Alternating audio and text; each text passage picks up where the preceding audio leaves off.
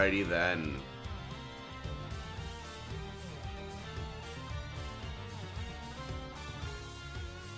Not, I'll start in just a bit. You know, gotta paste the link, so to speak. Hello, it's me, Mike Thiente. I ate some pasta, which means that I am obviously ready, for sure.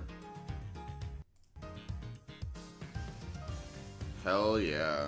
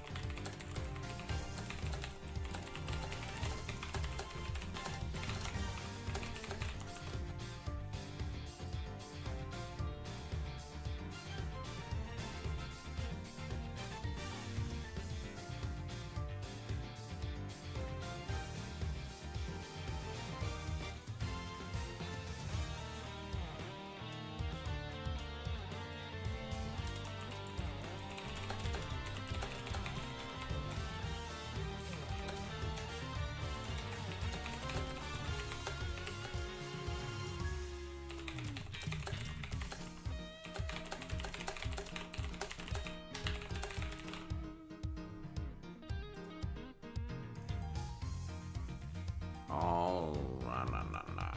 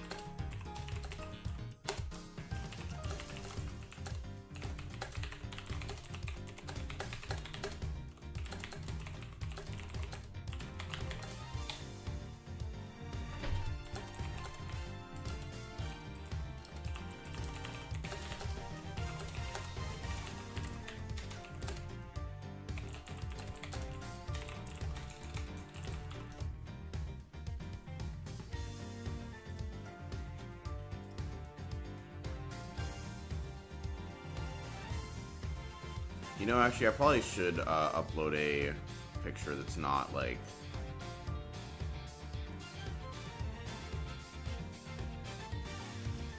You know...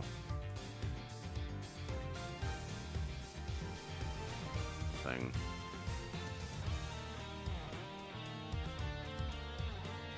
Hold on just a sec.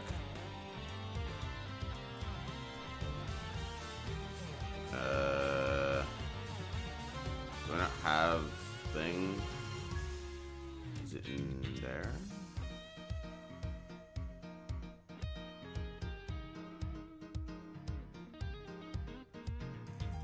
Hold on.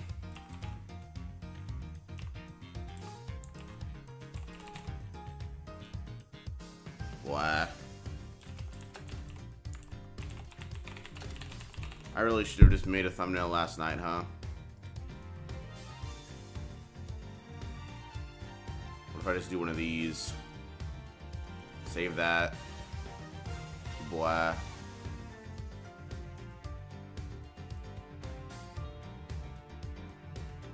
Then I'll upload.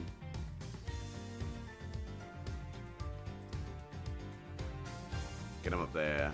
Sure. Alright. Cool.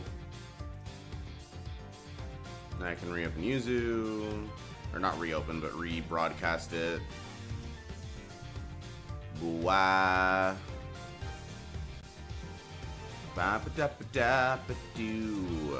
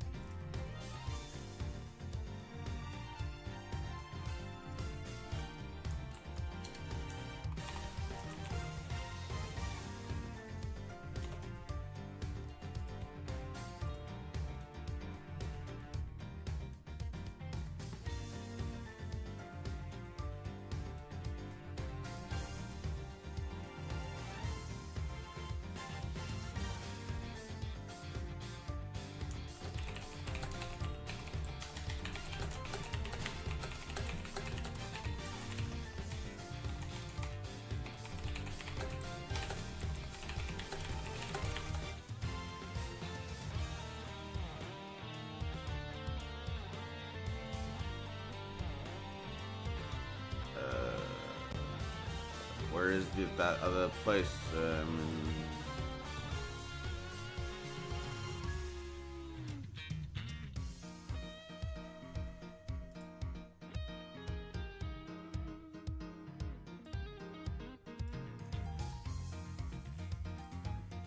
All right, let's just get this. Let's just get this going. Here we go. Ace Attorney time. But investigating. Whoa.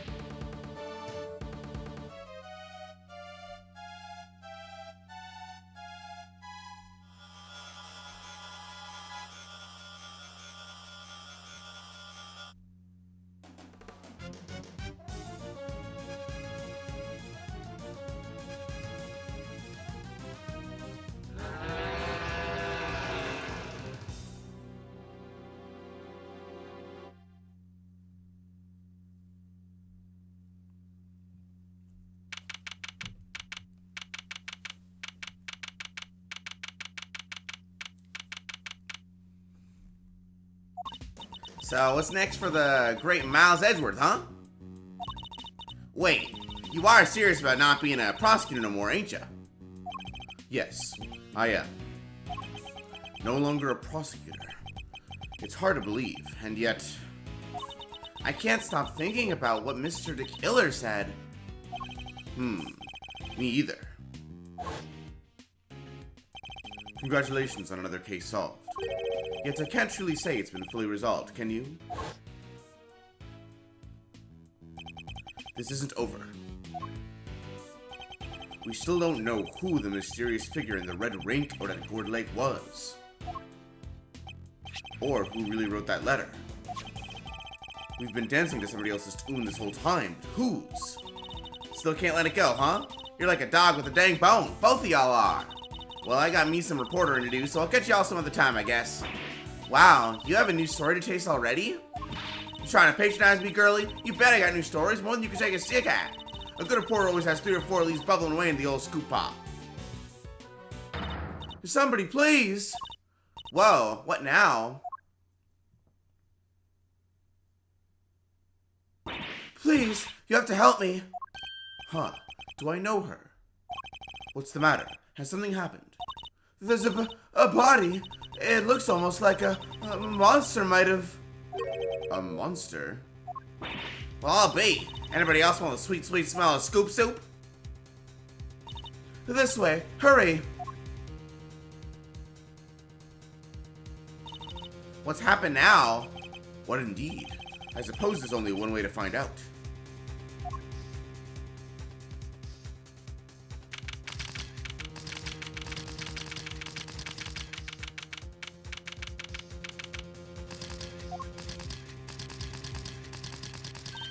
Huh? These look like... Yep, footprints. This right here is photo gold. Footprints? But how big would a creature have to be to leave prints like that? Mr. Edgeworth, look!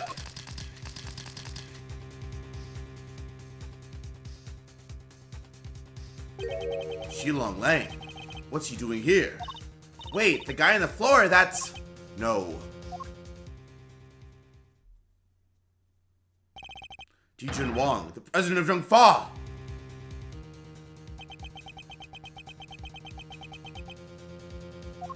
Agent Lang! Mr. Prosecutor, how did you get here so quick? What is going on here? Huh? You don't think that's exactly what I'm trying to figure out myself? You can't blame him for being on edge, I suppose. The leader of his country is dead. Speaking of which... The body is lying inside one of the footprints. What on earth happened to him?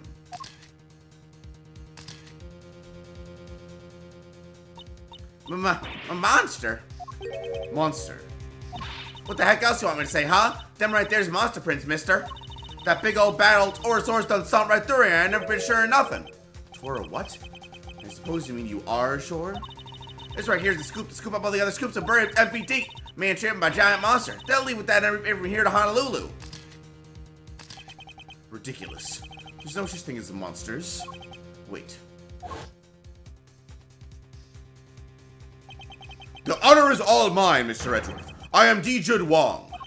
Your efforts on behalf of Zhongfa have not gone unnoticed. You averted something of a crisis. You're the assassin we've been looking for. In a sense, yes. A certain someone did indeed hire me to carry out a contract. And that contract did indeed specify that I was to assassinate President Wang. Did he finally manage to... Did you discover the body? Yes, that is, What are you doing, Agent Lang? Lang Zi says... Begin at the beginning, with the first person to arrive at the scene. Well, did you really just discover the body? Yes. Hey, go easy on her. Can't you see she's scared? I don't think he's in the mood to go easy on anybody.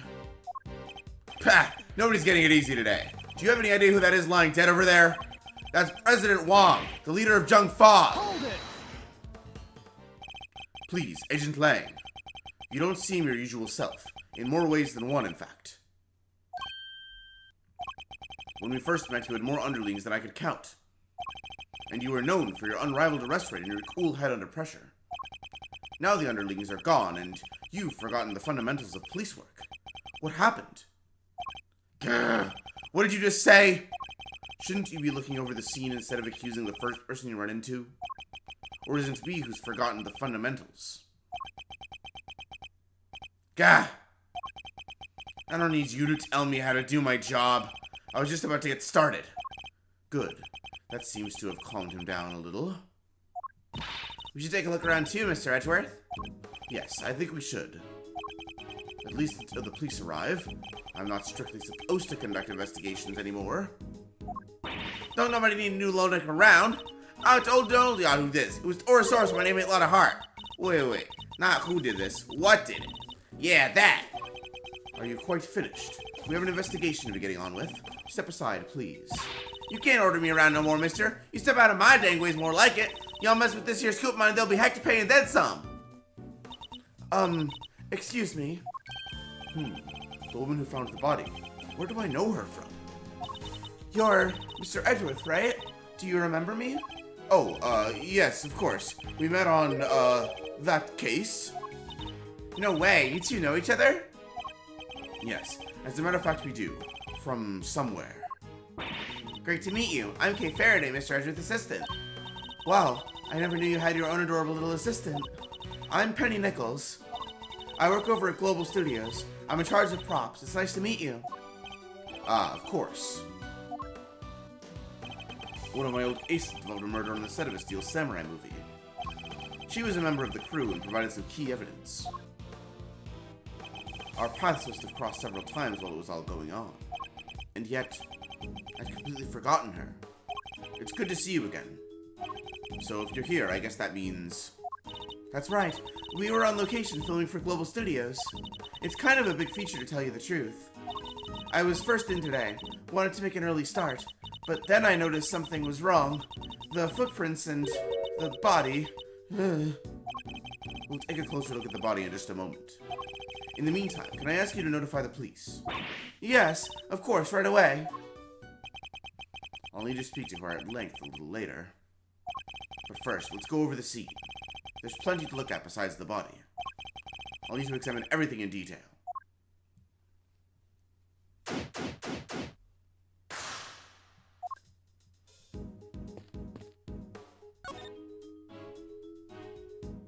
It really is him, huh?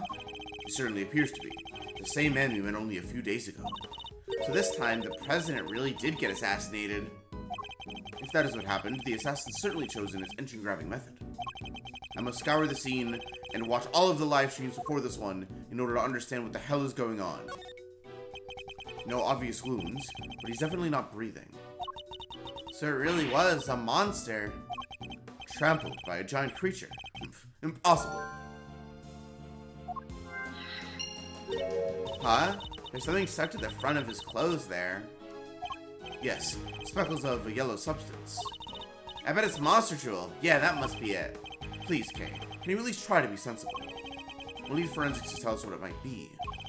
Alright, that looks to be pretty much everything the body can tell us for now. I better note it all down.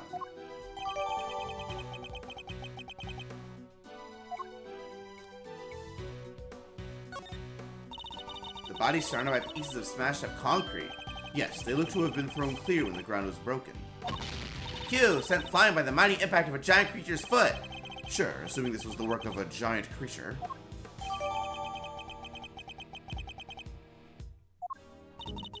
Just look at the shape. I know a hoof when I see one. There's only one thing that can possibly be. The footprint of an enormous, terrifying beast. And it's not just the one, there are three. But you know that's impossible, don't you? You know that monsters aren't real. Sure, I probably know that somewhere deep down, but it's way more fun to believe they are. Our job is to pursue the truth, Kay, not to believe what feels most fun in the moment.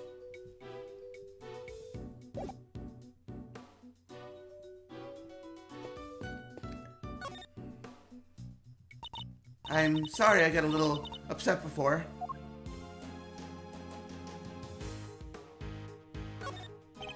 You were working here alone. That's right. I came before everybody else so I could get everything ready. But as soon as I walked through the gate, I saw the footprints. Monster prints first thing in the morning. That must have been a real shock. It was. They weren't there when I left yesterday evening, I'm sure of it. So the footprints must have appeared late last night. At first glance, I thought maybe they were part of the set. But then I got closer and I saw that somebody was lying in the middle of one of them. You didn't notice until you were right up close. Yeah, my eyesight just seems to be getting worse and worse lately. I think I need new glasses. I didn't notice it was a body until I was right by it, which is why I got so shocked and ran away. That must be when we bumped into her. So you're shooting a movie. It wouldn't happen to be a Steel Samurai movie, would it? Nope. Oh. This one's a creature feature. You know, the Torosaurus movies, right? I'm afraid not. You'll have to forgive Mr. Edgeworth. He only cares about the Steel Samurai. That's not... Hey, that's alright. Not everyone's a fan, but they soon will be. He's back after 12 years of silence. The big bad bull himself, Torosaurus. It's the first Torosaurus movie in a long time, so the crew's super excited about it. And parts of it are set here at the big building, so we've been shooting on location. That explains what we saw yesterday. What's happening here? What's going on with the building? Just stay calm and talk to me, kid. Cut! Cut, cut, cut! I'm so sorry. We're shooting a movie. Could you, That must be what they were filming. So does Torosaurus smash the big building to pieces in the movie? I bet he does, right? Wouldn't you like to know? But you'll just have to wait to find out in the theater. Here, you can have this if you like. Oh, thank you. An epilogue is born. Torosaurus versus Gordy. Gordy, huh? That's right. It's not just Torosaurus on his own this time around. He has an arch nemesis. You know Gordy, right? The monster from Gourd Lake? Oh yeah, wasn't everybody talking about that a couple of years back? The mysterious creature in the lake, it showed up in that one couple's photo. Not only were people talking about it, it played a major part in one of my cases. Not a name I'm too loud about hearing again. The director's fascinated by the stories, which is how Gordy wound up in the movie. A little behind the times, but better late than never, I suppose. Just wait till you see those two legends staring into each other on the big screen.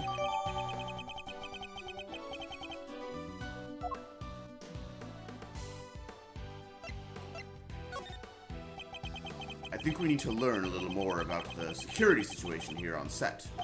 Miss Nichols, is the set kept locked overnight? Yeah, we use one of these. A combination lock, huh? So anybody who knows the code can get in and out. And was the lock in place when you arrived this morning? Yep, everything was locked up tight when I got here. Who knows the combination? Oh, the producer, the director, the crew, the actors. Basically everybody who's working on the movie. So any member of the cast or crew could open the lock and enter.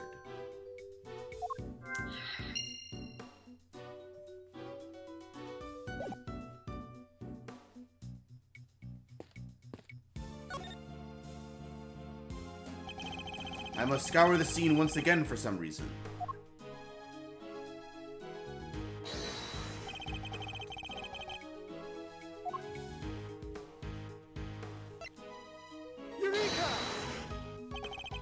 This could be one of Torosaurus' horns, couldn't it?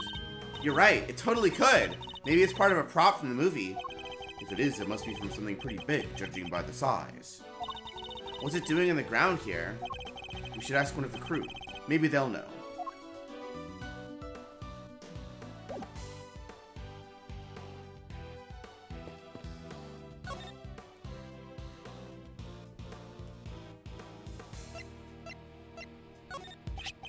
This horn. Do you recognize it? Huh? Oh, that's part of one of Torosaurus' horns. It's for a model we use for promotional stuff. Where did you find it? On the ground near the side entrance. That's weird. We keep a replica of Torosaurus' head up on the roof of the trailer over there. And it's quite large, I assume. Oh, yeah. Well, not as big as the real thing, obviously, but it's still pretty big. It's just up there. See it?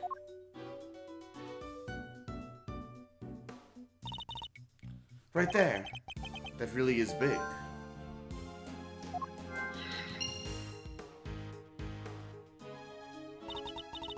There's a bunch of really cool stuff around here, huh? Hehe. I guess there is. It's all for making the movie. The costumes, the equipment, everything. Treasures aplenty. I'm in heaven right here. Some of this equipment could be related to the murder, too. I better look it all over carefully.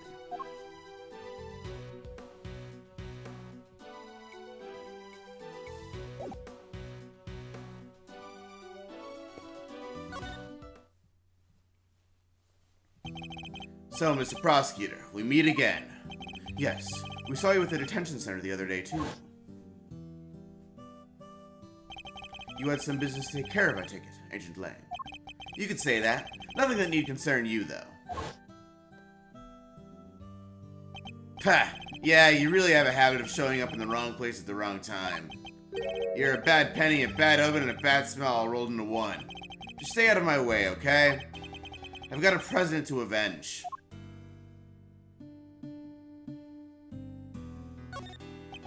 You were already at the scene when we got here. Why? What were you doing in the area? What am I, a suspect? You might be. Look, I heard a scream and came running, okay? Guess it was our friend from the crew. Came in from that gate over there. Somebody already got rid of the lock for me. Not completely. I can still see it on the floor there. Perhaps I should take a closer look. When I got here, I saw a movie girl running out of the other gate.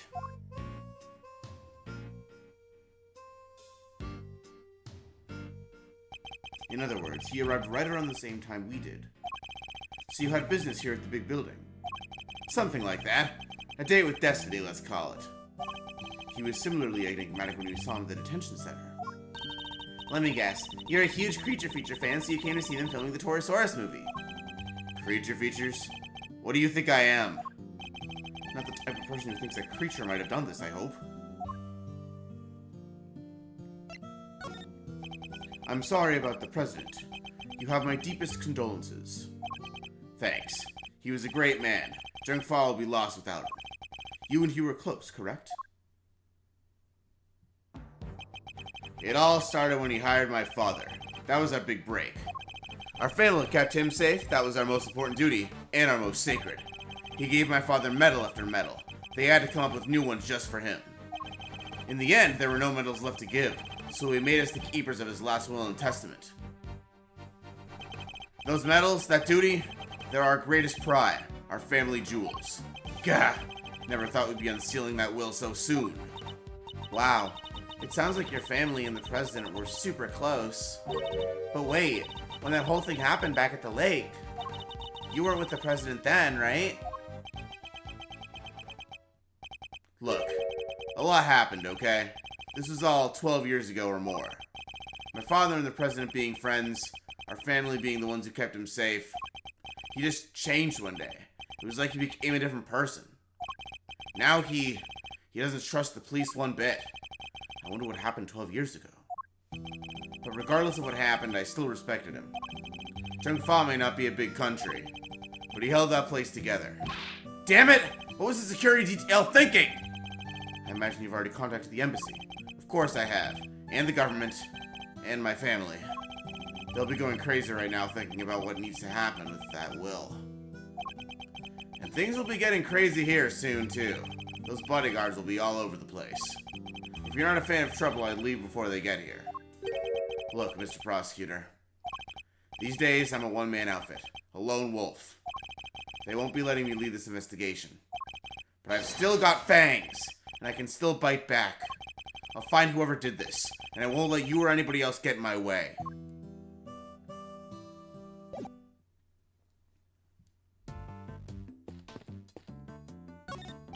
Ms. Nichols, where does this exit lead? That? Oh, onto the grounds of the big building. Yet another case with direct ties to that same building. The building with the hidden 51st floor used to store the lots for illicit auctions. I guess it wouldn't be much of a surprise if it turned out to be hiding yet more secrets.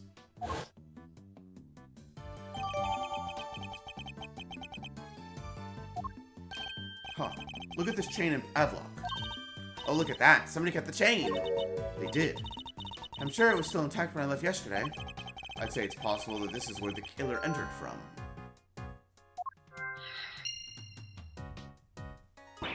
Eek!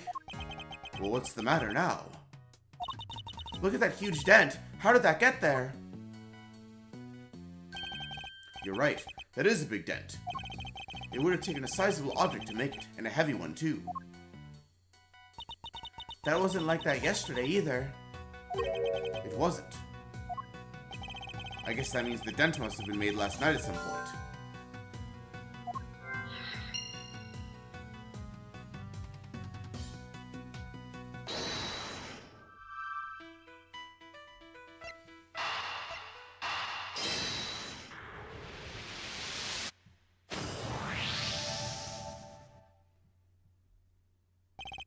combination lock on the gate leading to the plaza was attacked when Ms. Nichols arrived.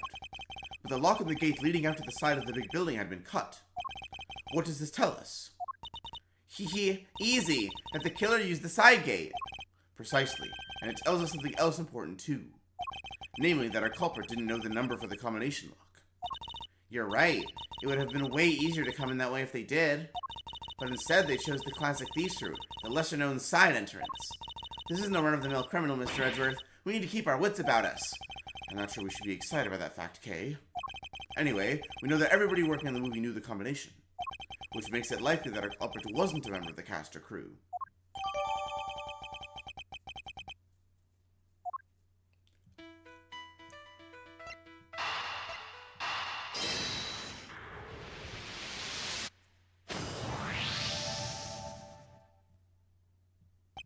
Both the dent in the fence and the broken horn weren't there yesterday, according to our witness. Which leads me to wonder. Wait, you think that giant Torosaurus head could have... I do. I think it could well have rolled off of the trailer roof and landed in the lot below. It seems more than possible, and it also means...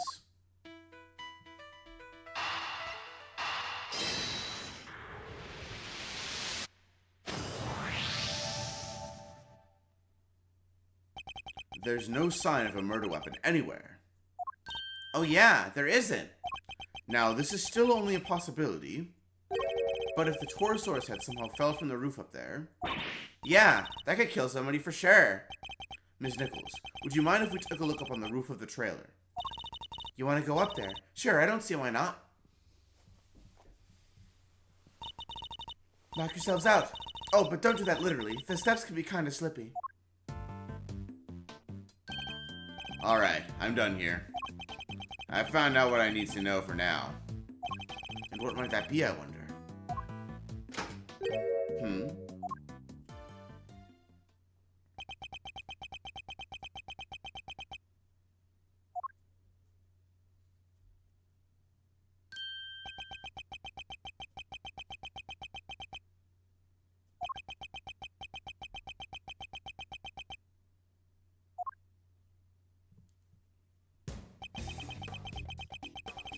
Move, old man. What did you say to me? You need to learn some manners, kid.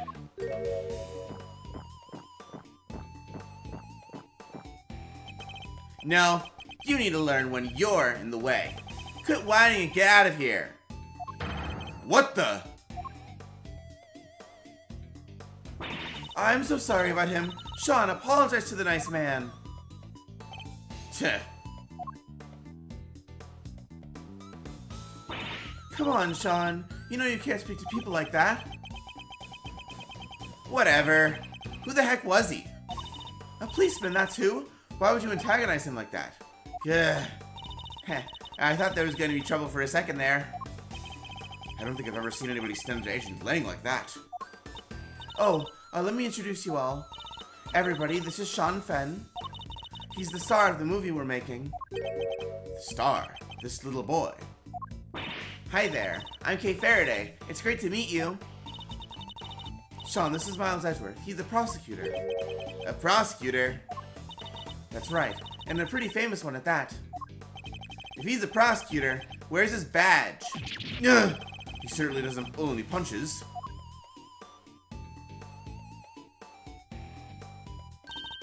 Oh, you, might not want to get too close, Sean.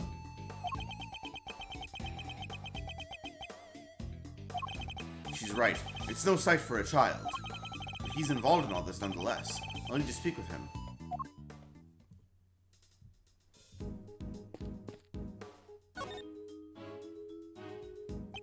Actually, would you mind coming up there with us? Oh, sure. After you.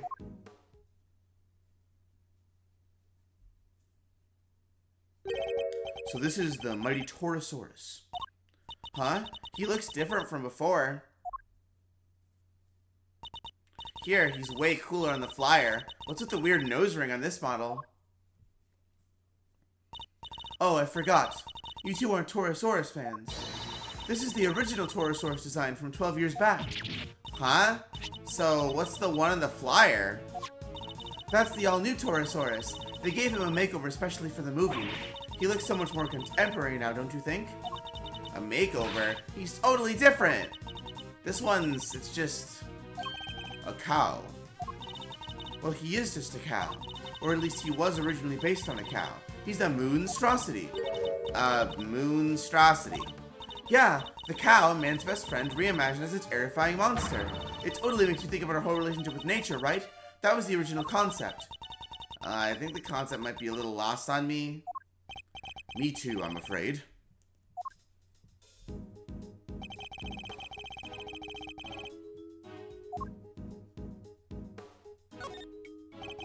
It's a wooden table, sadly collapsed. Parts of it are badly scorched.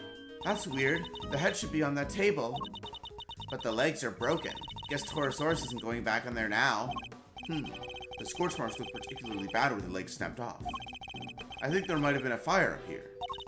Do you think that's what happened to the legs? Yes, and when the fire had burned through the legs, the table would have collapsed, and the head would have fallen down into the ground below. You're right, the fire caused the head to fall. Indeed, and I also happen to have an idea about how the fire may have started. Those cans of paint thinner by the heater are pretty flammable. Not a great place to keep them. Oh, you're right. I'm sorry. I'll make sure somebody moves them. But the stove didn't get used yesterday. Not while I was here, anyway. Which makes the question of what could have started the fire all the more interesting.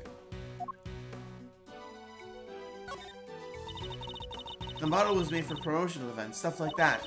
So people would remember the old Torosaurus and realize this is a reboot. Yeah, he does look different. People might not get it otherwise. And just as we thought, his horn is broken. So the model really is what killed the president. I think it's a distinct possibility, but there's one thing I don't quite understand. What's that? Miss Nichols, the model looks very heavy. How do you move it around? Oh, it comes apart. If you know the trick, it's not so hard. But I guess if you didn't, you might struggle to figure it out. If you happened not to be a member of the cast or crew, for example. Once it's in pieces, could one person move it? Oh yeah, even I could. Maybe not very fast, but I could.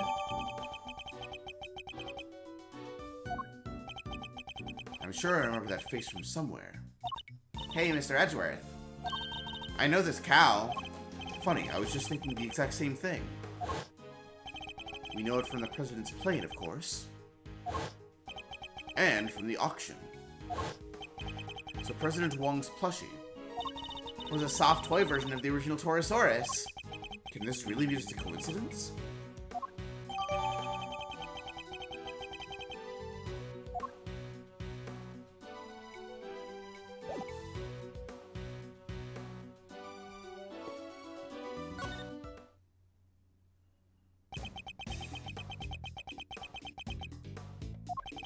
It was Sean, wasn't it?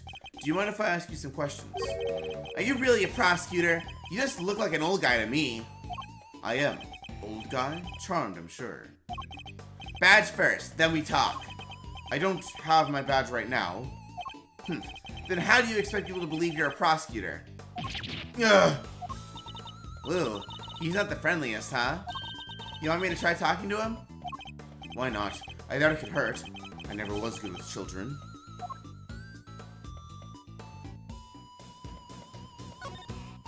So you're an actor, right, Sean? Yeah. So what? That's amazing. You're so cool. It's not that big of a deal. Kay's approach seems to be having an effect. So, those horns of yours... Yeah, what about them? Oh, those. The makeup department made them. The character he plays is a special psychic link with Torosaurus. And the horns allow him to communicate with his giant friend. Isn't that right, Sean? Just shut up, will you? They don't need to know all that stuff. Oh, sorry. Well, the power dynamic here seems pretty obvious. Still, that's kind of amazing, huh? The lead character in a movie? While you're still in elementary school. That's crazy. Oh.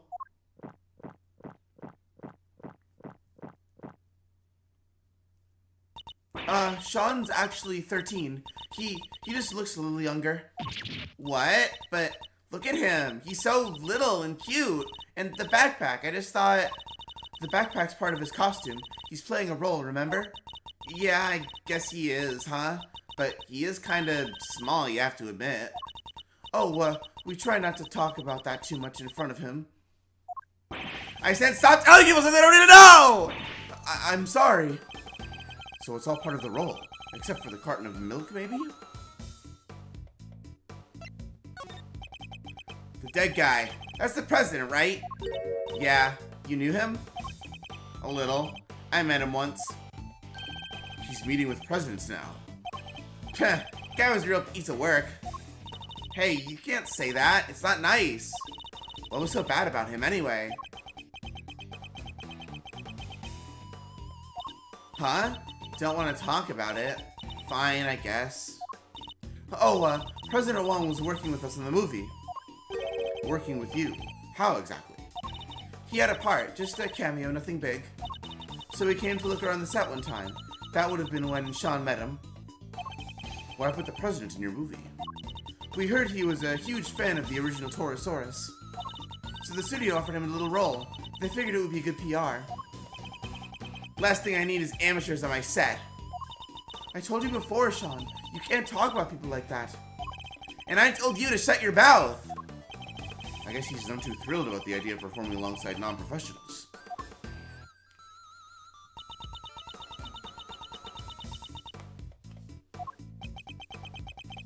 Oh, here. What's this? Oh wait, from yesterday. A photograph. Yeah, I just got them printed. You can keep it if you want. Wow, it's such a great picture. And you brought it specially for me. That's so kind, thank you. No, I just happen to have a spare. That's all. I hope you don't mind me asking, but can we take a look too? Oh, sure. Here. So it was taken yesterday. No footprints, and certainly no body.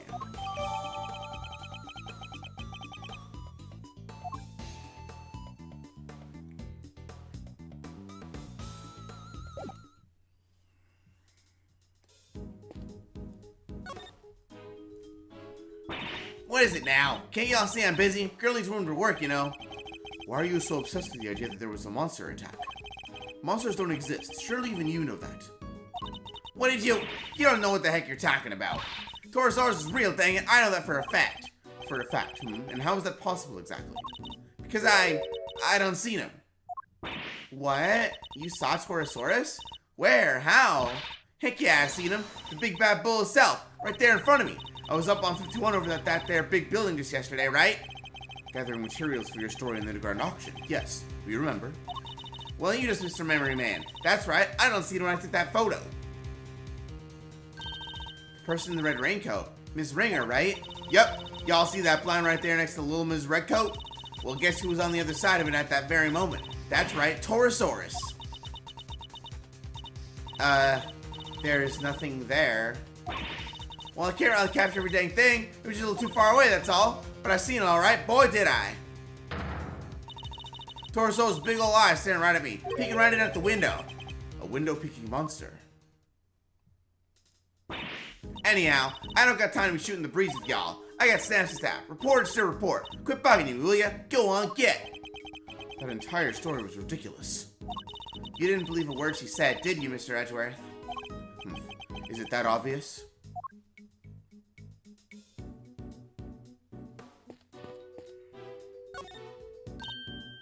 Hey, these are those plastic sheets you can put down when you have a picnic. They're plastic sheets, that much is true, but I don't think that's what they're for. Want me to explain, Mr. Edgeworth? Those are waterproof sheets. We use them to protect the camera when it's up in the crane. If it starts raining while we're shooting, we can just cover up and keep going. I see. So they must be pretty big, right? Oh yeah, they have to be able to cover the whole rig. Wouldn't be much point using them otherwise. The weather was pretty patchy yesterday, so we wound up using them quite a bit. What's this big metal stick thing? Is it for climbing trees or something? No, it's a camera crane. It's used for filming from an elevated viewpoint. There's no camera currently attached, but it would usually be positioned at the top there. Gotcha. Sounds perfect for casing a place before a burglary. Mind if I go ask somebody about borrowing it? And how do you propose to transport it if the answer is yes? Easy. You take the bottom part, I'll take the top. So I'm helping now. And if we go one little step at a time, we'll be back at your place before we know it. And we're walking it back to my house. Alright, I think that just about wraps up our preliminary investigations. So he was killed by... yes, by a falling Torosaurus head. At least that seems the most likely explanation for now. It came down right on top of him, huh?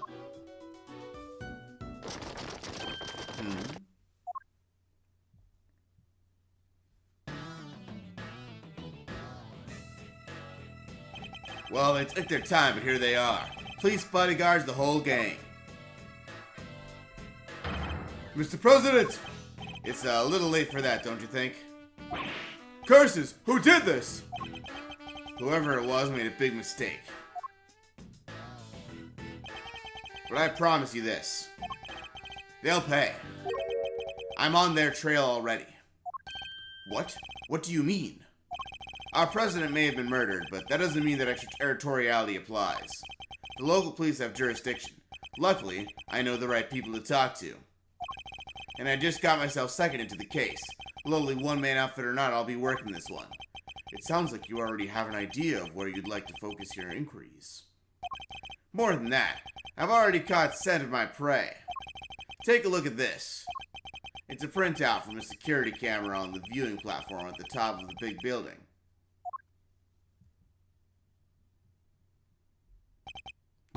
It's pointing at the elevator that leads onto the roof, so it records everybody who goes up there. And in this particular case, it recorded the president as a murderer, clear as day.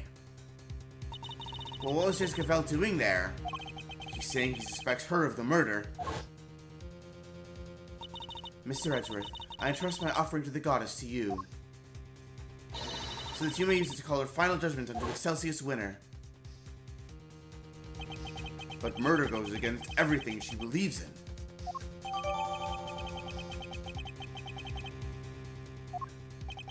Agent Lang, perhaps you could explain your thinking on the matter a little further. Knuckle back!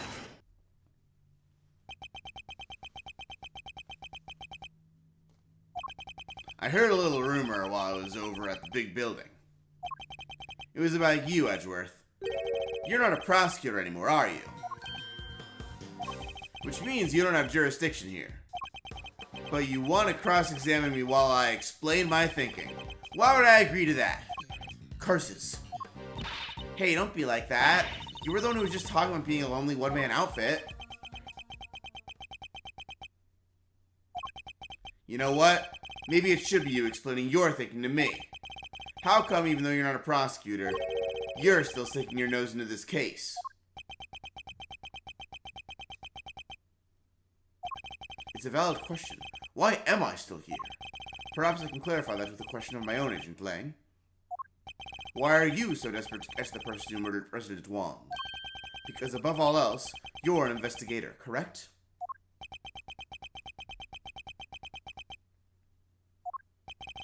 I'm desperate to catch a certain somebody myself. A person who orchestrated a murder at the big building yesterday. A person who put Kay's freedom in jeopardy, who put her in grave danger. That person is out there somewhere right now, lurking in the shadows, laughing. And until I uncover the truth and make that person pay, it doesn't matter if I'm a prosecutor anymore.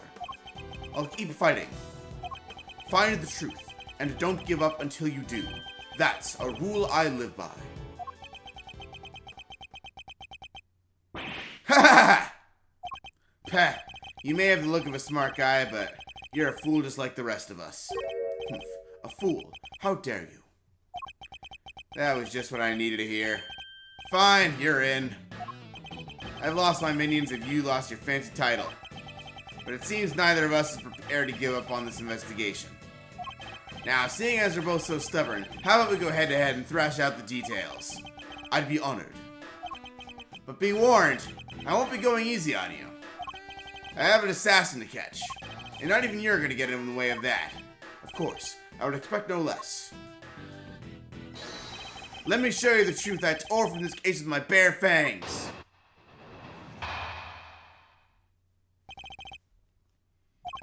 Alright, so this judge friend of yours met the president up on the roof. And then she pushed him, and he landed right here. This all happened the night before last.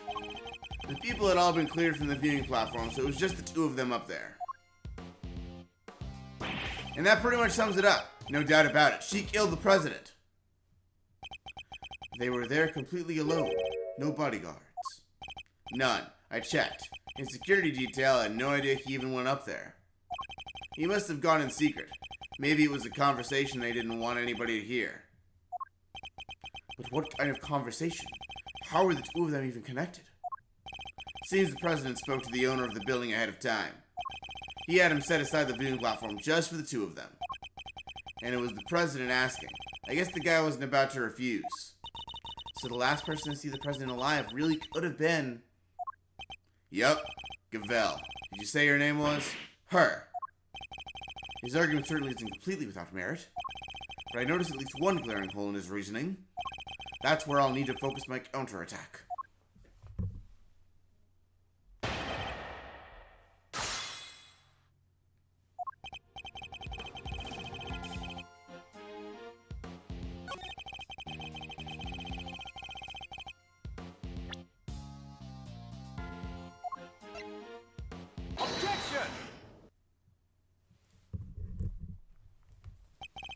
Shilong Lang, former star agent of Interpol. How the mighty have fallen. What? Take a look at this picture. It's a behind-the-scenes shot of some of the cast and crew. Look at those smiles. Well, maybe not Sean's, but you know what I mean. And it was taken only yesterday. What?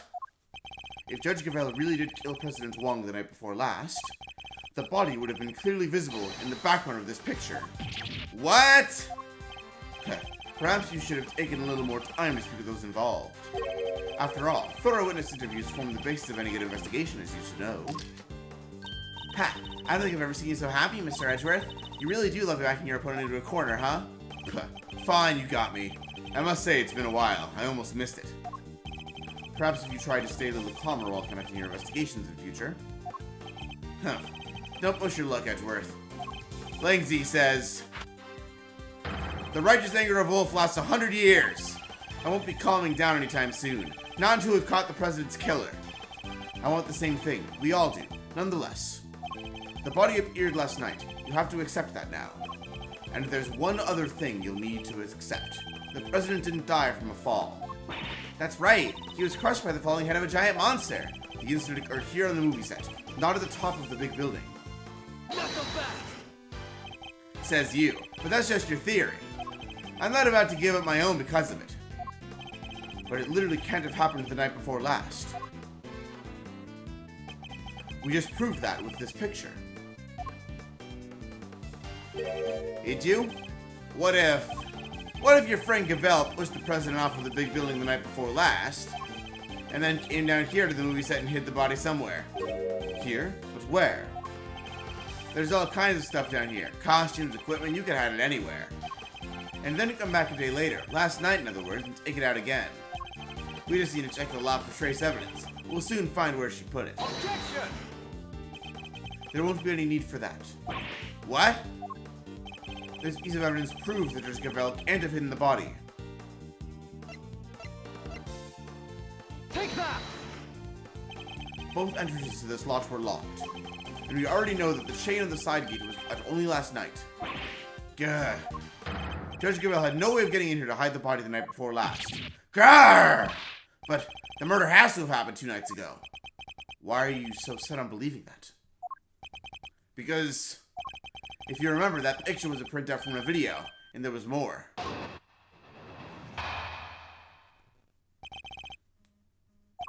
There's footage from a few dozen minutes after your friend went up on the roof with the president. It shows her heading back into the elevator, alone. You know what there's no footage of? The president himself leaving that roof. There's no other way he could have gotten down from the top of a building that high. Unless he was pushed by Gavel. You say the president was never observed returning from the viewing platform. Yeah, the camera was pointed at the elevator door the whole time. If anybody else had come up or down, it would have been on that tape. In other words, the presence of the camera ensured that nobody could have left unnoticed. I see. That's not good news for Judge Gavel.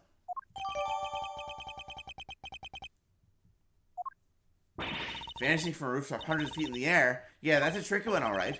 Indeed, even the Adagarasu can't actually fly. Well, not yet anyhow. Just need a little more practice. Please don't tell me you think you can learn.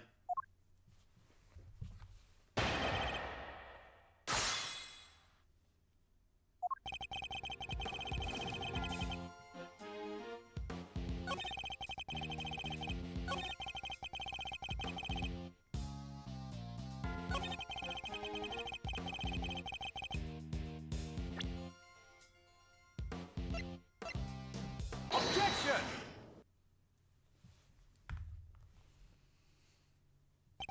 Actually, there was another way.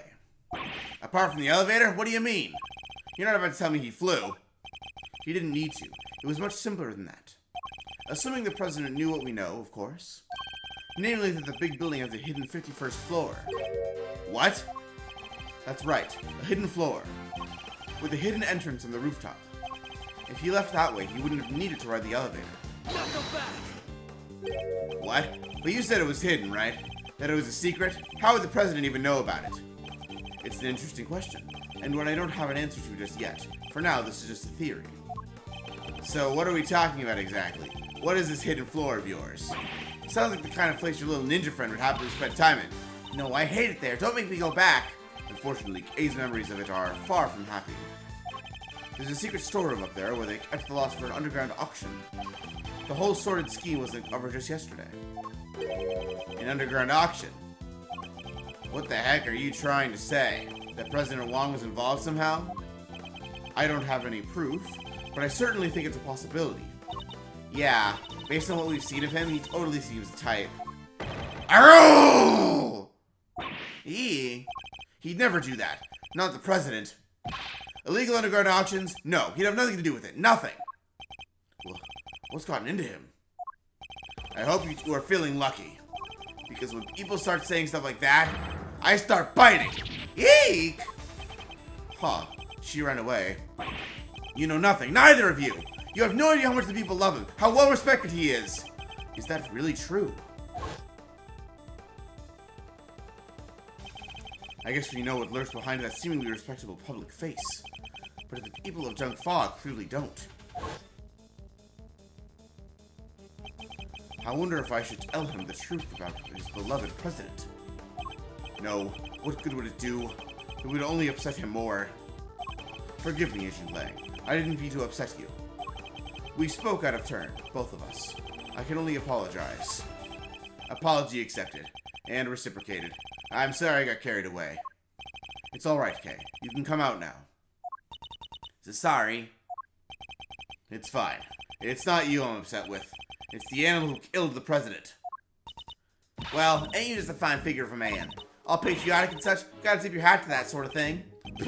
What are you talking about? Well, I got good news for you, Mr. Patriot. Real good news. What?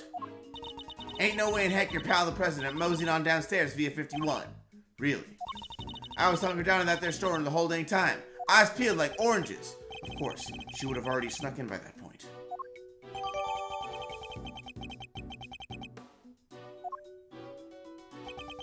Thanks. That's very useful to know. Well, well, Mr. Prosecutor. What? Guess my theory still stands, which means I'm not budging an inch. Nobody saw the president after he met with Cavell 2 nights ago. That's a fact. But it's also a fact that the body appeared only last night. How could the president have fallen from the roof 2 nights ago and only been found today? That seems a little slow as falls go, wouldn't you say? Sure, there are questions that still need answering. I'll give you that. Then I guess there's one thing we can both agree on. Oh yeah? What's that? The question of exactly what happened here yesterday. Will require further investigation. Yeah, I guess all we know for sure is that the body and the footprints appeared during the night.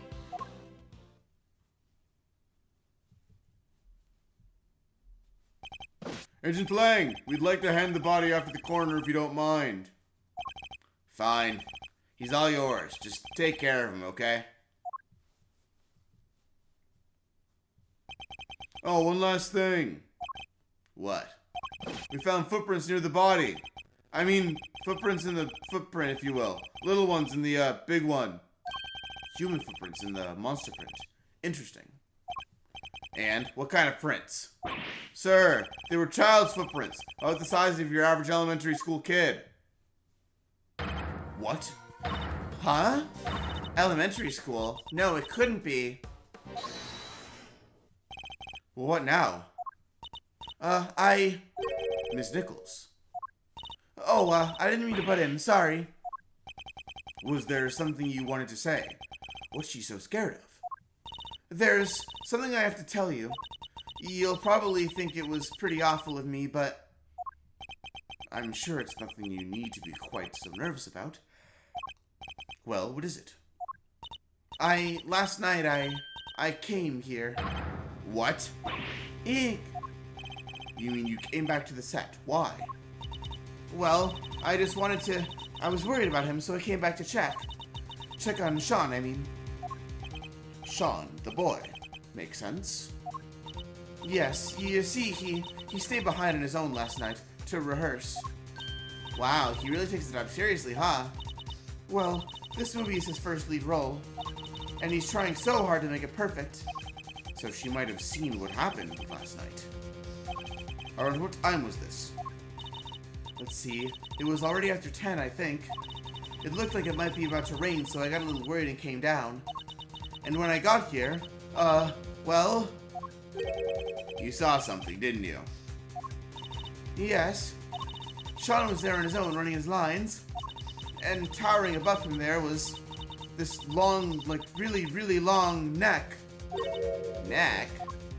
Yes, with skin like an enormous worm. It was like a dinosaur. Ooh-wee! You mean, it must be. Good Gordy. Good old Gordy. You done gave me the slip last time, you slimy old lizard, but I got you now. What? Now Gordy's involved too? Yeah, I think he might be. I was as surprised as you are. Although I guess Sean was practicing being a kid who can communicate with monsters. Hot dang, you're right. He could have been communicating with them for real, like little horn dookies there. Right, but it seemed more like he was kind of looking up and talking right to him. It was like they were friends. It is pretty weird, right? Dang tootin', it's weird. Weirder than a mustache on a mule. How could she on his best monster pal like that? I fear movies and reality might be getting a little mixed up here. And you're absolutely certain that's what you saw? Oh yes, but only for a moment. I was so shocked I just turned and ran. Well, how about that, Mr. Prosecutor? Another mysterious beast to contend with. Don't tell me you believe this nonsense, Agent Lang. Ha ha ha! The monster angle is neither here nor there. But I think we have a pretty good idea now who we need to speak to next. Young Mr. Fenn. If he really was here last night, then there's a good chance he saw something. My thoughts exactly. The prosecution calls Sean Fenn to the stand.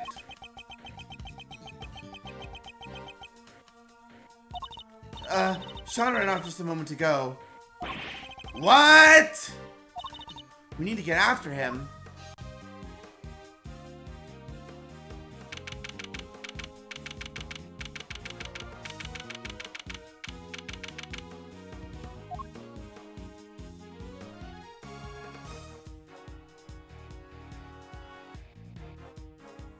Yeah, where the heck did he go? Maybe he just went home.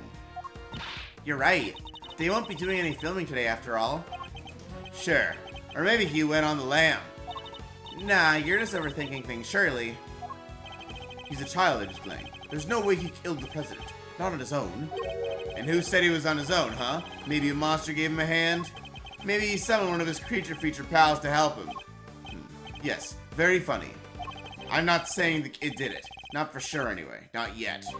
But he's our most important witness right now, and we need to find him.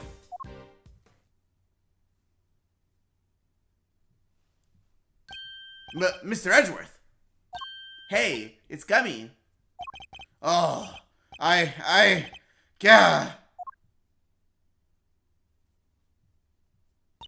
He ran away. What was that about? Puh. Well, it just goes to show that your police force can't be trusted. Are you saying you intend to continue investigating the president's murder alone? Yeah, so what? Well, last time I met you, you had about 800 other agents helping you. Sure, but I told you, I'm a lone wolf now. You got a problem with that? I don't need lackeys and I don't need friends. All I need are these fangs right here. Keeps things nice and simple. No lackeys, no friends. Anyway, catch you both around.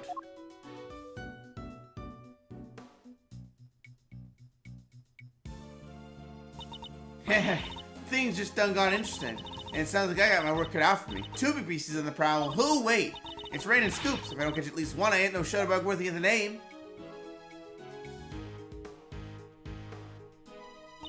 Wow, this all got kind of complicated, huh? It did.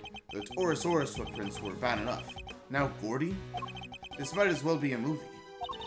Well, then we better get our monster hunting shoes on. I suppose we had. Huh? Who's that?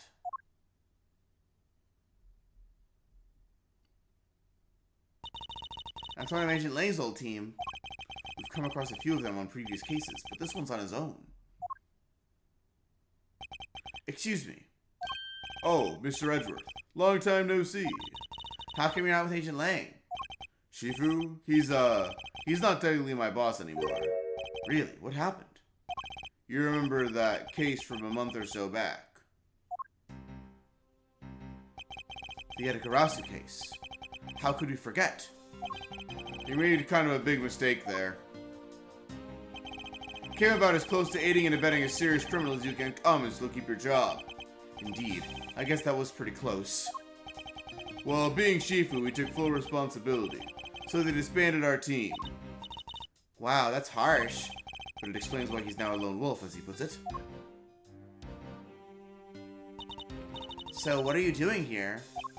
Well, to tell you the truth, I was worried about him. I think he's been chasing ghosts. Ghosts from 12 years ago, to be precise. 12 years ago? What does that mean? Sorry, I already said too much. I better be on my way. These ghosts of Agent Lang's. Could they have something to do with the case we're currently investigating? Well, looks like everybody left except us. What do we do now? Good question. When his heart went off monster hunting, and I guess Agent Lang is busy trying to track down Yun Chang. Perhaps we should try investigating another angle. What kind of other angle? Somebody needs to get Judge Gavel's side of the story. Oh yeah, you're right. What did she say again?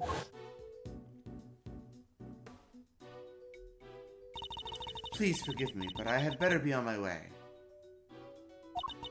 I am to preside over the trial of Fifi Lagarde in a bit. I guess the trial will be beginning right around now. Indeed. I think we better head down to the courthouse, don't you? Alright, let's go.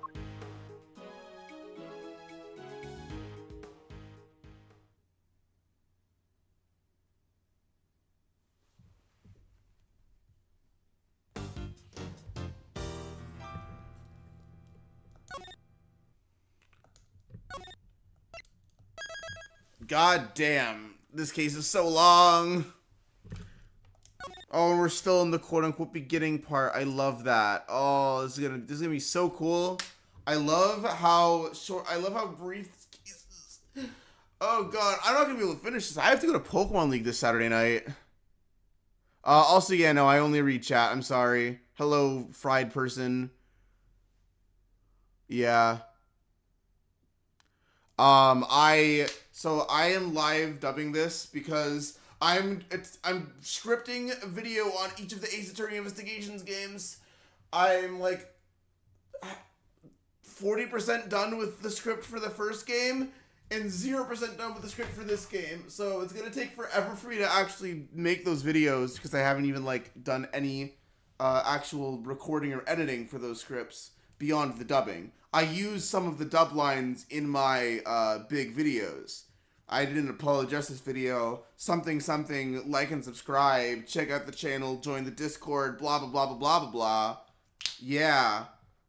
So I'm very sorry, I won't be reading chat. Something Twitch. I do read chat sometimes when I Twitch stream, depending on what the stream is, depending on what the game is that I'm doing.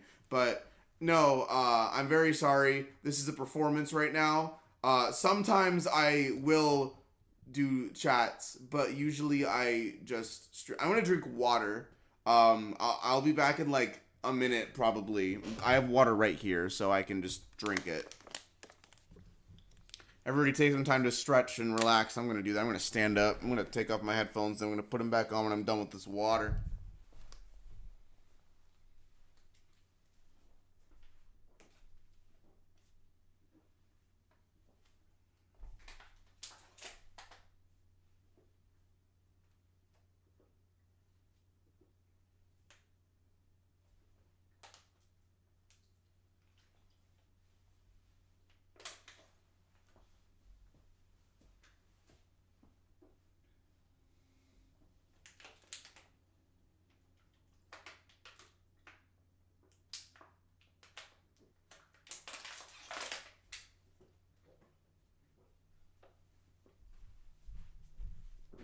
Okay, I'm back. Alright, thanks to everyone who is watching, by the way. I do love putting on a show. That's part of the reason why I'm oh my freaking god. That's part of the reason why I'm live streaming this instead of just recording it. Because I could record it and then it would probably be a little bit easier to edit things around, but I am here for the live stream. Theoretically, if I, oh my gosh, I'm sorry. If I just wanted to have this be professional, first of all, I would not just do one take. I would do like multiple takes. Second of all, I would probably not have the music going. Like if I just cared about having this for a video, I wouldn't have the gameplay music. Because then I could edit music into the video. But again, I want this live stream to be at least mildly entertaining, and I feel like the music adds to the experience. I really do like the music in Ace Attorney and such. So yeah. Alright. I hope that my voice is being clearly audible over the music. I assume that it is. I checked yesterday's stream and it was pretty good. I turned the music down a little bit for this stream compared to yesterday's.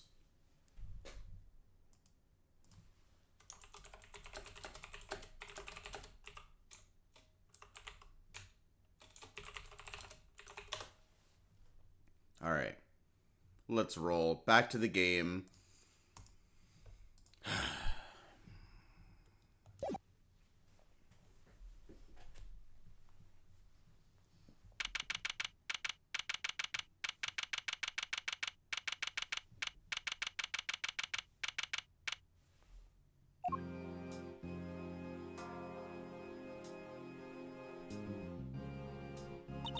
Is the defense ready to proceed? You bet. Bring it on, Big G. The prosecution has been ready for some time. The original attorney in this case, Rosie Ringer, was murdered, while the original prosecutor, Eustace Winter, has disappeared. So Fender and Franziska have taken over in their places. Very well. Let me begin by apologizing for the delayed start to these proceedings. The crime we are here to adjudicate took place in the prison, an institution of the judiciary. What's more, the fact that the defendant was the warden of said prison carries grave implications. These two factors combined caused pre-trial preparations to take more time than usual, and then the unfortunate passing of the attorney in charge, Ms. Rosie Ringer, delayed the trial yet further. But now we are ready to begin at last. Mr. Fender, Ms. Von Karma, the court thanks you both for stepping in at such short notice. Hey, no sweat. Rosie was your pal, right? And this was her last case. Couldn't exactly say no, could I? You'll have to bear with me though, gang. Didn't exactly get a ton of time to read the paperwork. How about you, friend? Everything cool over on your side? It's hardly ideal for the prosecutor in charge of the case to have run off and abandoned it. But justice can't sit around waiting for him to grow a spine. The evidence has just been handed to me, so yes, I'm ready. Thank you both. Very well. Bring the accused, Miss Fifi Lagarde, to the stand.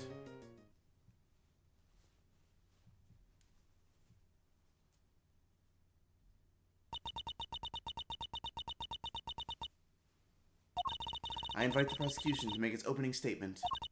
All right. The accused was... Let me stop you right there, darling. What is it, Miss Lagarde? Oh, I was just wondering if you could tell me something. That something being why on earth I'm here. Perhaps the opening statements will clarify that for you. But will they, dear, really? Fine, carry on if you must. I fully intend to, if you can stay quiet for one moment. The murder in question happened at the prison where Miss Lagarde worked as a warden. The victim, one Bronco Knight, was being held in the detention center. But the prosecution's case will show that Miss Lagarde took him from the holding cells and murdered him. And she did so with this knife. Huh? Is something the matter, Miss Von Karma? How can that... No! The evidence! What gives, friend? Everything okay? The murder weapon. It's not here, and neither is Bonnadar McComas' chisel.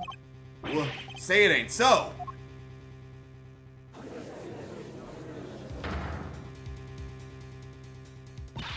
Silence, silence. Miss Von Karma, explain yourself. I wish I could, Your Honor. No murder weapon, Then what exactly are we all doing here? Really, darling, you shouldn't volunteer to prosecute a case if you can't even keep the evidence safe. I can only work with what the previous prosecutor gave me. Little boy Winter strikes again. Hey, G. What is it, Mr. Fender? Guess we know where this is going, huh? Let's kick this one down the road a little further, shall we? Overruled. The court hereby denies the defense's request. Well, don't be like that. What's the dealio? She's absolutely right, of course. We simply can't have any more delays. Let's get on and show everybody how wonderfully innocent I am, shall we? Objection! Innocent? I'll thank you to take this seriously. Oh, but I am, darling. And you don't have any evidence. You just said so yourself. In the courtroom, evidence is everything. Haven't I heard that somewhere before? And without any, you can't charge me with anything. Isn't that right, Verity, darling? It is. What? What? Without the items in question, the prosecution's case against the defendant cannot proceed. As such, this court hereby declares the accused, Fifi Lagarde, not guilty. Objection! Whoa, whoa, whoa. Hold the phone there, Hate Pants. You can't go dropping a verdict just like that. Forgive me, but why is the defense objecting to his client being acquitted? Don't be cute, kiddo. You know as well as I do that little Miss Warden over there is guilty as all heck. And as for the murder weapon, you were right there when we found it. Mr. Fender, it is incumbent upon this court to see that fair justice is afforded to all. And as the instrument of the court, I cannot allow my experiences or opinions to interfere with my work. You must think of the Judge Gavel who was present when the murder weapon was found, and the Judge Gavel you see before you in the courtroom today, as two entirely different people. Gee, you're killing me here. I have no choice but to pass judgment based on the evidence available. Objection! And we have that evidence, just not here. Give me some time, just a little. I'll find it, I swear to you. The prosecution hereby requests a recess. Oh, yeah, the defense does that too. Come on, Your Honor. Don't do us like this.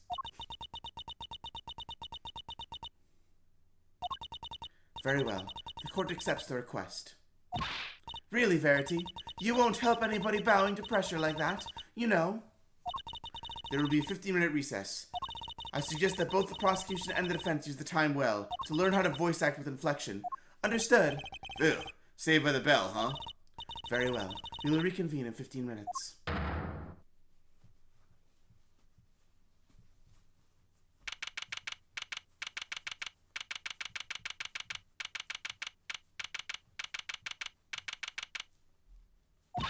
But we did totally find that knife, didn't we, Mr. Edgeworth?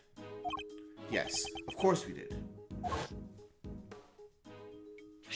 Huh? What's the matter, detective? It's the metal detector, sir. It's, reacting to the alligator. What? How? The metal detector was reacting to something inside her after all. Your Honor, I'd like to remind you of this piece of evidence. The chisel. Didn't we just figure out that isn't the murder weapon? You might recall that Mr. Karnas hid this chisel in his dog's mouth. Would you believe that the real murder weapon was hidden in much the same way? That's right. The murder weapon is hidden inside the alligator in that pond over there. So did somebody steal it, or what? Mr. Edgeworth!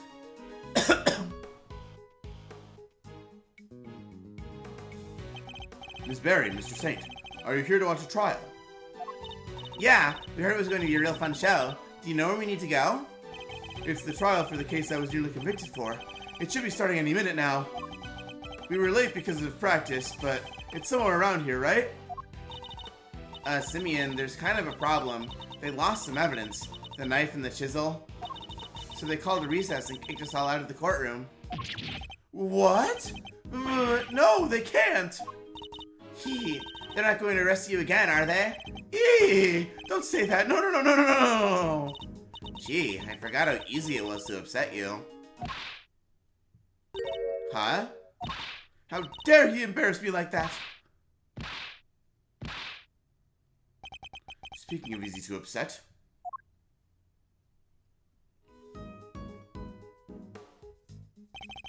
Francina, Frandarella, chill, okay? Just chill.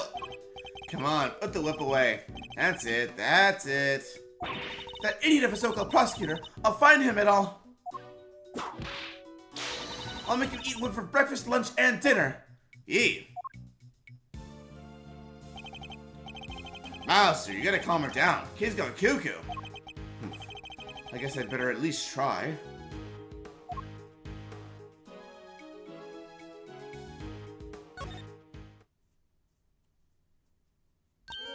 Oh, it's you. Good morning, Mr. Ex-Prosecutor. Franziska, you shouldn't be here, you know. You're not in the right line of work anymore. You should be at home planning whatever it is you mean to do with the rest of your life.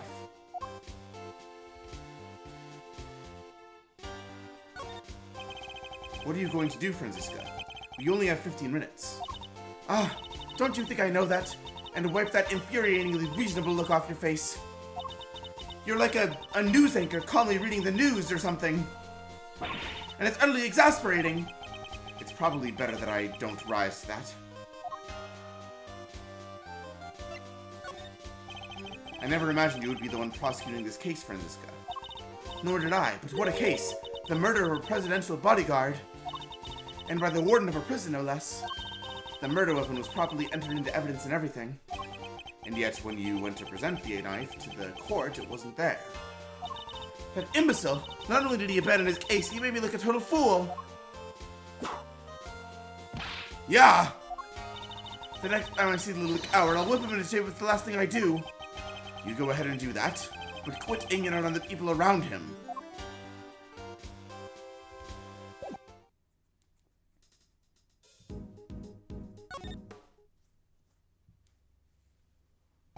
Okay, my stairs, you got the old memory back, huh?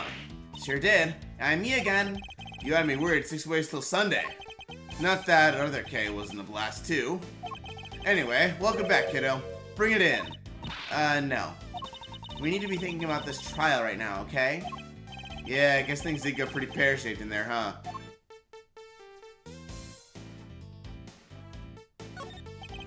We need to dig out this missing evidence lickety-split. But we can't count on them putting the trial on hold much longer. Yeah, it's a stumper, alright. If only some kind soul will offer to go find it for us. That's an expected look if ever I saw one. Can't help but notice you still haven't asked for your prosecutor's badge back, bucko. Finally decided to come walk the path of righteousness with me and your old man, huh? The committee has my badge, that much is true, but I haven't given it up just yet. I'm still not ready to walk in my father's footsteps. No? Well, it's not like there's a deadline. You do you for as long as you need. The old family office will be waiting to welcome you with open arms when you're done. Thank you, Fender. Yeah, if only somebody would go sniff out that evidence for us.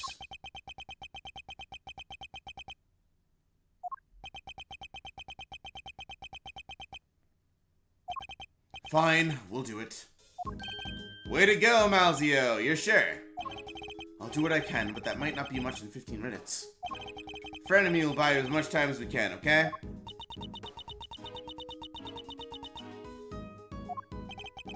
G won't be banging that hammer of hers until you've made it back with the goods, I promise. Thank you. I'll be counting on you, Fender. And you, Franziska? How does that sound? What makes you think I'd accept your help? How about some advice instead, that you seriously consider a new career as a news anchor? Come on, Fran. Clock's tick-tocking here. Time to step up to the plate. Alright, fine. We will stall the trial for as long as we can, but you better get your ex-prosecutor behind in gear. You know, I quite like having you run errands for me. Maybe that could be your new career instead. I'm glad you're on board. I can help too. I don't want to be arrested again. Ooh, this sounds fun. Can I play? Alright, that would be very helpful of you both. Very well, where should we begin? I think we need to go speak to a certain somebody, don't you? Who will we need to speak to in order to find where the evidence went? Take that! That's right. The supposed custodian of the evidence in question. Eustace Winner. Oh, the new prosecutor guy. Okay, we're on it. Thank you, Mr. Saint. Alrighty then. Think you better huddle and talk tactics, huh, friend? Here's the two of... Ow!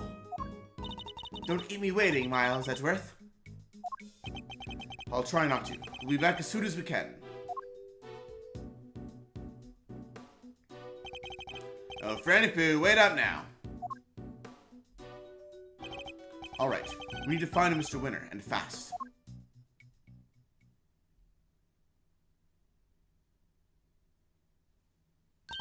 Whoa. Judge Gavelle. Ah, Mr. Edgeworth. A pleasure as always.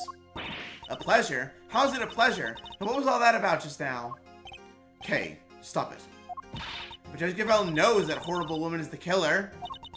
Why the heck would she...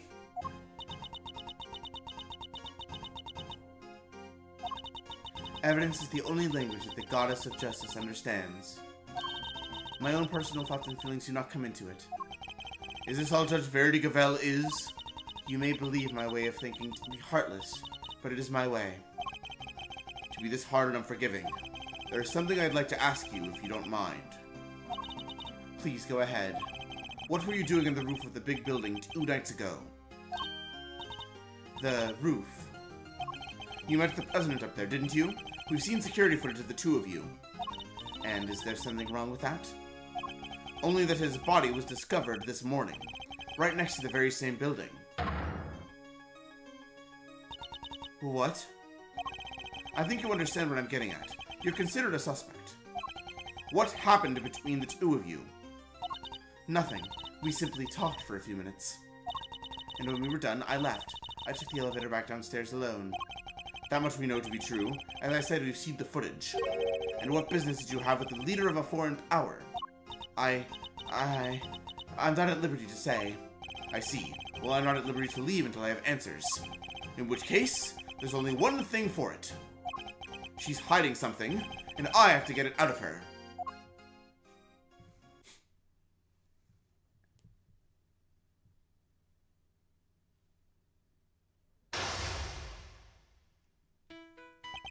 Judge Gavelle met with the president of Jung Fa the night before last.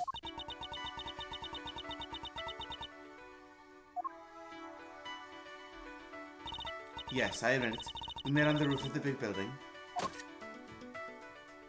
But it was simply to discuss professional matters. Matters that I am not obliged to discuss with you. Huh. I'm clearly going to have to work hard to get past her professional defenses. If she puts up too impenetrable a facade, I'll probably be better off biding my time. I should start by asking what she met the president to talk about. Mind chess! Commence! Perhaps you could begin by telling us what you met with President Wong to discuss. As I told you, professional matters. Professional matters which I do not intend to share with you.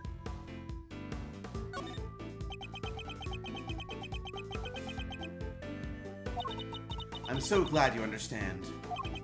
I must say, you're a very busy woman. A judge, a committee member, an occasional aide to us in the field, even. Thank you. I take my professional duties very seriously. And do those duties include meeting with foreign dignitaries? Yes, of course. From time to time. The law is my life. Nothing I do falls outside the scope of my duties. You returned A's promised notebook to us just this morning. Surely you can't claim that fell within the scope of your duties. I am not yet a perfect servant of the law. That much is true. No, you are a human being, and that was an act of simple human kindness. You have feelings, Judge Cavell, and you are allowed to have them, about the President's death, too. I can still hardly believe it. If I might ask, how did he die? He was crushed to death by the head of a monster known as Torosaurus. Forgive me, I should probably explain. Is that true? He died on the set of the movie. He did. Interesting that you should even know what Torosaurus is. Oh, I imagine I must have heard about it from Eustace.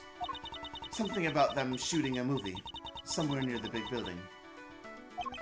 She isn't fooling anybody. She's clearly very upset about something. She mentioned Mr. Winter, who seems to have disappeared along with some vital evidence.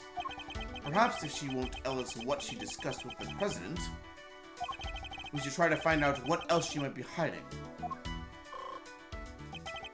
I'm clearly getting under her skin. I need to dig further. Franziska stepped in to take Mr. Winter's place in the trial. But how is she supposed to prosecute the case if he never handed over all the evidence? My interest is solely in ensuring that a trial proceeds fairly once it has begun. And if, once it has, vital evidence cannot be presented, it should surprise no one if the accused goes free.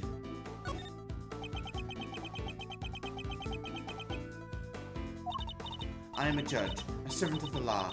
My personal thoughts and feelings do not come into it. So you have no personal feelings when it comes to Mr. Winter's disappearance? Of course I do. I worry about him terribly, too.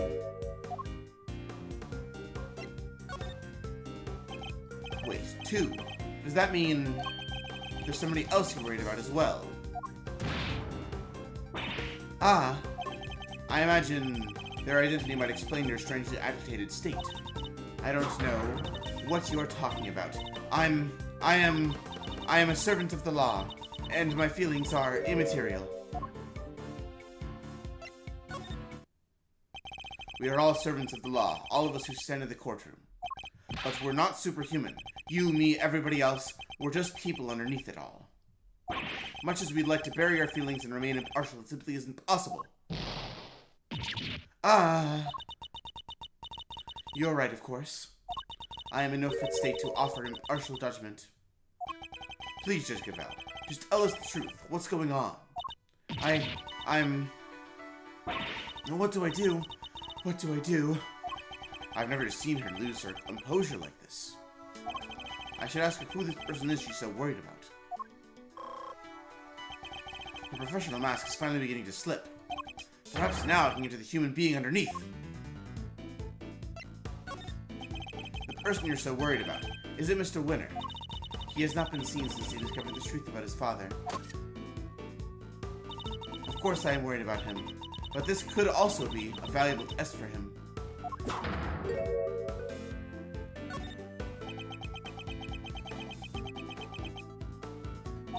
He chose to disappear, and he can choose to reappear. And the other person you're worried about can't? That's not something I am at liberty to talk about. I don't know what might happen to that poor child if I did.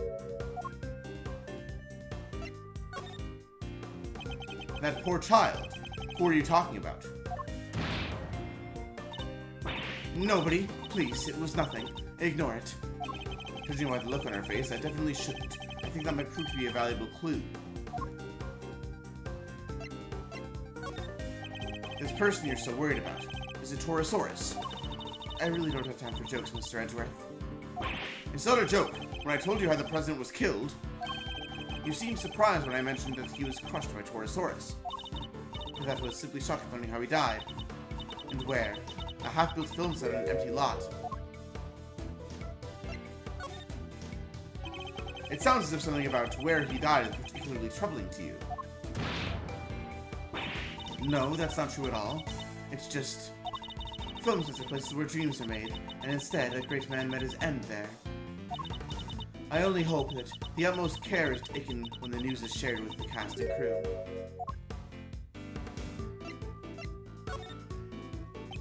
I'm sorry, but I'm afraid the cast and crew already know. We met two of them at the scene, a crew member and a young actor, Sean Fenn. No! Why? Why did this have to happen? Something about the Torosaurus connection really seems to be upsetting her. I think that might prove to be a valuable clue. Judge Gavel, who are you so worried about? And where are they? My apologies, but I simply cannot tell you that. Time to deploy my clue. So this poor child is missing, and you're desperate to find them. Ah. And since you say child, I suppose we're right in assuming that this person is a minor. I can't answer, and I won't. It has no bearing whatsoever on the murder of the president. Time to deploy my second clue. You seem to get very sensitive every time I mentioned Orosaurus. The poor child you mentioned has something to do with the movie, don't they?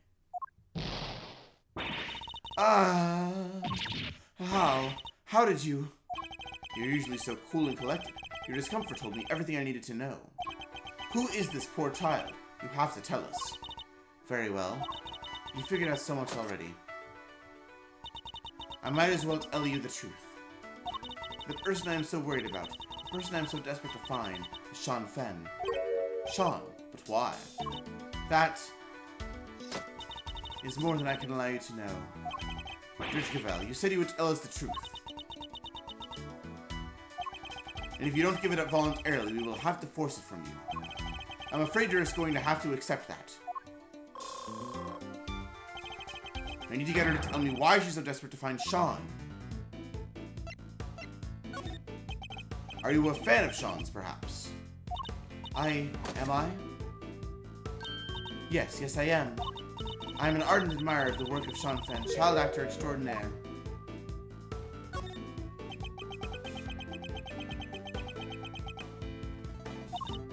I heard that he was filming near the big building. So I made it my business to learn where the set was and some other important details. I see, I suppose that makes sense. As a fan, you'd want to know such things. I imagine you would also have tried to learn when he was supposed to be on set. Yes, of course. He said he would be filming there all day today.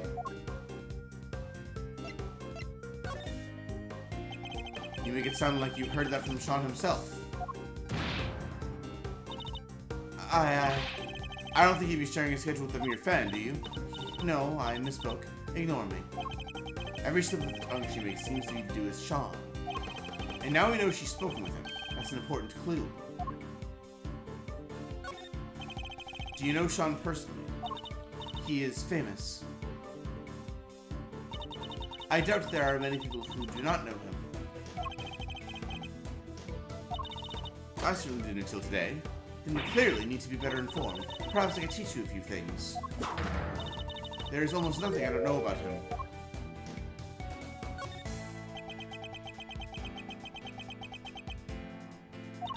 Forgive me. I allowed myself to get a little carried away. That seems to happen quite a bit when the subject of Sean comes up. Nah, look. I do not know him personally. I simply know a lot about him. Time to deploy my clue.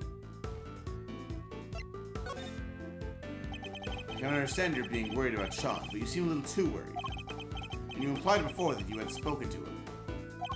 But you must surely mean that you know him personally. How did I give away so much? So the two of you are acquainted. This is certainly an important clue. We're trying to find Sean too. Do you have any idea where he might be? Why would I have any idea about that? The two of us are connected anyway of all. Time to deploy my clue. I don't know what exactly the connection is between you and Sean, but I know for certain that it exists. You've as good as told us that it does. Nah. Please, Judge Gavel, you have to help us try and find him. Help you? That would never be allowed. By whom? The goddess of justice? By the one person who knows where he is.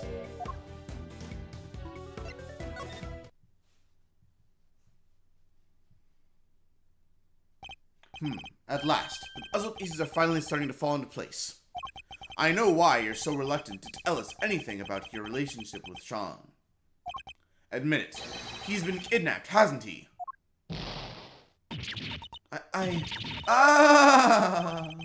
Judge Gavel, I need you to tell me the truth.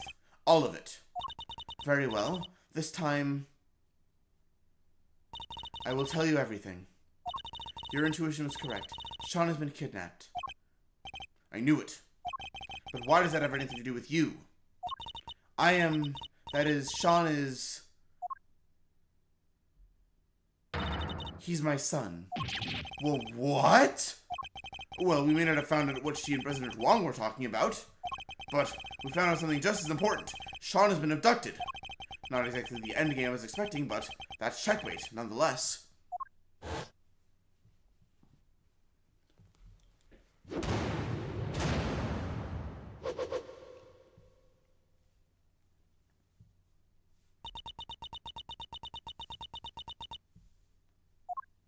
What? You're Sean's mom, Judge Gavel?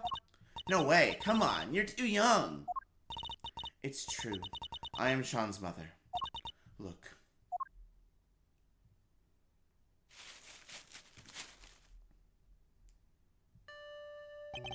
A magazine clipping. An article about Sean. You always carry this with you? Yes, everywhere I go. I guess you could call it a kind of talisman. That certainly speaks to the bond between them.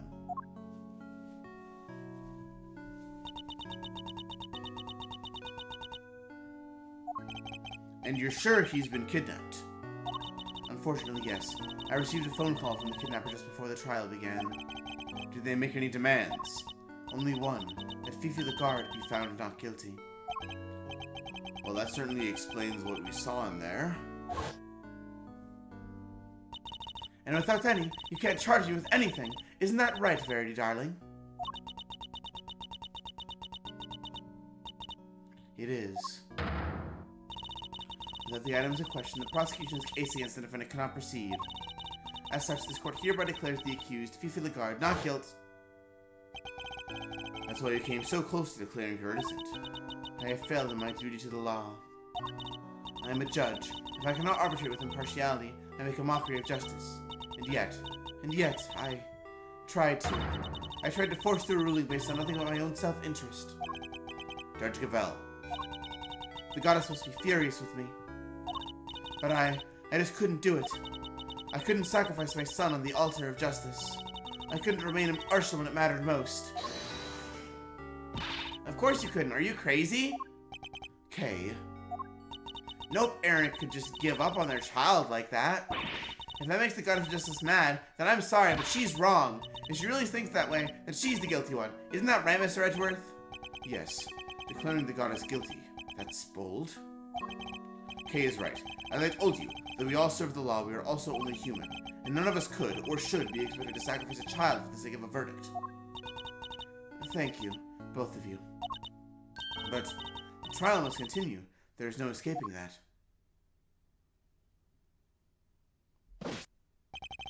Your Honor, there you are. It seems it is time.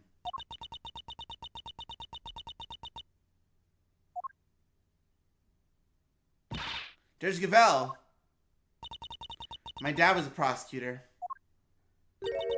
He was. Yeah, he used to work in a courtroom just like you do.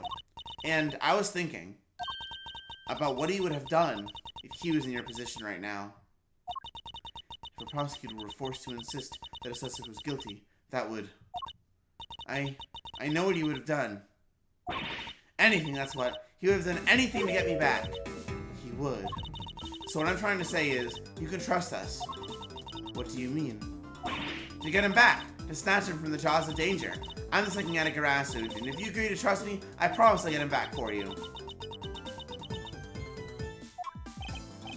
The thief who steals only the truth, and perhaps one or two other things. Well, Judge Gavel, what do you say? Will you trust the great thief to steal back that which matters most to you? Mr. Edgeworth, I'd like to help too, if that's alright with you. Thank you. I know I am in no position to ask this of you, but please, see that he comes home safely. Oh, we will. Don't worry, you can count on us. Here, take my cell phone. The kidnapper may call again. You'll get it back, along with your son. I promise. I'll do everything I can to draw out the trial. But I don't imagine I can give you more than about 2 hours at best. 2 hours. That gives us until 2 p.m. Please, I'm counting on you.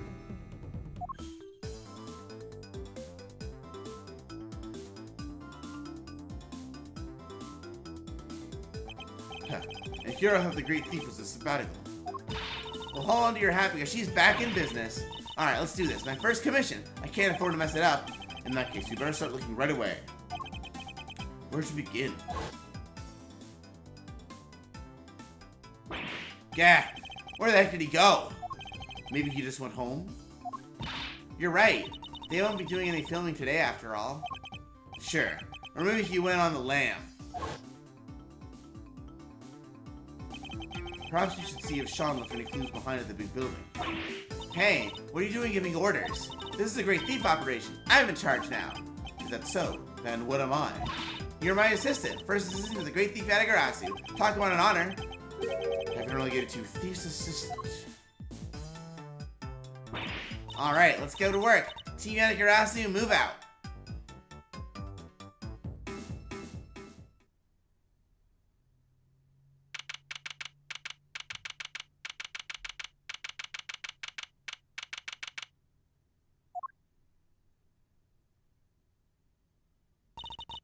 Alright, here we are. Ready? On 3.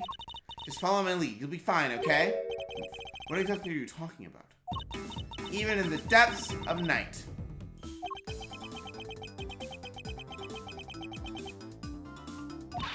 Hey, your turn. Keep up, will you? Why are you making me do this? Because the Great Thief Yatagarasu just arrived at the scene of the crime, dummy. How's anybody supposed to know if we don't announce our presence? You may be a thief, but I most certainly am not. Gah, fine, I'll do it on my own. Even in the depths of night, when no other bird dares to take flight. One alone soars to shine, the light of righteousness on the world's blight. And that one is me, for I am the Great Thief Yatagarasu. I'm very much aware of who you are, thank you. Now shall we get on with this investigation? You're no fun at all. We don't have time for fun. We have less than 2 hours, in fact. We'd better get started. Alright, well we have the photo. Let's show it to a few people. See if it jogs any memories.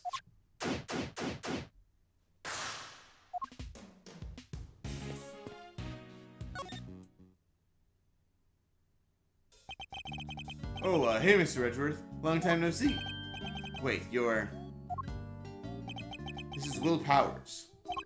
He's an action star I met in an old case. He's also the man behind the mask of the one and only Steel Samurai. Long time no see indeed. Nice to meet you. I'm Kay Faraday, Great Thief. Mr. Edgeworth has been working as my assistant. Good to meet you, but thief? Mr. Edgeworth has been assisting a thief? Let's not worry about the details for now. We'd like to ask you about what happened this morning, if that's alright. Sure. I don't know if I can be of much help to you, but sure. So he'll be one of Sean's work colleagues. I guess you better just dive right in.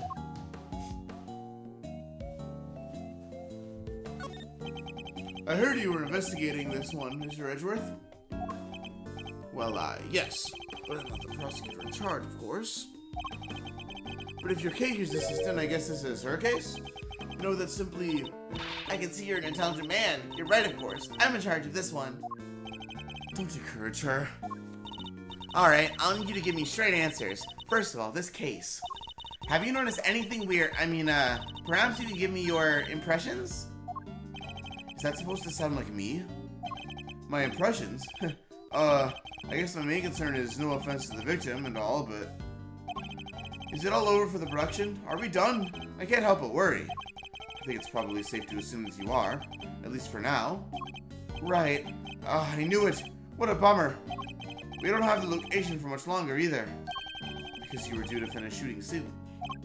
No, because they're due to start building. That lot won't be empty for long.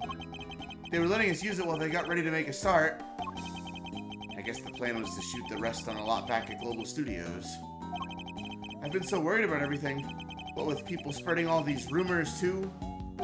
Rumors? Yeah, this journalist keeps coming around. Y'all have been hiding real monsters on their set of yours. Y'all can't do that, I'm gonna expose y'all. She's always saying stuff like that. I think I know exactly who this journalist might be. Yeah, the photographer, right? I thought you maybe knew her. But you're not, are you? How do you know monsters, I mean? Are you kidding? If they had real monsters to call on, I'd be out of a job.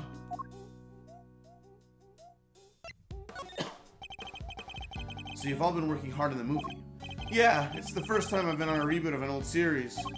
This one's been a real challenge for me and everybody else over at Global Studios. If only they'd put this kind of energy into making a new Steel Samurai show or something. What role are you playing in this one? Me? I'm Torosaurus himself. No way. So you're the star. Well, not quite. I'm in a costume, see? My face won't ever appear on screen. Really? Still, that's pretty amazing. I wish I could wear a costume like that. Hey, do you think I could try it on sometime? I'd settle for just climbing inside one of the horns. I'd love to say yes, but that's not how it works. You can't really climb inside that part. Oh, I get it. Because I'm an outsider, right? That's not the issue at all here, Kay.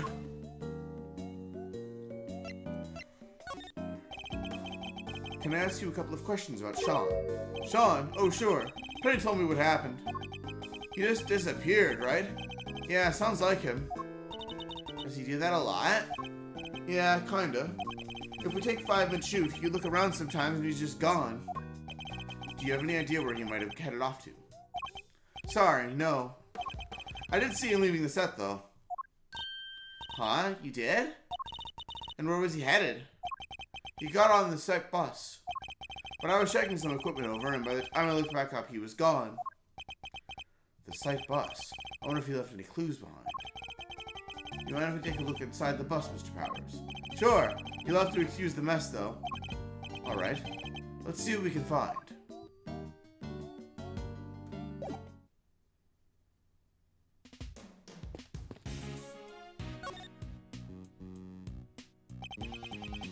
Where would Sean have been sitting? Sean? Oh, that's his seat with the backpack on it. There's something poking out of it. A videotape. Huh? We used this over shooting. Why would Sean have one? Was there something he wanted to record? This could be a clue. Do you have a way for us to check what's on the tape? Sure. There's a couple of monitors set up right over there. Alright, hitting play.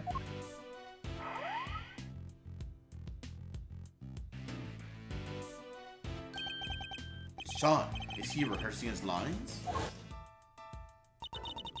Sean was there on his own running his lines. There's a clearly visible footprint right there, which means this must be from last night. Yeah, he does this sometimes. When he's not happy with the scene, he borrows the equipment and goes over on his own time. Wow, he's really dedicated, huh? Sure is. He may be young, but he takes his craft seriously. You gotta admire it. Well, that part of it at least. The using the kit without asking part, not so much. And he would have been able to use the equipment on his own. Sure, if all I wanted to do was shoot something pretty basic. Huh? What is it, Kay? Where did Sean go? He ran off somewhere and just left the camera running. It stopped. I guess he ran out of tape. So that's all that's on there? Sean's rehearsal?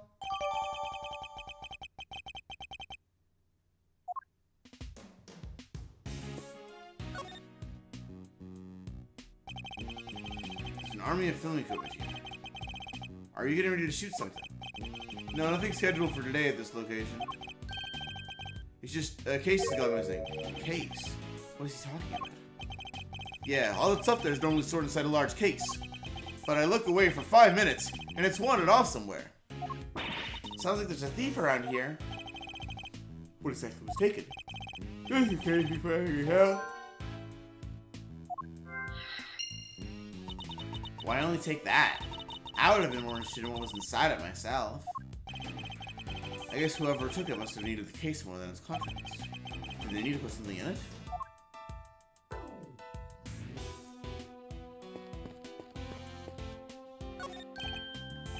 Oh, hey there, pal. One long face, huh? Everything you want to maybe lighten up a little? Did you check out any passengers here this morning? As a which wear a pointy hat, you bet I did. That's the one fair, mind you. And who was the passenger? It was 2 guys, out on these black suits, real sharp looking. Did they have a boy with them? This boy. Nah, like I said, it was just the two of them. Alright, never mind. Thank you for your help. I thought we might be onto something there, but no luck.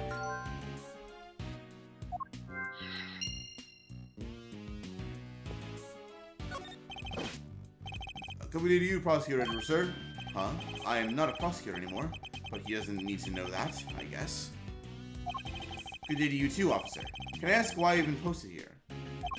Me? Oh, I'm just like keeping an eye on things. Excellent. Then perhaps you can tell me if any vehicles are coming or out of this here morning. None except the taxi and that blue truck over there, sir. And the two vehicles have come in or out. That could be useful to know.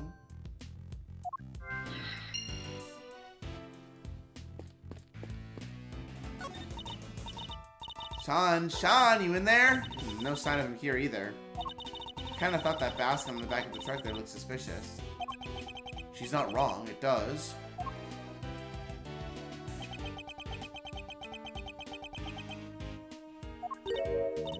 Huh? What are you doing, Mr. Edgeworth? Why are you touching the truck? The engine's cold, which means it's been here for a while. No way. You can tell just from that? If it's been parked here a while, I guess the driver might not be nearby either. We don't really have time to stand around waiting until they get back.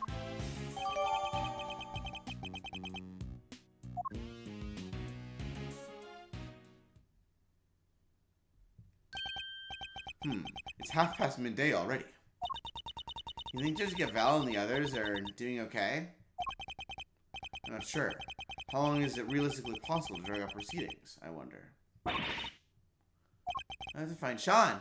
Indeed we do. Ah, heck, not like that, dang it.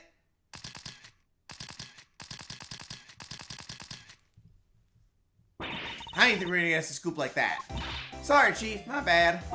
How many times I gotta say it? We're scoop fiends. A lot of criticism about scoops and scoops alone. Every second we eat scooping, we're starving. It's scoop or die out here. Yes, Chief. Well, look who it is. Although I can't help but wish it wasn't. When did those two get here? Hey, Mr. Edgeworth. We should go talk to them. Should we? Ugh.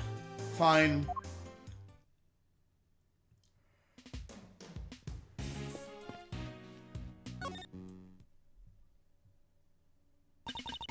Well, if it ain't my good friend Ruffles, good to see y'all again.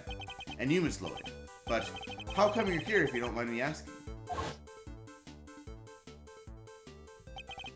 Miss Lloyd, the accusation of murder made against you was of course entirely groundless. But the fact remains that you were a willing participant in the staged assassination attempt. This place will no doubt wish to speak with you about that matter. You should be aware that you may well be punished for your actions. Well, they kinda dropped the whole case out of nowhere. Pat me up and shipped me home without so much as a slap on the wrist. Guess it was the way of saying, you keep up the good work now. They did seem kinda keen to get me to never ever mention the whole thing ever again, though. Yes, because you weren't part of the official story of the attempt on the president's life. And they can't afford to have you getting in the way of that. But Mr. Edgeworth, telling Tabby not to talk is like trying to stop a dam from bursting with a piece of tape.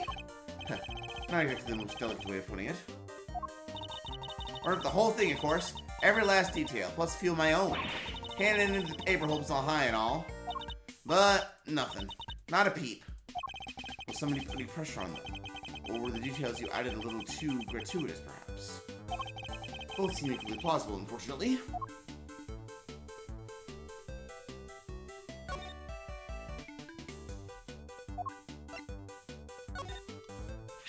Ms. Lloyd, this picture. Say no more, Ruffles. I already know what you're gonna ask. Huh? You do? You're looking for him, right? The kid? What? You just can't get out from under the drama, huh? Wherever he goes, the bodies follow. Miles Edgeworth troublemaker. Pretty much sums you up, right? It's my reputation really so sordid. And now you done got yourself wrapped up in a kidnapping, too. Crazy. Huh? How do you know about that? Shh, pipe down, will ya? Can't be talking about this stuff too loud. I ain't even told the chief about it. Gotta keep it on the down low, okay? That ain't a cat I want out of the bag just yet. Seriously, how do you know about it? Surely Judge Val hasn't told anybody except us. Heh, I bet you'd just love to know, wouldn't you? Well, you can't. It's a secret. She's as stubborn as ever, it seems. Hey, quit staring at me like that. I ain't sharing nothing with that thundercloud of a face.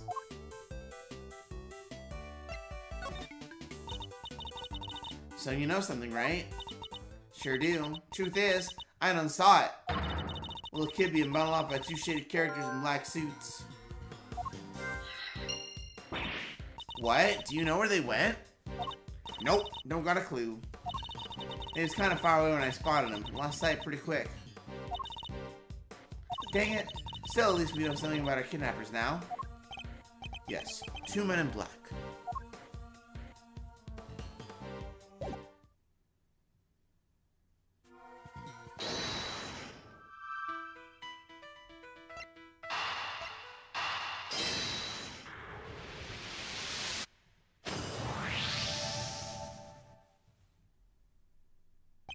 So we've learned a little something about the kidnappers.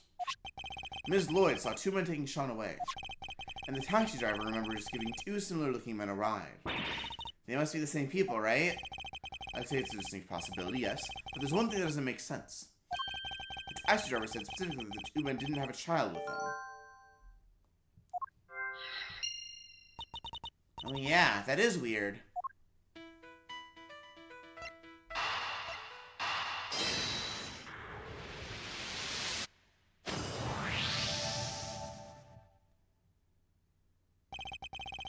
Could it be the kidnappers who stole the case?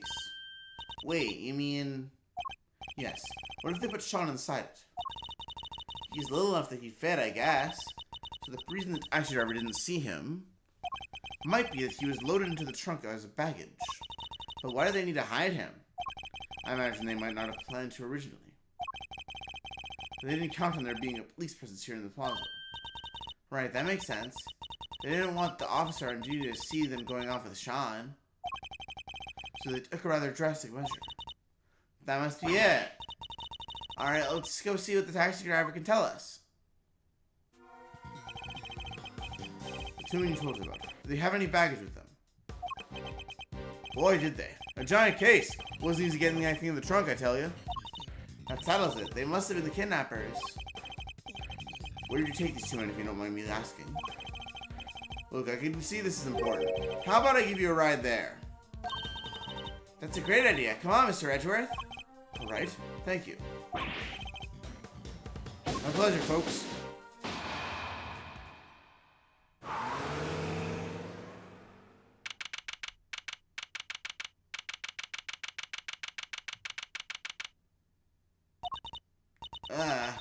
Did he have to drive that fast? I feel kind of queasy. Are you okay, Mr. Edgeworth? You look a little green yourself. I'm fine. The driver said he took them into the garage of this house right here. Which means this must be where they brought the case. No way. Look at the name on the mailbox. The name. What? Excelsius Winter? This must be that chairman guy's house. What? Excelsius Winter ordered Sean's kidnapping. Isn't he currently under arrest? Nice. The garage door is unlocked. You spotted that quickly. Although I guess I probably shouldn't be surprised.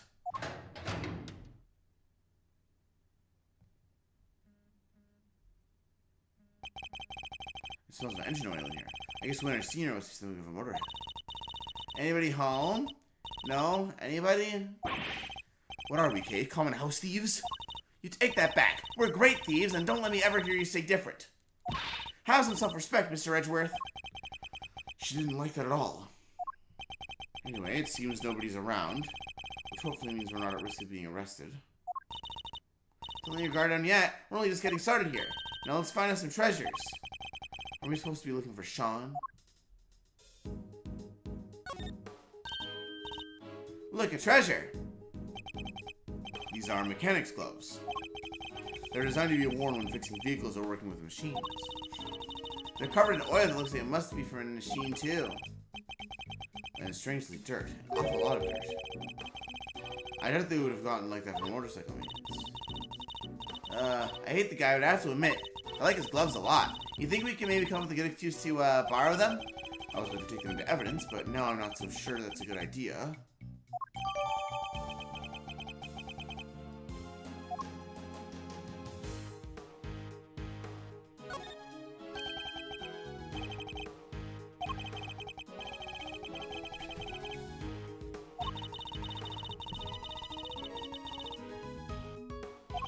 No. God damn it. I'm very good at this game. I am falling asleep again, by the way. Not good.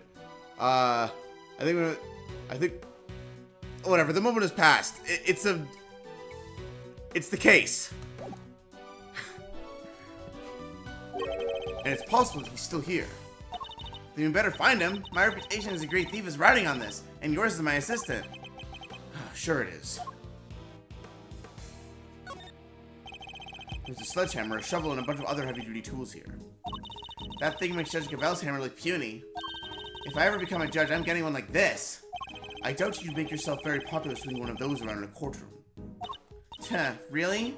Fine. What if I swung that shovel around instead? Then it wouldn't be a courtroom, it would be a circus. Promise me you won't do that. Ka-thunk. Huh? There's somebody in the back there. Thud. Thunk. Clatter. Sean, is that you? Sean, stay right there. We're coming. Huh? That's...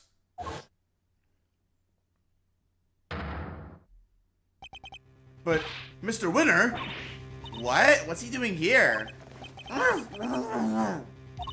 Wait, this is Chairman Winner's house, right? Which means... Yes, it's Mr. Winner's home too, presumably. So how did he wind up like this? Untie him, Kay, quickly. A little extra rope work, huh? Leave it to me. Alright, like this, and through here, and you're free! Are you okay, Eustace?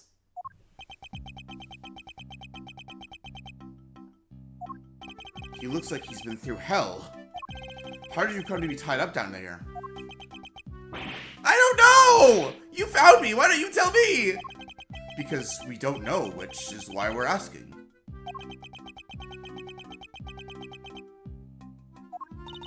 I'm not sure you're going to be able to get much out of him like this. No. In which case, there's only one thing for it. Wait, you mean... I hate to beat a man while he's down, but it might be the only way. Are you sure? Look, don't go too hard on him, okay? You might push him over the edge. Understood. I'll tread carefully, I promise. Though I can't promise I'll be very good at it. I've never held back against my opponents before, after all.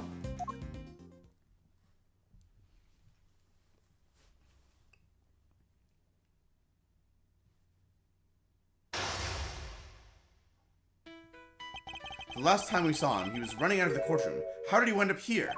You don't understand! You don't know what it's like being me! He's been through a lot. It's going to be hard to know what might cause him to lose control.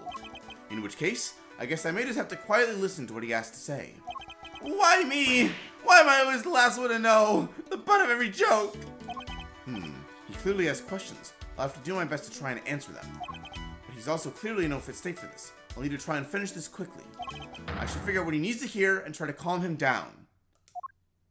Mind chess, commence! I've noticed something over the short time we've known one another, Eustace. You're utterly worthless. Don't you think you should just start over? Try to learn to be a decent human being from scratch? You... What? What?! Calm down. I'm not done yet. I don't care. I don't want to hear what you have to say. I don't want to hear what anybody has to say. Ugh. I pushed him too far. Yay, achievement! Riveting gameplay. Why don't you just leave me alone? You think I'm going to trust you? I don't trust anybody anymore. Curses!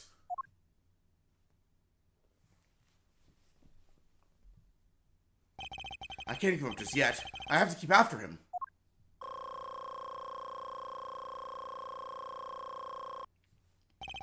Alright, once more into the breach.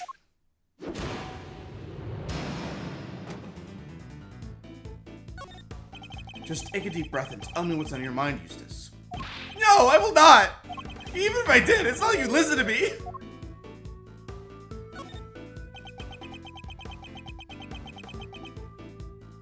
What is this? Why are you shouting? Objection! You always shout objection!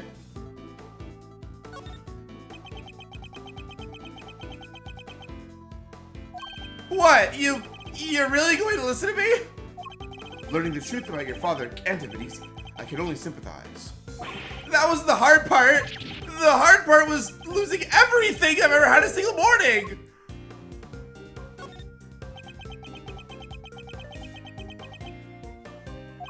Everything I thought I worked for, it was all a lie. Dad just made it happen. So tell me, Edgeworth, what am I supposed to believe in now?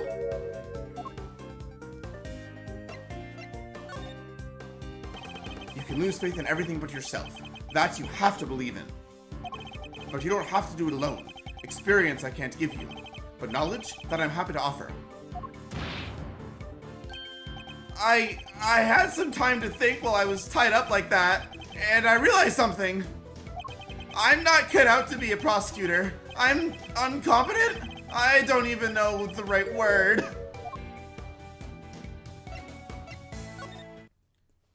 I think the word you're looking for is incompetent. But judging one's own competence is notoriously difficult, so I need you to trust me on something. You're getting better at this, Eustace. Day by day, inch by inch, I swear it. Now I need to ask you something. Will you help me out? Sure.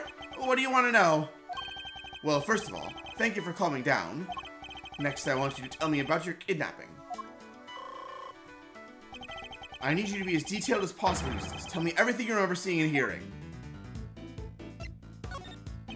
Why would somebody kidnap you only to take you back to your own home? Don't you think I want to know that too? I'm the victim here. What are you asking me for? How am I supposed to know?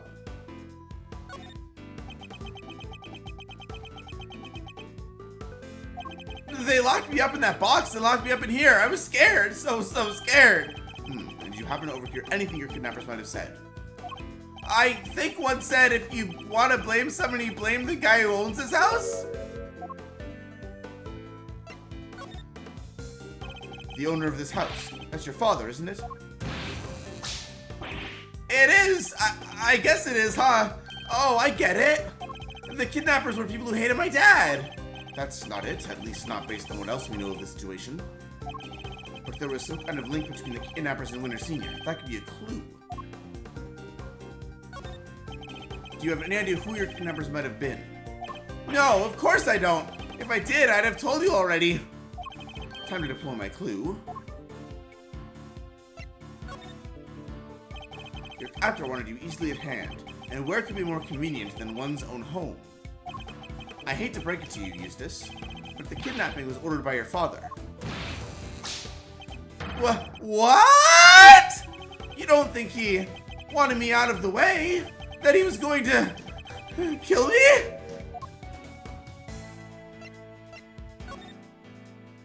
What good would that have done him? His own son dead in the family garage. He would instantly have become the prime suspect. You're right. Okay, so why did he have me kidnapped? Well, it won't have been for a ransom, not his own son. That wouldn't make sense. So his motive for the kidnapping must have been something else. This could be an important clue. Do you have any idea why somebody might have wanted to kidnap you? What do you mean? Why does anybody kidnap anybody? For a ransom, right? Time to deploy my clue. Why would somebody kidnap their own child if they were planning on demanding a ransom? Yeah, that is kind of weird. Did anything odd happen during the kidnapping? No, I just answered their stupid question and then they grabbed me.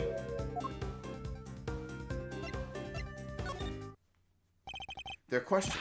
What did they ask you? Hey, stop glaring at me like that! What was it again? Oh yeah, they asked me if I knew Gavel. Of course. Things are starting to fall into place now. Your father, his goal wasn't to kidnap you. He was out to kidnap Judge Gavel's son, Sean Fan, because he wanted to force her honor into declaring Warden Lagarde not guilty.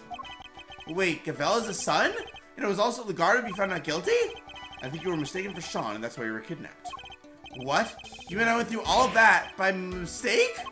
Wait, that kind of makes sense. Yeah, that would explain the part where... Where what? Have you remembered something? No, it's nothing. I'm nothing. I'm useless. Meaningless. Just go. Just leave me alone. This isn't good. I think I pushed him as far as he can reasonably be pushed. I have to calm him down and get him to tell me what it is he just remembered. judging by his fragile demeanor, I'd say he's still suffering considerably. I need to help him get back on his feet. You remembered something just now. What was it? I didn't remember anything. All I remember is, him! Him? You mean your father? Yo, I didn't mean to bring him up! I'm nothing compared to him. I never remained prosecutor if he didn't help me. I've been wanting to ask about that for some time. Why did you become a prosecutor? What do you mean? You think it too, don't you? That I wasn't meant to be one, that I'm not good enough?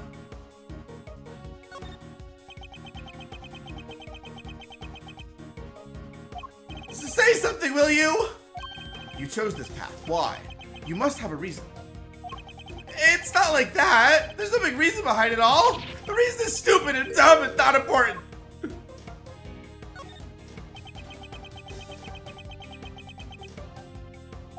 Like I said, it's stupid. It probably doesn't even mean much to anybody except me. I've often felt much the same about my own reasons for becoming a prosecutor. Really? You have? But you're a real one. A good one. A success. Even my dad, the chairman of the committee, said so. You wanted your father's approval. I can well understand that. You can? I thought if I became the best prosecutor out there, he'd finally accept me for who I am. I just wanted to not be useless. You're not covering for your father anyway, are you? What? No, I won't cover for him ever again. I mean, why would I ever want what he's done? You have a strong desire to be of use to him, so he'll approve of you. Is that fair to say? I mean, why can't I be? Just once! Just once in my stupid life! Why can't I make it better? Why can't I clean his name? It is impossible to clean a name, Eustace, but you can clear one. Huh? I never knew that! In your father's case, though, it's going to be hard. His crimes continue as your kidnapping shows. Knowing that, do you still think you can help him? But what else do I have? What else am I supposed to do? Why don't you be the better man and rise above the father who made a fool of you? Stare him straight in the eyes and stop him from committing any more crimes. Hey, you're right. I'll prove him wrong about me. I'll prove him wrong about everything. That seems to have calmed him down again. Now I just need to get him to tell me what happened to the evidence. Let's see if I can give him the courage he'll need to stand up to his father. What's the connection between your father and Warden the Guard? Sorry, I don't know much about that. You can't think of anything. Even the smallest morsel could be a valuable clue. Oh, I think they maybe worked together once?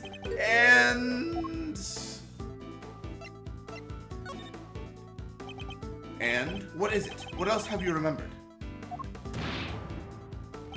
I think she got the job at the prison because my dad recommended her. Interesting. And did he have any particular reason to recommend her? I guess he thought she was good at her job, unlike me.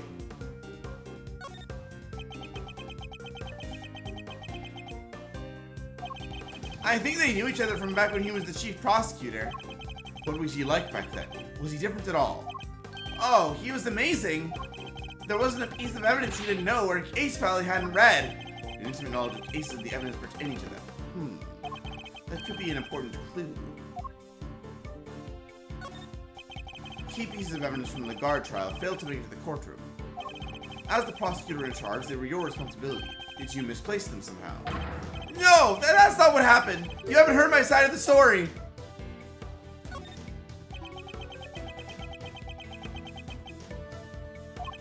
I thought I was putting them in the safest place there was. But, oh, what did I do? What did I do? Seems he's drowning in his own self-doubt again. Guess I better send out a lifeboat and bring him in. I think I know what you thought would be the safest place possible. With your father. Isn't that correct? What? Oh! He told me you would all be safe with him. He said there was nowhere safer. Well, I'm afraid he betrayed your trust. And and in the ugliest way possible. So he got rid of it? Why, Dad? What were you thinking? Your father wanted to obscure the truth in order to ensure that Warden Legard was declared innocent. There's no easy way to say this, Eustace. He used you. What? Yeah! There's a chance that the evidence is still in Chairman Winter's possession. And we still don't know where Sean is. We need to get back out there and find him. It's all my fault. What do I do now? I can't stand by and watch him like this. He's had a brutal collision with a reality he never even knew existed. I should ask him what he means to do now. Perhaps I can even help him figure that out. There's no way around it. The road ahead will be a hard one. But maybe this is fate, and maybe my job is to point him in the right direction. Do you mean to be like your father? To continue to ignore the truth? Come on, give me a break, will you? Can't a guy get a glass of human kindness when he needs one?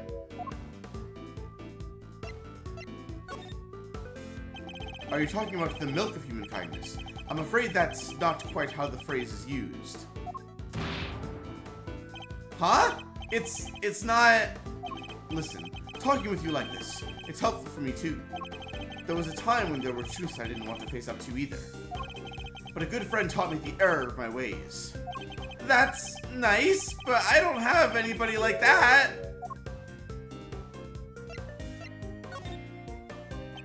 If you could muster the courage to try to find your feet again, I'd be very happy to help. You would? But only if you really mean to try. I don't want to be like my dad. You want to be better than him, don't you? Yes, Eustace, I see it now. Do you mean to continue working as a prosecutor, Eustace?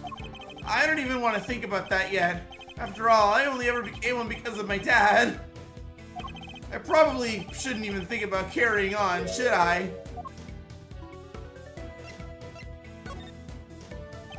The only person who can answer that question is you. Yeah! Only you can decide what path you choose to walk. Then, I don't want to stop being a prosecutor. If I give up now, I'll regret it for the rest of my life. I just know it. So he intends to see this through. I'll bear that in mind. He's told me that he wishes to be better than his father, and that he wishes to remain a prosecutor. I take that to mean that he wants to be a different kind of prosecutor than his father. That's the first important decision he's ever made for himself, and it tells us where he means to go next. So, what now, Eustace? Well, first I'm going to give this stupid jacket back. I don't deserve to wear it. My dad always said that clothes make you a man, but I'm no man. It's clothes make the man, Eustace. It is? Thanks, Edgeworth. I'm learning a lot for you today. That's good to hear. Now, about that jacket. Why don't you make you into a prosecutor worthy of it? Alright, let's do it. Let's make it so nobody ever makes fun of me again.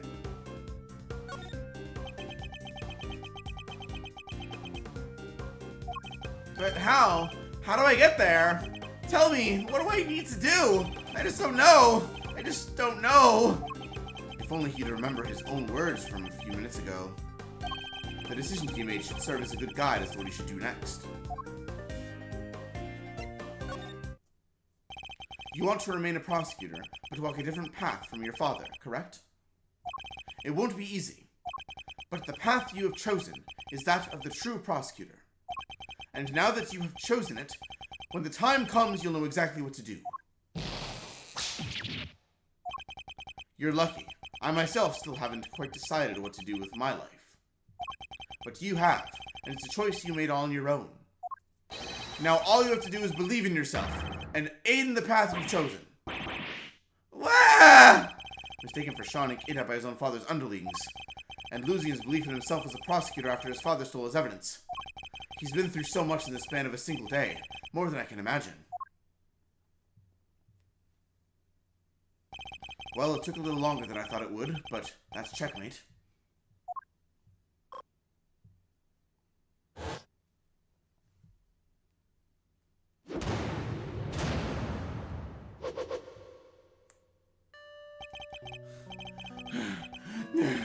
No!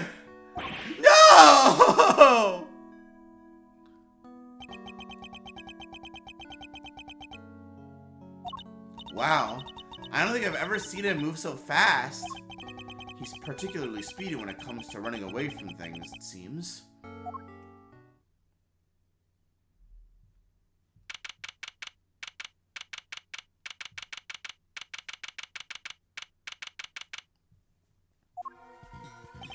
God, we don't have much time left. I think we'd better check in with Fender. He'll want an update on what we've discovered. And we need to know what's going on over at the courthouse. But Eustace ran off, right? Isn't he supposed to be the prosecutor in charge? We're just updating Fender. Nothing else will change. Francisco will continue for the prosecution. Okay, is that really alright though? It's going to have to be. Like you say, Eustace ran off.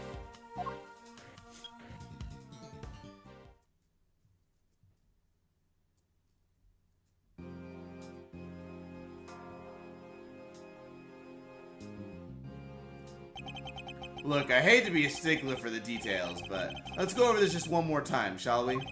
No murder weapon means no conclusive proof means no conviction. That's all there is to it. Objection! That makes no sense. The lack of a murder weapon doesn't prove your client's innocence. Don't make me come over there and whip it into you. Eh? Eddie, darling, how much longer is this going to take? It's almost as if you're trying to drag this out for as long as possible. Sorry, Peeps. It's a friend of the prosecutor over there. She's stubborn as a freaking mule. Then give me a satisfactory explanation. Or I'll just have to keep whipping you until you can. Seriously, I've already taken more licks than I've had birthdays. Come on, Miles. What's taking so long? I'm happy to buy you some time and all, but I'm taking a beating here.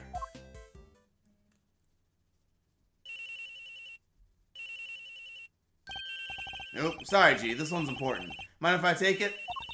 Fine.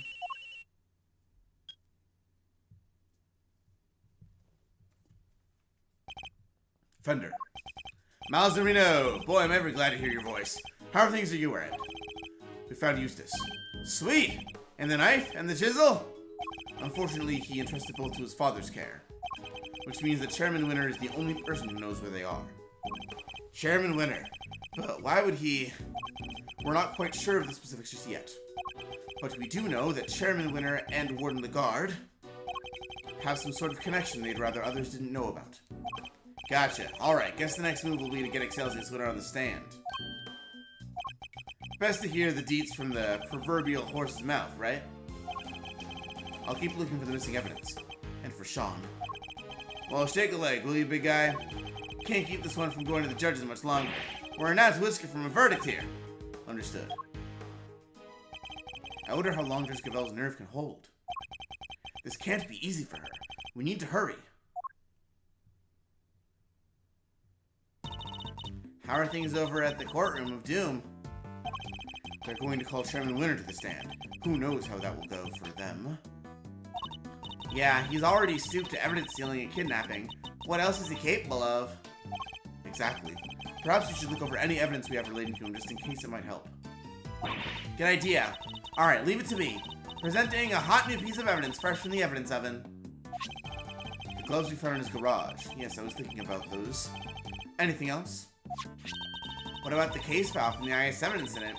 Chairman Winter was involved in that, right? Yes. He helped to suppress the evidence. It's probably a good idea to have the notes on hand.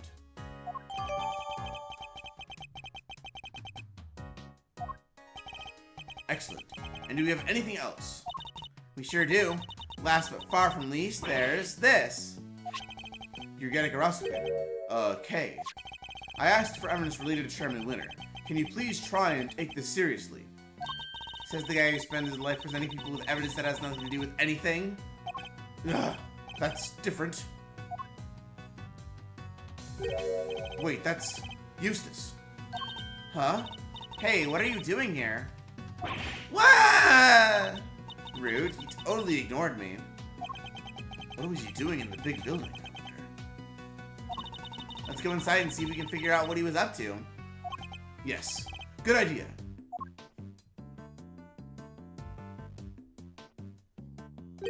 Huh? The hatch is wide open. Maybe Eustace opened it? Did Eustace really come down here? Mr. Edgeworth, look! The safe, it's open! I guess maybe he did come down here. We'd better take a closer look.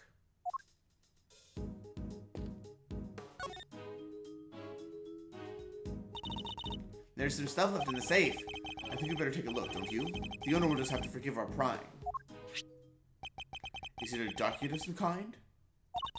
Let's see. Yeah, a document. And there's a photo attached, too. This picture, it's of... Whoa, that's Mr. Knight, right? The name's Bronco Knight. I'm the president's personal bodyguard.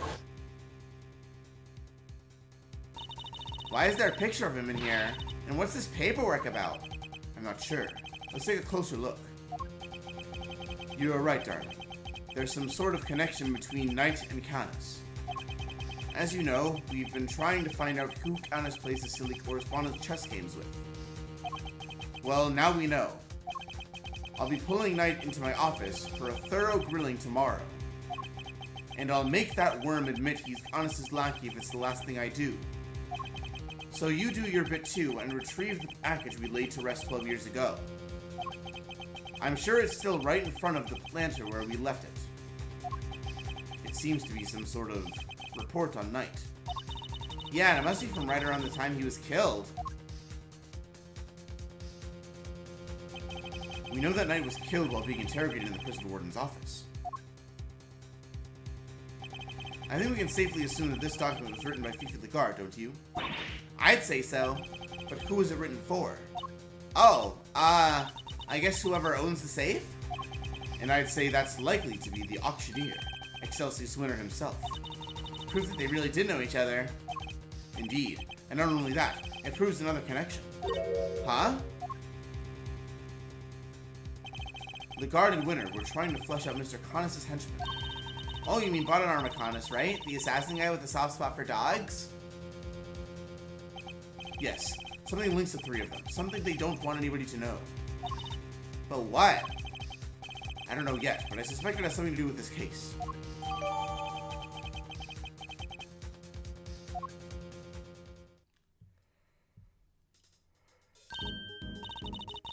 Wait, there's something else in here we've seen before. There's something on his finger. Let's take a closer look, Mr. Edgeworth. It's a ring, and an expensive looking one at that. Don't even think about it, Kay. What? I didn't say anything. Well, well, Mr. Knight. Your chess set and your ring are here, too. All your possessions in one place.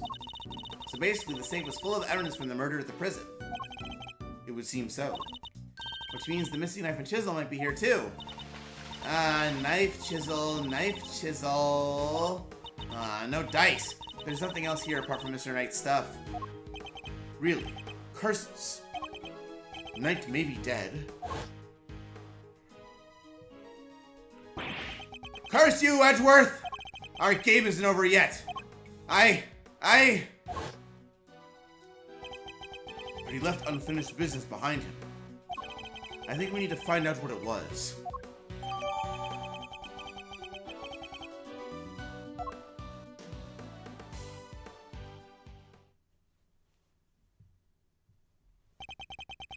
Could I interest you two in some cotton candy, perhaps?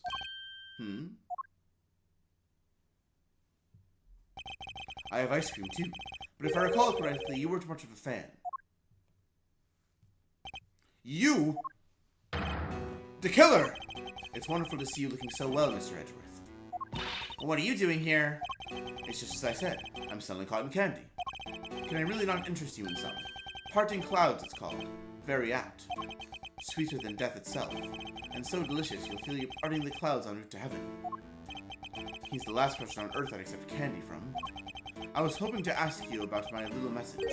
Did you manage to figure it out yet? Congratulations on another case solved. Yet I can't truly say it's been fully resolved, can you?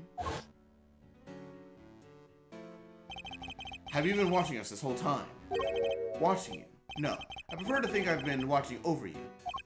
The stand here really is the most marvelous little vantage point. How are the two things any different? And what does he want with us? The president's murder. Was that you? Oh no, my contract elapsed a little while ago. He was rather famous among us assassins, you know. The men no one could kill, notoriously stubborn despite multiple attempts over the years. And it wasn't just his brawn that kept him safe. He used bodyguards, body doubles, you name it. It certainly wasn't his brawn that kept him safe. Sadly this time, his bodyguards were nowhere to be found. And after Mr. Rick died to save him too. As I said, it wasn't me. I do not kill without good reason. Which is something else I have to be grateful to Mr. Rook for. Thanks to him, I avoided killing someone entirely unworthy of my attention. Thanks to... What does that mean?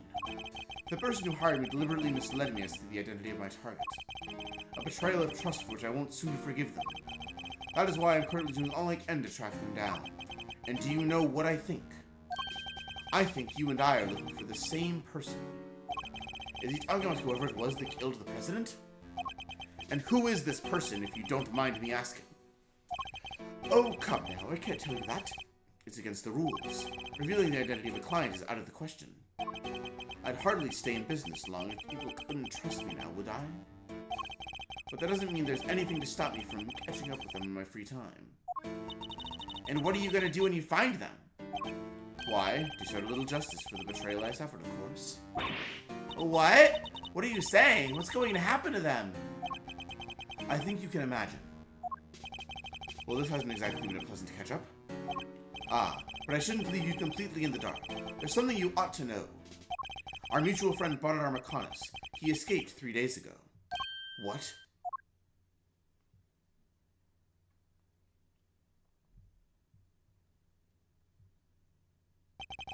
Three nights ago, to be precise, his cell was suddenly simply empty. Almost as if he knew I was coming to pay him a visit. Wait, the killer went to visit Connus in prison? Does that mean he's the person the killer's looking for? Now, I'd better not take up any more of your time. We'll be seeing one another again soon, I'm sure. Let's both keep up the good work, shall we? We'll run our target to ground in the end.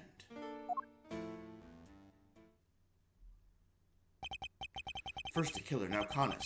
2 assassins on the loose.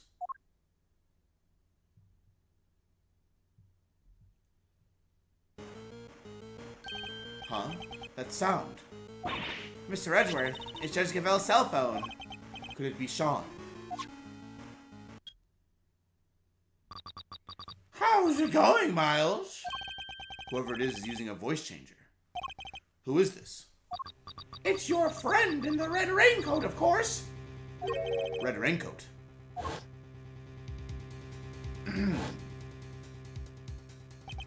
You're the one who abducted Kay. Bingo! Well figured out, Mr. Genius Prosecutor! I can't hear, Mr. Edgeworth. Sorry. Where's the speakerphone button? I was as surprised as anybody when she lost her memory like that! Talk about a curveball! Hey, I'm sitting right here, you know. But never mind all that. I called to talk about something else. Yeah, there's something I need to tell you. Truth is, I was the one who made Big Bad Chairman Winter kill Little Miss Rosie Ringer. What? This must be the person the killer was talking about. I also called to say thank you. I neither want nor need your thanks. Sure, but you deserve them anyway. Guess the penny didn't drop yet, huh? You're right, I abducted Kay, as you put it, but why would I do that, That's right, because I needed you to help me make sure the winner got caught. No. If Kay was a suspect, you'd have to look into it. And if you looked into it, you'll be sure to want to ask him eventually. After all, you're a genius, right?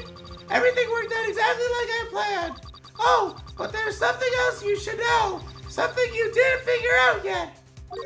It wasn't Winter who kidnapped Judge Gavel's boy. How do you know about that? You and the good judge are more similar than you know. I think you might even be becoming friends. After all, she visited you at the detention center, right? Seems pretty pally to me. How could they possibly know about that? She didn't even use her real name when she visited. She pretended to be Detective Gumshoe. Anyway, you want to know how I knew about the kidnapping? That one's nice and simple at least. Because sweet, innocent little Sean is here with me right now. Whoa. No. Ooh, sounds like that one was a real surprise. Ah, if only I could see your faces. Well, okay, what do you say? Why didn't you come and steal it back just like you said you would? You wouldn't want the amazing Anagarazu's first commission to be a failure, would you? They even know about that? How can they possibly know so much? Oh, don't get the wrong idea about dear old Excelsius, by the way. Papa Winter's still a villain through and through. He wanted to kidnap Sean. I just got there first. So there were 2 kidnapping plots. Oh, what a bunch of clowns! His goons kidnapped his own son by mistake! Is Sean really there with you? Prove it. Put him on the phone. Oh, he's here, but I'm afraid I can't do that. He's sleeping. So sweet. Then why should we believe you? You might not be the kidnapper at all. Huff, look, if you don't want to believe me, that's up to you. What do you want? What's the end game here? Are you just trying to get Lagarde acquitted? No, I could care less about whether they find her guilty or not. So whoever it is, they're not after the same thing as Chairman Winter. My game is going to have to stay a secret for now. All right, nice talking to you. You kids have fun, okay? Don't think for 1 second you'll get away with this. Oh, don't worry. I'm counting on you at least trying to track me down. That'll be half the fun. Ha! Not that I rate your chances of bringing me to justice very highly.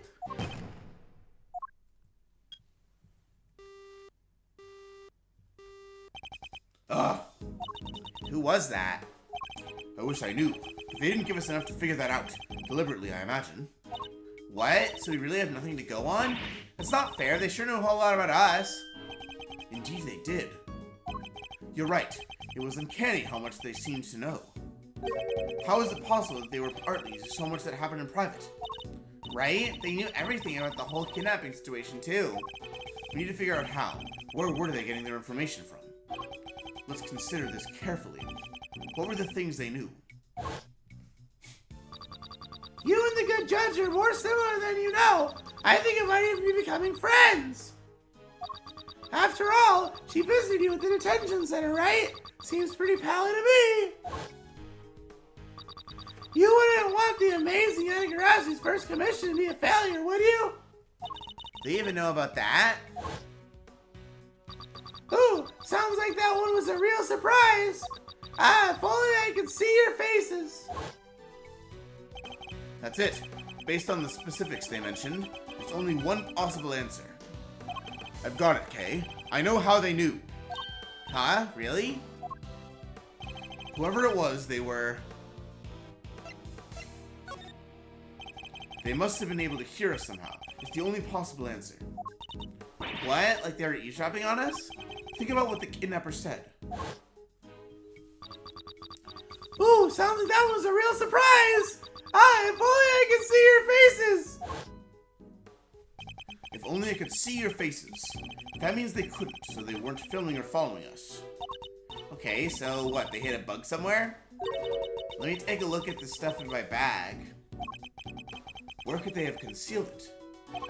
We need to go back to what they said again. Yes, they somehow knew about something they shouldn't have. Judge Gavel's impromptu visit and our conversation in the visitor's room.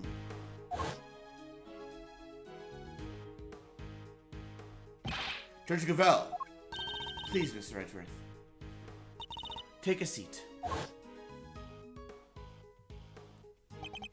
What evidence did I have on my person at that point? The bug must have been hidden here. Take that! Okay, can I take a closer look at your badge? The Anagarazu pen? No, it's mine! What? Seriously, Mr. Edgeworth. Sure, you're a great thief's assistant now. But that doesn't mean you get to wear the pin right away. You have to earn it. I don't want to wear it. I want to check it for bugs. Huh? This old thing? Let's take a look, shall we?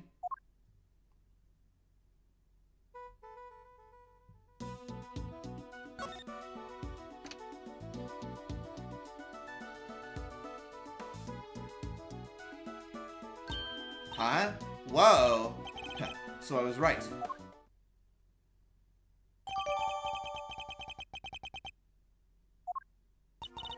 How did you know? Whoever it was we're dealing with, they came into close contact with you recently. When they knocked me unconscious, you mean? Precisely, which made me think the bug must be in one of your possessions. They also overheard my conversation with Judge Cavell when she visited me. Something that would have been impossible if I didn't have the bug on my person at the time. I get it. So you thought back over what they let you keep hold of when they locked you up. Yes, all the case evidence I was carrying had been confiscated. Meaning the only thing it could possibly have been was your pin. So they were listening to us this whole time, and they heard everything we said. I suspect so. Everything to do with this case and more. Wait, they're probably listening to what we're saying right now. That may well be, yes. Hey, jerkface! Okay. Eavesdropping coward. Why don't you come out and show yourself? Huh? What was that sound? Ow! Ouch, dang it! Huh? Oh look, it's Tabby. Y'all sure know how to surprise a girl. You gotta shout that loud without a word of warning? Maybe jump halfway out of my skin. Sorry. What's got you so ornery anyhow?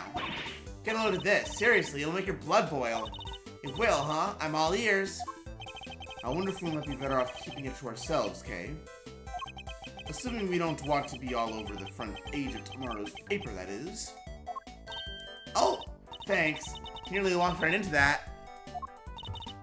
Come on, y'all are no fun at all. I was counting on you opening up and spilling the beans all over this here plaza. I better switch off the bug before I forget. So, did y'all find that there kidnapped Katie? Speaking of which, the child you saw being taken away. Was it the boy in this photograph? Huh? Nah, that ain't him. The kid I saw looked dumber than mud, even if he did have on some fancy school uniform. No prizes for guessing who she means. So Miss Lloyd managed to confuse matters once again.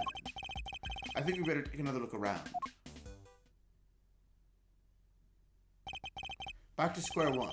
Hopefully we'll turn up some new information soon. There are only 20 minutes left until 2. Are we going to make it in time? Wait, Mr. Edgeworth, I just had a thought. It's about that phone call. There was a weird noise in the background, right? There was. Don't think for 1 second you'll get away with this. Oh, don't worry. I'm counting on you at least trying to track me down. That'll be half the fun. Heh, not that I rate your chances of bringing me to justice particularly highly. Wait, she's right.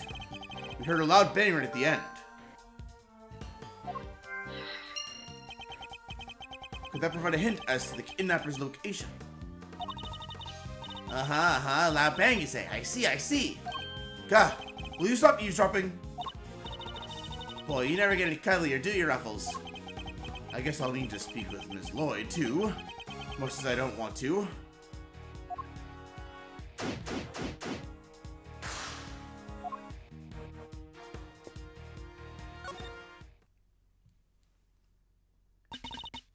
How about that? A little help from old me and y'all made a giant leap closer to solving the case. Closer, sure, but close you mean we wound up going after the completely wrong kidnap victim. She must have barely looked at the photo at all. Ah, really? And here I thought I'd given you all the tip of the century. My bad. It's not your fault. It's ours for putting our trust in unreliable sources. We'll just have to learn not to do that again. Hey, that ain't nice. I don't gotta give you all your tips at all, you know, and I won't, not if you're gonna be like that. Alright, fine, maybe just this one, but only because I got a real scoop for y'all this time. A real scoop, This should be good. Fine. I'm not expecting much, but you got my attention. What is the scoop of yours? Proof, that's what. Proof the Torosaurus really is real. Alright, Kay, we're leaving. Wait, I ain't lying, I swear. Sure, it's hard to believe, but it's true. We don't have time for this. But we also don't have much else to go on, I suppose. Proof? What kind of proof? Did you capture something on your tape recorder, perhaps? Cool, you're good, Ruffles. Sharper than a gosh dang I captured the sound of that big old beastie breathing fire is what I captured. I was hoping for something a little better than that. Hey, don't make that face, dang it. I ain't lying. Listen for yourself and tell me it ain't true. Alright, ready? It's fire breathing time, dang nabbit.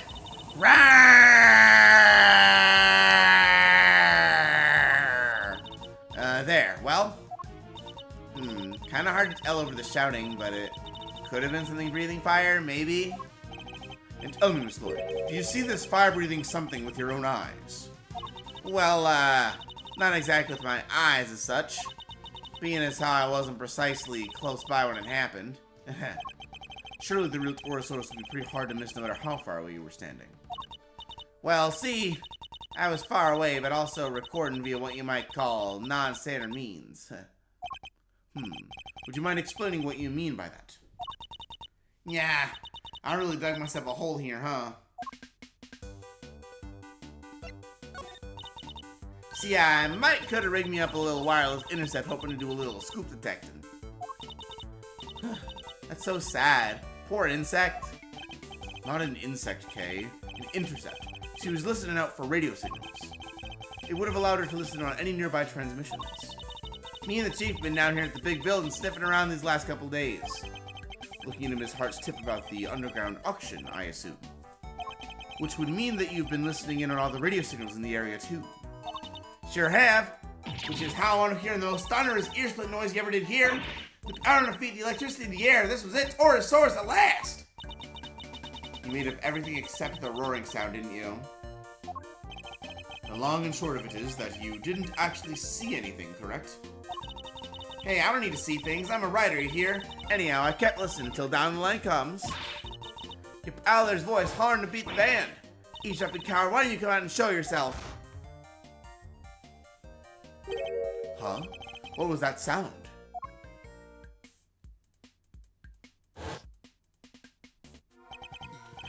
Our apologies for that. I'm sure Kay didn't mean to bully you over with her little outburst. I assume it was as shocking as it was because you didn't hear it directly. It came through your headphones while you were listening to the signal from the bug, didn't it? What? Are you saying she planted it? Hey, come on now. I ain't no bugging, just a little lighthearted intercepting is all. Would you mind if we borrowed the tape of what you recorded, Miss Lloyd? Gah. Do what you dang well please.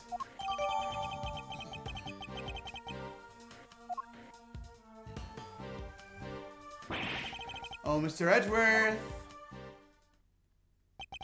Mr. Saint, Miss Berry.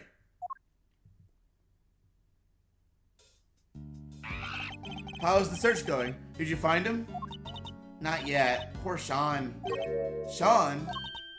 Oh, nothing. Just a slip of the tongue. I guess they still don't know about the kidnapping. We did manage to find Eustace, yes. You did? That's great. Thanks so much. Now maybe they won't arrest me again.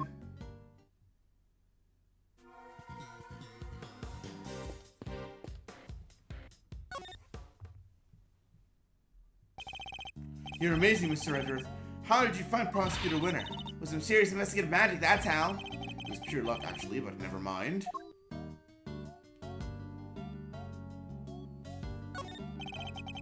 You didn't even need our help, huh? That's not true. Thanks so much for joining in the search. Where did you look, by the way? Oh, this place a little way away called Sunshine Coliseum. Do you know it? Sunshine Coliseum. That's over by the harbor. There were a whole bunch of people there for a big event. We thought it might be worth a look. You mean like a festival? Ooh, that sounds fun. Wish I could have gone and checked it out. Oh yeah, it was super fun. There were food stands and fireworks. Simi didn't like the crowds much, but... Hey, you don't have to tell them that. Alright, it's decided. When the case is finally over, we're all going to the festival together.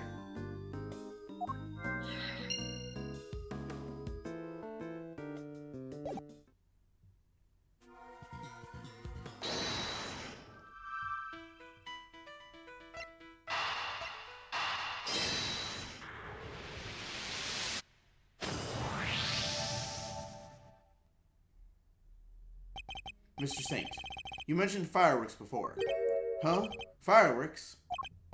Yes, at the event at the Coliseum. Were they setting them off even during daylight hours? Oh yeah, a bunch went off while we were there. What are you thinking, Mr. Edgeworth? The loud bang we heard. What if that was a firework? Huh? Don't think for 1 second you'll get away with this. Oh, don't worry. I'm counting on you at least trying to voice act this section 8,000 times. Oh my god.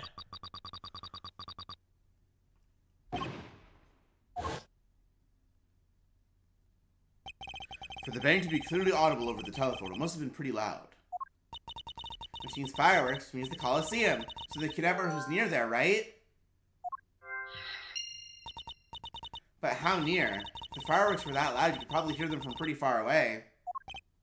Yes, the area we need to search would be too broad to even consider doing it ourselves. But if the police were to lend a hand...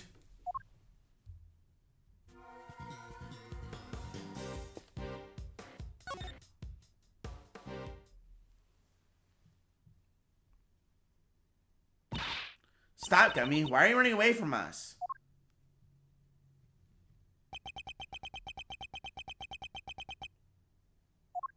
Detective Gumshoe. When you gave up your badge, sir, I didn't know what to do with myself. You stay right where you are, Detective. So I thought, if you weren't going to be a prosecutor anymore, then maybe I shouldn't be a detective either. But I was wrong. Even if you're not around, I'll always be a detective. My job will always be to investigate crimes. And us detectives don't just investigate when prosecutors ask us to. We have to be able to look into stuff ourselves, too. Is that what you were doing just now? And back then, too.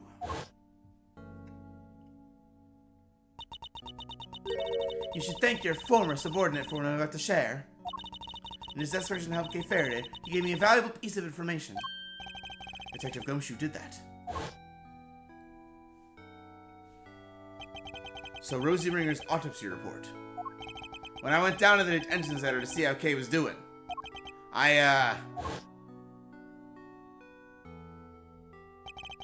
when you get to my level, you don't uncover the truth. You make it, little by little. Kay Faraday, murderer. That's the truth I created. Good. Yes, my boy, that's what I like to see. You overheard that? Yeah, so I went back and looked over the evidence. I got a little something I thought might help. No way, Gummy, you're the best. I'd be in prison right now if it wasn't for you. My pleasure, kid. Good to see you got your memory back, by the way. Thanks. So anyway, like I said, I'm investigating stuff for myself these days. And that's that. Wait, Gummy, don't run off again. We get it, you can look into stuff for yourself now. That's great. And it helped me, right, when I needed it most.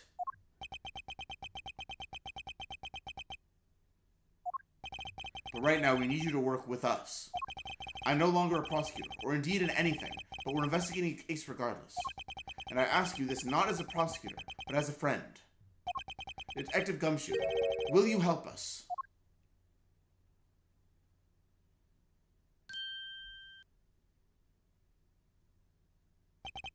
Ah, stop it, sir. You're killing me here. Come on, Gummy.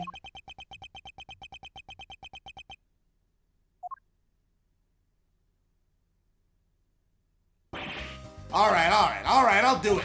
Just stop bowing and being nice to me, okay? It's weird. Gummy. Thank you, Detective. So what do you need? Can you tell us what you discovered in the course of your investigations, Detective? Yes, sir. Sure I can. Alright, so I got 3 big things to tell you. Here goes. Number 1. I've got some results for you from when forensics looked at Kay's clothes. They found traces of what looked to be a powerful sedative. Brand was 3 Z's. I guess that's what she was drugged with at Gourd Lake. Before she was taken to the roof of the big building. Sure seems that way. Now for number 2. I got hold of all the footage from that security camera in front of the big building elevator. The camera that captured President Wong and Judge Gavel that night. The elevator is usually the only way of getting up onto the roof, correct? And therefore anyone using it should have been caught on camera. That's right, so winding this 8 back to 2 nights ago, we should have been able to see Kay being carried up there while she was out cold. And, did you spot me, Gummy? I watched it all on fast forward, everything from 2 days ago till the end. Yes, and? Nothing. No sign of Kay anywhere. I thought it was too good to be true. So how did the kidnapper get her up there? I think we need to look into that in a little more detail. And the last item on your list. Yes, sir. This is the big one. The third thing I have to tell you is... It's great to be working with you again. I'll help you catch this Earth if it's the last thing I do. And that about wraps it up. I've put you through a lot, Detective. But that doesn't mean I can start going easy on you. That's the big one, as you put it. Doesn't even have anything to do with the case. I would have preferred something of practical use. Oof. No mercy, huh? Guess I shouldn't have expected any less. Thanks, Mr. Edgeworth. A boy has been kidnapped. We need your help to find him. Kidnapped? Yes, his name is Sean Fenn. Oh, wait. The kid with the horns. You know him? I saw him earlier today. You mean this morning? Yeah, he got off that bus over there. And then... he walked off toward the garbage disposal area. Where's that? Just over there. It's where all the offices in the big building put their trash before it gets taken away. Where he went after that, I couldn't tell you. I had to leave right around then. I think we better take a closer look at this garbage disposal area.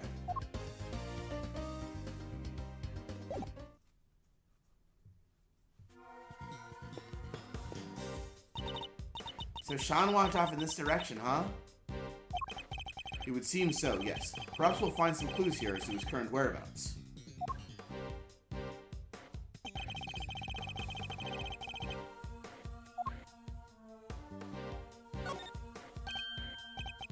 This milk carton. That's the same brand Sean drinks. Something happened to him here. I'm almost certain of it. So they keep it locked up tight, huh? I guess they don't want non-residents disposing of their trash here. The trash is closed at 11 a.m. I guess that's why the enclosure is empty. There was a ton of stuff here earlier. Big stuff, too.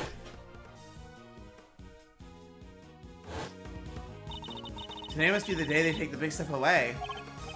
Yeah, it sure looked that way. I'll bet the big squisher machine squish it all up good anyhow. They don't do that with the larger items. They just take them away as they are. They do, huh? How do you even know that, sir? Wait, Mr. Fender's pretty keen for you to join him, right? I bet he's thinking some kind of cable on how to throw your stuff away from when you move office.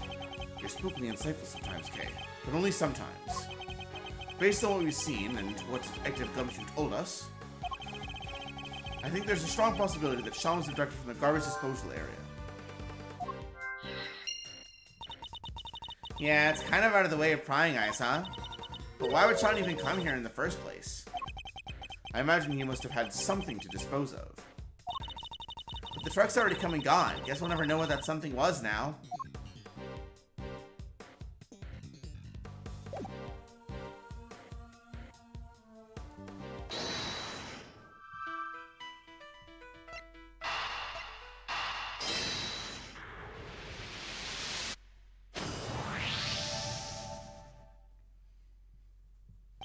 Only 2 vehicles came through here this morning, the taxi and a blue truck. Any uses was taken away in the taxi. Right. Well, it seems that Sean was likely abducted from the garbage disposal area. And if the garbage was collected at 11 a.m. Oh! I get it! Now I know what kind of truck it was. Indeed. It must have been the garbage truck. But the police officer who told us about it didn't describe it as such. He only mentioned the fact that it was blue. Heh. Some cop he was. How did he not even notice it was one of those cool trash fishing machines? Because it wasn't. Today isn't a regular garbage day. It's the day they collect larger items. For which they wouldn't use a specialized garbage truck. Just a regular truck like any other. But it was a garbage truck nonetheless. And where do garbage trucks go? To the dump, right? Wait a second. So you're saying the kidnapper disguised themselves as a trash collector. But then the truck would probably have been fake too, right? So maybe it didn't go to the dump. No, I'm reasonably sure the garbage truck was real. Yeah? How do you figure that? Another look at the garbage disposal area should tell us. What tells us that the garbage truck must have been real? Take that! The garbage disposal area is kept locked. Oh yeah, so only a real garbage collector or a real garbage truck could have opened it. Precisely. The garbage truck can't have been a fake. Perhaps whoever abducted Sean put him in a large cardboard box that they prepared for the job. Now mix that in amongst all the other oversized items, and the garbage collector would have taken it away no questions asked. Exactly, allowing the kidnapper to await the truck's arrival at the garbage processing facility. They can then claim to have thrown the box away by mistake and collect it without incident. Alright, so where do they take the garbage after it leaves here? Let's see. Looks like we have two possibilities. Which of the garbage processing facilities was Sean taken to? Have we found anything that might serve as a clue?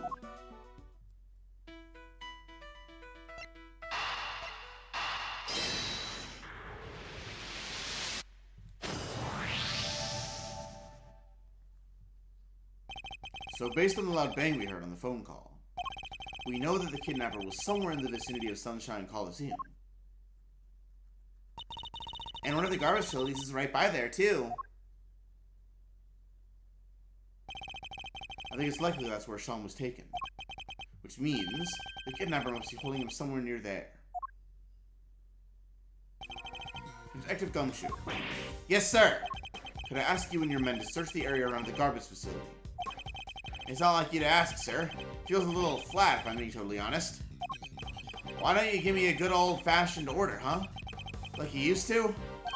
You don't mind? Even though I'm not a prosecutor anymore. I thought I told you already.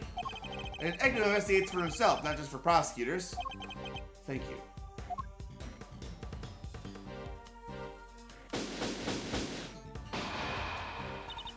Mr. Edgeworth, we're almost out of time. You're right. We need to hurry. I doubt Judge Cavell and the others should hold out much longer.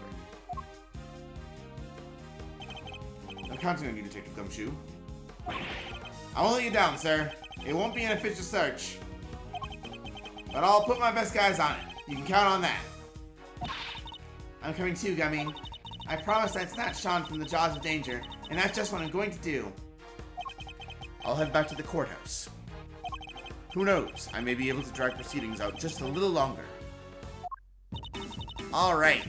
With me, everybody. Even in the depths of night. God, it's already striking 2. There isn't a moment to lose. Yes, sir.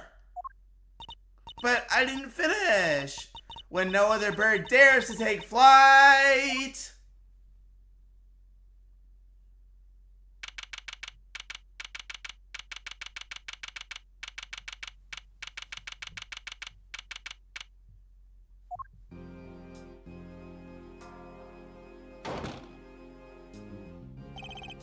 Well, well, if it isn't our old friend ex-prosecutor Edgeworth. Hello, dear boy. Excelsius winner. The accused will turn and face the prosecution. I'm not done with you yet. I already told you, Franziska. It doesn't make sense. Why would I help her? I feel for her, of course. A woman in her prime sent to prison. It's enough to make a grown man cry. But to suppress evidence in order to keep her out of a jail cell? No, that's preposterous. Objection! But we have a statement from your own son. He says he entrusted the evidence to your care.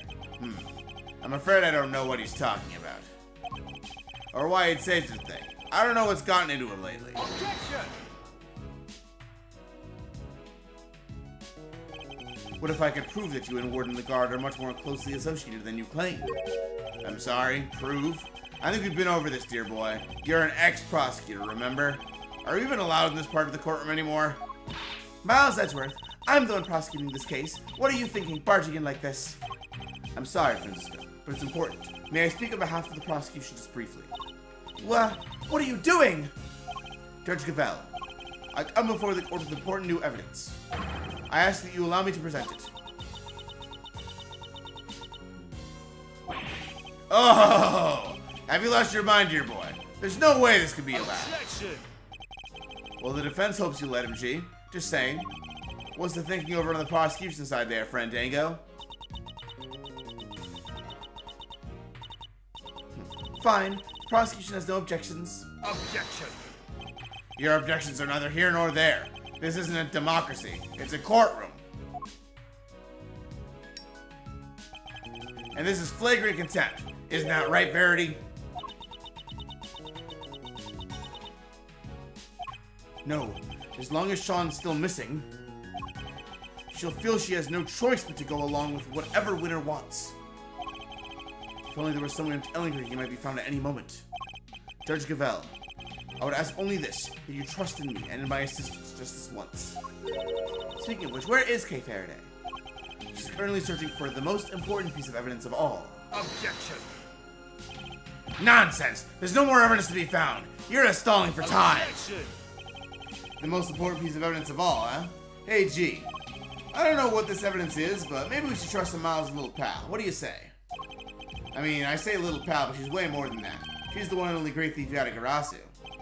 It seems Fender has sensed what I'm getting at least. Judge Gavel, the evidence I'm talking about, we're almost certain we know where it is. Kay is only moments away from snatching it from the jaws of danger. Very well. This is highly irregular, but I will allow it. You have my thanks. Have you all gone completely mad? You said you had important new evidence. Evidence of what exactly? Just what I said, that Warden Lagarde and Chairman Winner are far better acquainted than he claims. Allow me to present it to you.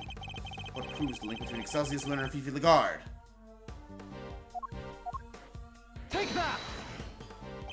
This document is a report regarding the interrogation of certain someone. Oh yeah? And who might that be? The late Mr. Bronco Knight. And the interrogation was to be carried out by none other than Warden Lagarde. Wait, is that the interrogation where... Yes, where Knight was killed. This document shows Warden Lagarde planning the interrogation in which Mr. Knight was murdered. This is indeed important evidence. Objection!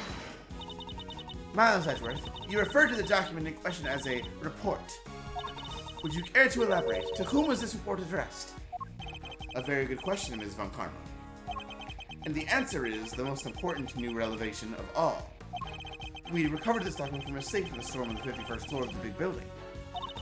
That's the storeroom where the lots for the underground auction were kept. It is. An auction, if you recall, that was presided over by one Excelsius Winner. And that is to whom the report in question was addressed. Do you still mean to insist that you and Warden Lagarde barely knew one another? I'll refrain from commenting on that matter for the moment, if you don't mind. What? I don't believe it's been conclusively proven that I was the auctioneer yet, has it? Have you forgotten the events of this morning already? I think I proved that fact more than adequately. I'll admit defeat in that particular arena, yes, but that was not the courtroom. Can you prove the same thing here, my boy? That I was the ringleader, did you call it? If you can't, then well, you certainly can't prove that the report was addressed to me. You won't wriggle your way out of this one.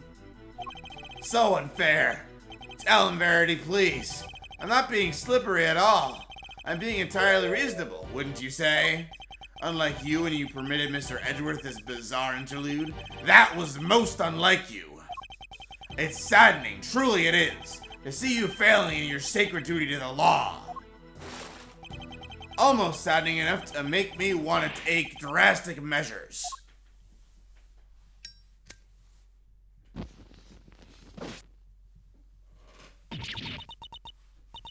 You're right, of course. Until a fact has been adequately proven in the courtroom, it cannot truly be considered a fact. I'm afraid I have no choice but to ask that Mr. Edgeworth's theory be struck from the record. It's no good. She has to know for certain that Sean is safe. I'm sorry, my boy, but what counts as truth out in the field and in the courtroom are two different things. And you're more than willing to bend the truth of the courtroom. Is that what you're saying? Ooh, you're a scurrilous soul. I'll do no such thing. I'll simply accept the court's verdict as the truth, should it choose to acquit me. As should you. If we can't find that missing evidence, we're in trouble here. Well, Verity, I think we've heard about all we need to, don't you? There's no way that evidence is turning up. Ever. A quick not guilty and we can all go home. Objection.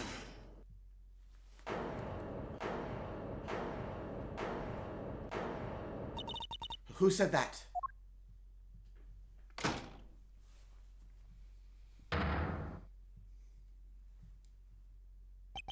Dad! Eustace. What are you doing here? Mr. Winter, what is the meaning of this? And where have you been? You can't just abandon your duties like that. I'm sorry. You are unfit to be a prosecutor. You're a complete and utter disgrace. Why, Eustace? Why can you not get it into your head? This is no place for an incompetent fool like you! Dad, I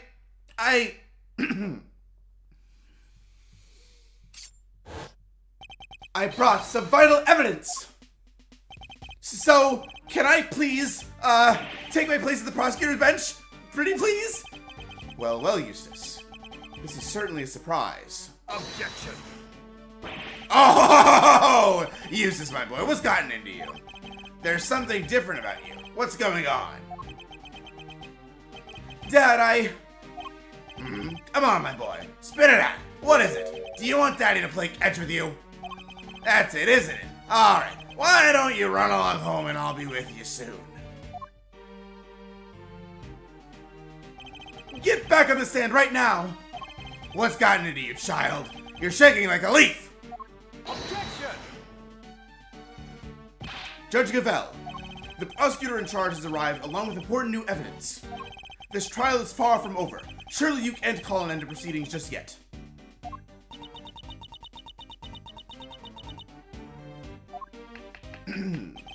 No objections from team defense. Only wish we could have our original team captain say that herself, though. The prosecution has no objections either.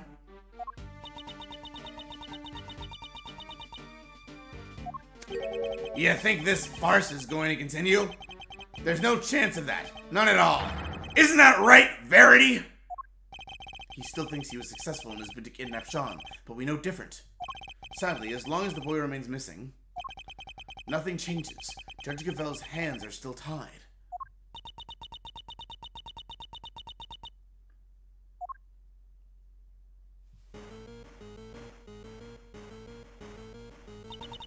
That sound... That's her cell phone. Huh? Mine is also ringing. Whoa, I'm getting a call too. Mr. Edgeworth. Mr. Fender. We found Sean. We found Sean. Detective, you did it. The most important piece of evidence of all, huh? That's some stellar work, your great thiefness. Thanks. We just thought you should know right away. See you all soon.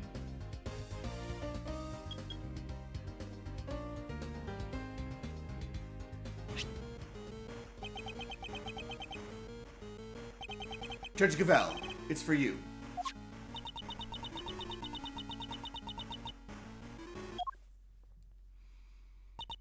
Hello? Yes, I understand. I'm so glad you're safe. Be sure to thank everybody properly. You'll do that for me, won't you? All right. Be careful. I'll see you back at home.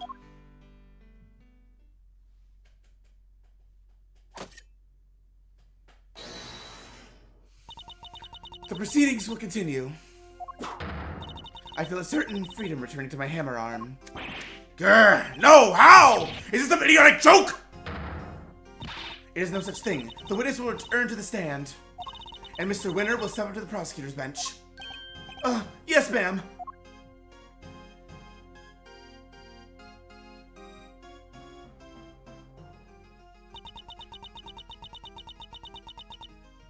Eustace Winter. Yeah? I leave matters in your hands. Huh? Facing down your own father. This won't be easy.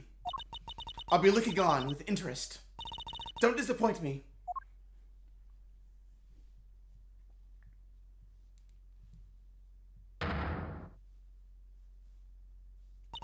Very well. Is the prosecution ready to proceed?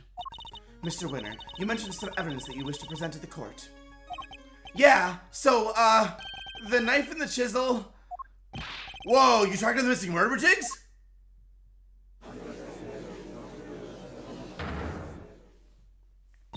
Well, Mr. Winter, did you? About that, no, I couldn't find them. I searched everywhere, but I was too late. Too late? How so? I remembered something.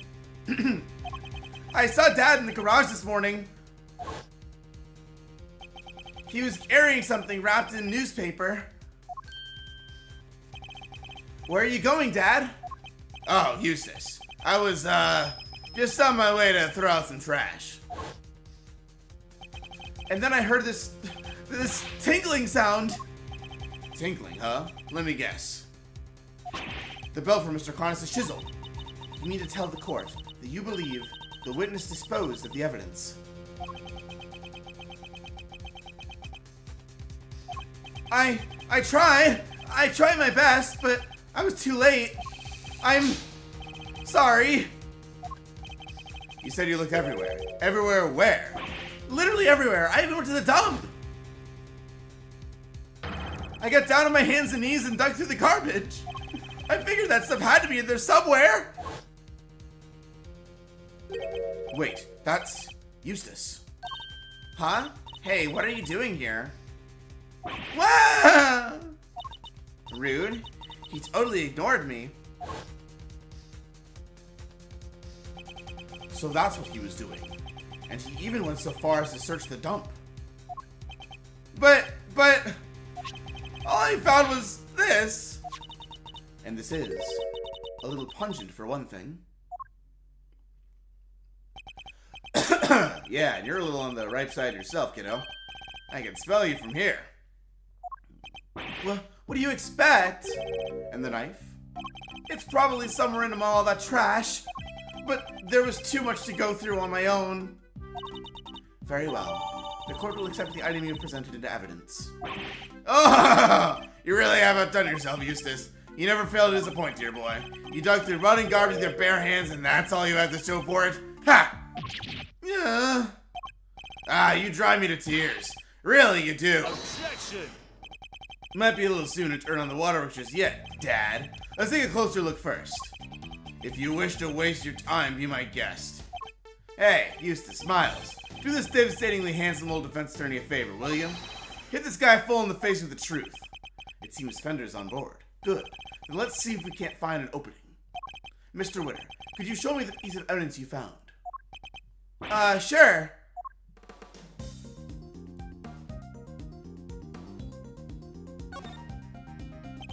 Let's open it up, shall we? We can only hope there's something of value inside.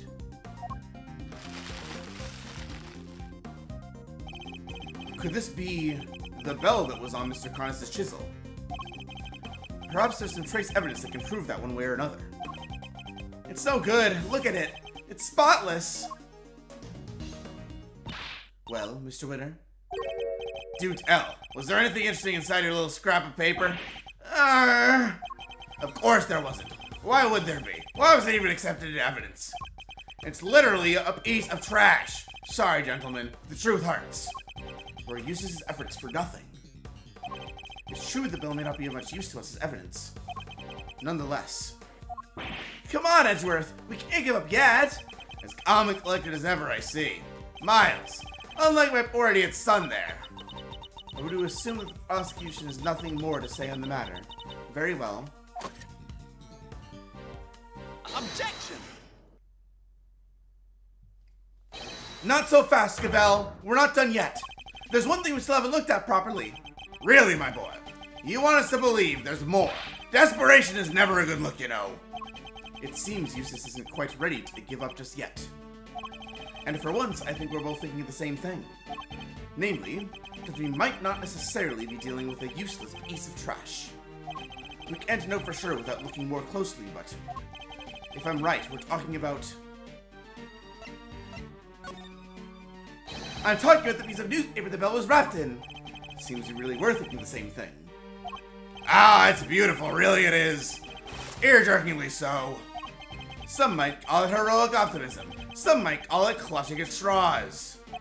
But whatever one calls it, to put all one's faith in a worthless piece of garbage, that takes belief. Let's take a closer look and see if it is as worthless as you say, shall we? Eustace, if you'd be so kind.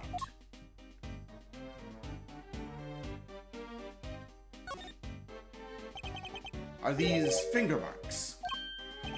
And look, it's covered in some sort of oil. Judge Gavel, I have to have this examined for fingerprints. Could I request that you call on somebody from forensics? Very well. Summon a technician right away.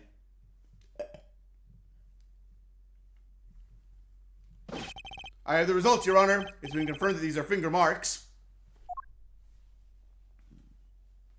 Unfortunately, it looks like they were made by somebody wearing gloves. No! Oh dear. Well, that doesn't give you very much in the way of evidence, does it? But I suppose it makes sense if you think about it. After all, this was important evidence. And what kind of idiot would handle something like that without gloves on? Oh, that's right. The kind that would flail about desperately like you, my boy. Wow, way to talk to your kids, Super Dad. I'm merely calling a spade, or in this case, an idiot an idiot. Real winners know to keep their emotions out of things. And take no pity on the weak and the foolish, including their own ineffective offspring. Dad, You spent the last who knows how long proclaiming yourself to be a prize-winning prosecutor. But thanks to my little pep talk this morning, you finally know exactly how those prizes were won. It was all thanks to me. Thanks to the power I wield. You've never stood on your own 2 feet. You've always been coddled. First by me, then by Verity. Dad! Oh, dry your garbage-smelling tears. Garbage-smelling? Not that it's a stench that doesn't suit you. Even if it does make me turn up my nose in disgust. Objection! No, you're wrong. I am, my boy. Wrong about what? I'm not the one that smells. You are. What did you say? Yeah, you smell, and you don't even realize it. You couldn't hide it even if you wanted to. Edgeworth, take a sniff right there where the finger marks are. You want me to smell it? Is that oil? Yep, and I know where it came from. Wait, I know it from somewhere too. It smells of engine oil in here. I guess Winter Senior must be something of a motorhead. That odor tells us something. Something important. It tells us exactly who threw this piece of evidence away. But I guess my dad's right. I guess I'll never be a real winner. I'll never be able to keep my emotions out of things. And I'll never be able to stand up to him, no matter what he's done. Eustace. Be strong, Eustace. Remember what you told me. You said you were going to be different from your father. A different kind of prosecutor. And you are a prosecutor. We both are. That's why we're standing here in this courtroom. A prosecutor's highest responsibility is to the truth, to see that it comes to light no matter what. We expose crimes and we see that their perpetrators are punished, no matter who they may be. So if you truly mean to continue on as a prosecutor, you know what you have to do. I made you a promise.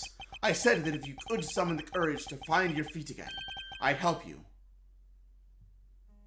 This isn't something you should have to do alone. I'm here. I'm right beside you. Thanks, Edgeworth. You're right. Those finger marks tell me out of this crime. We just need to show everybody how. Take that! The smell you pointed out to me, Eustace. It's the smell of engine oil, isn't it? Motorcycle oil, even.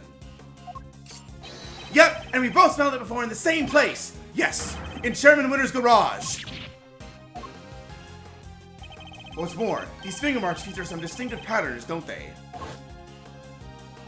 The outlines of the letters D, E, A, T, and H. The same letters that appear on the fingers of these gloves. Objection! Oh! Gloves that can be bought in any store. How does that prove anything, dear boy? Objection! How indeed. That's not the only thing that connects your gloves to the piece of newspaper we found. Let's look again at the scrap of paper the bell was wrapped in. And compare it to the gloves we found in Chairman Winter's garage. there's a feature that undeniably connects the two. Take that! Look at the letter A on the finger. Half of it is missing, exactly as it is in the print of the newspaper. What?! I would also like to draw the court's attention to the dirt the gloves are covered in. I think it might be worth having its composition compared to that of the dirt on the newspaper. A match would make for even stronger evidence that the print was made by Chairman Winter's gloves. Officer, have the drawing of these two pieces of evidence compared right away. Grah! Curse you, Edgeworth, and you, Eustace! Who do you think you are? You're nothing but mere prosecutors! Sorry, Dad. I think it's time you admitted defeat. You suppressed vital evidence, and we just proved that in a court of law. And you did it to try and protect the defendant. What? Do you think you're going to be able to make that stick? You think they'll send me to prison? Me? You think you'll be the one to finally take me down? You're a fool, child! A fool! Just give it up, Dad. Admit what you did. Objection. You think you'll stand a chance without me around? You won't last 5 minutes! You know what? I think I might be okay. All I ever wanted was to become a prosecutor, to make you proud. But after your men kidnapped me, and I was lying there in the dark all on my own, I got to thinking how powerless I was in all of this because of you. I almost gave up. I almost lost sight of the truth. But then... Edgeworth appeared out of nowhere and showed me a way forward. I don't need your approval anymore, and I don't need you. After all, I found that evidence on my own, didn't I? My men kidnapped you. What are you talking about? Objection. I guess the courtroom is as good a place as any to tell you the truth, Dad. Be careful what you say to me, boy. You may live to regret it. You're a fool, Eustace, and you always will be. I know you've hated me for as long as I can remember, but I want you to know that despite it all, I've always looked up to you as my dad.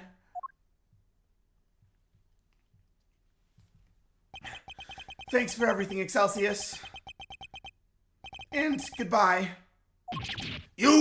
When did you need me, dang it! You can't possibly survive without me! Eustace!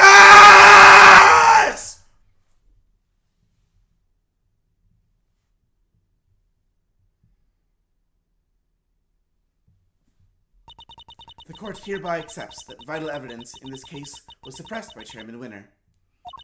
That crime will be tried and an appropriate punishment decided at a future date. But for now, we must turn to the matter of the knife and the chisel, which still have not been found. However, I believe a full search of the garbage facility may well remedy that. What? You're going to dig through all that trash for the knife, darling? But then... Don't worry, Warden Lagarde. I'm sure your punishment won't be too unpleasant. Oh, you devil! Punished? What? Impossible! Excelsior, you bleeding buffoon! What did you do? What did you do? All your swaggering bluster about how they never declared me guilty, and now this? You were the one I went to after I arrested me, because you made me believe I could trust you, and not only did you get up a child to try and help me, it didn't even work! Idiot! You thankless, useless idiot of a man! An unsightly outburst, to say the least. But an informative one, too. Wouldn't you agree, Eustace? Yeah, she really let some juicy info slip there, right? She did, right? Yes, she did. We really need to work on your confidence. Very well. Then it seems we may be able to bring these proceedings to an end at last. Not so fast! What? Huh? Who's that?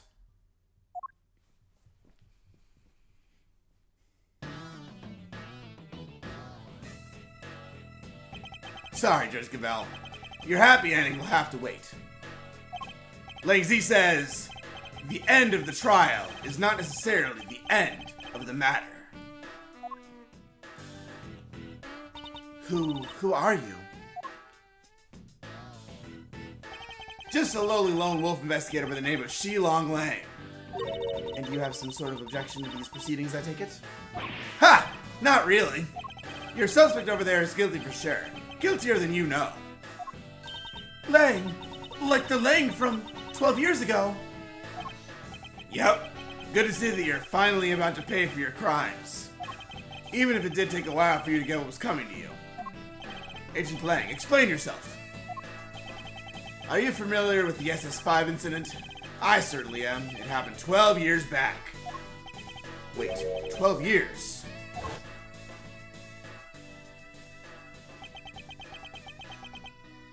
Look, a lot happened, okay? This was all 12 years ago or more. My father and the president being friends, our family being the ones who kept him safe. He just changed one day. It was like he became a different person. Now he doesn't trust the police one bit. I wonder what happened 12 years ago. Could this all be connected to Agent Lang's father and his relationship with the president somehow?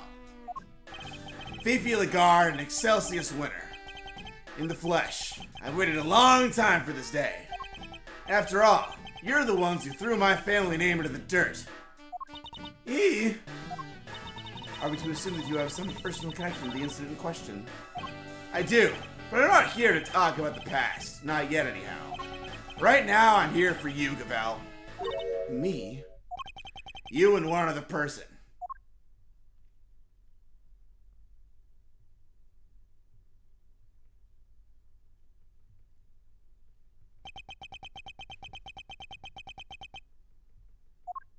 Sean, you're both under arrest. On a suspicion of having conspired to murder Dijon Wong. Where's your evidence, Agent Lang? Not so fast. All in good time, Mr. Prosecutor. We haven't even started our investigation yet. I want my suspects on the scene with me while I look everything over again. What have you uncovered, Agent Lang? I need to know. If you've got a problem, you're more than welcome to tag along. Oh, believe me, I will.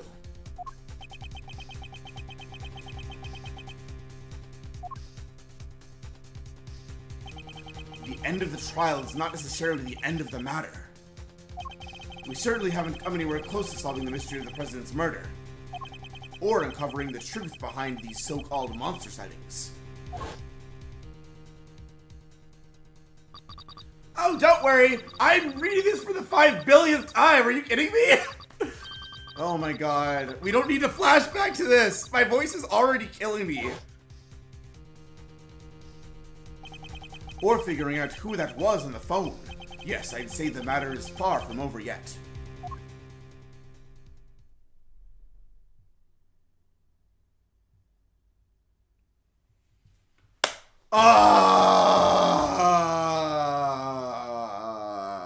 That segment, I'm pretty sure took 2.5 hours. Why? Why is that the pacing of this game? Oh my god. 14, 16, 49. And now it is 16, 46, 44. Jesus Christ. Oh my god. Okay, I am going to eat pasta. Jesus Christ. Wow. Wow. Okay. I'll be back in like, I don't freaking know.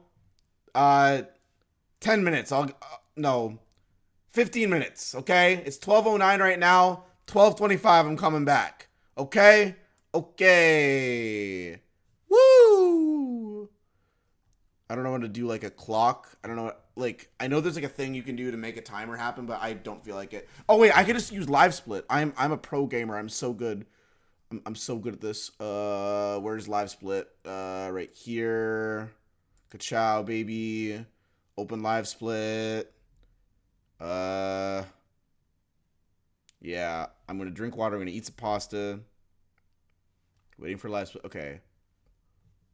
Cool. Okay. When this hits 50 minutes, I should be back. May or may not be exactly that much time, but I'm gonna try. Okay, going now.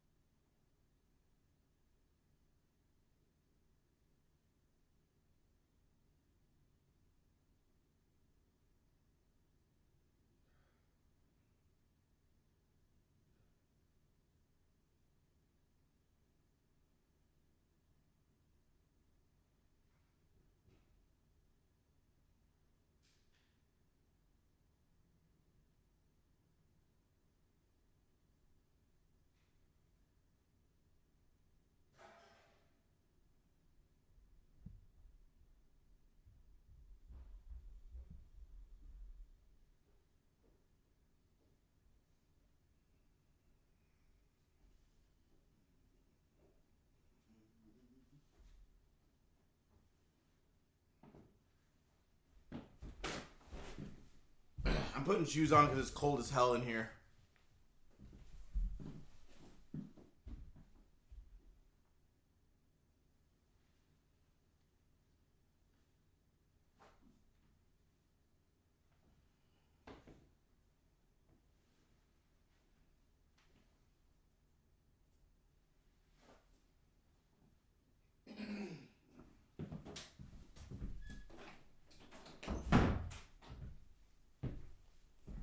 All right.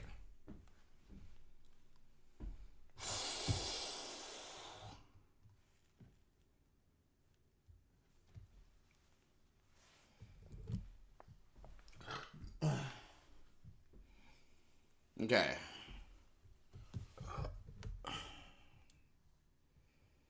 That was some good ass pasta.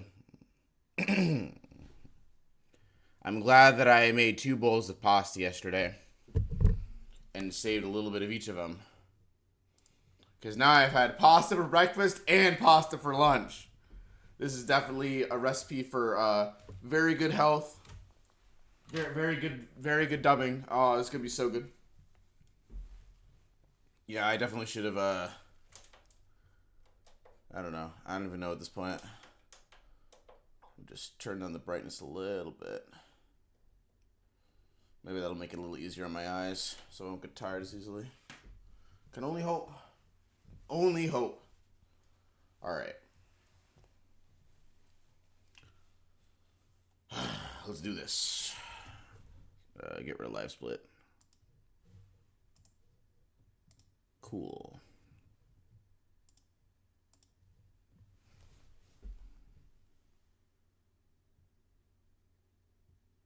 Wait, this is still part of the beginning section? Oh, God. What the hell? Do they just separate into beginning and end? Okay. Jesus Christ.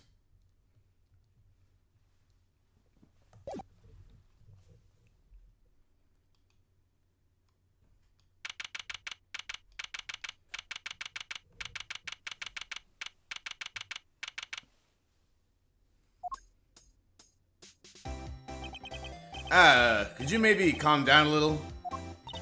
Calm down? No way, Jose. Not until y'all come clean. It's for your own good, dang it. Our intrepid reporters refuse to give up, even in the face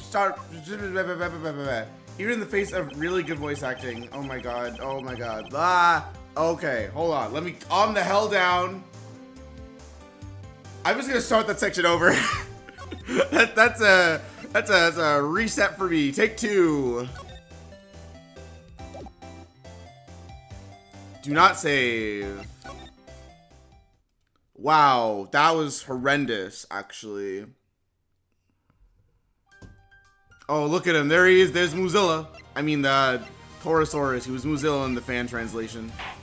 Also, the stupid audio is still not playing. The heck? I don't know what's up with that. Okay. Back to gaming.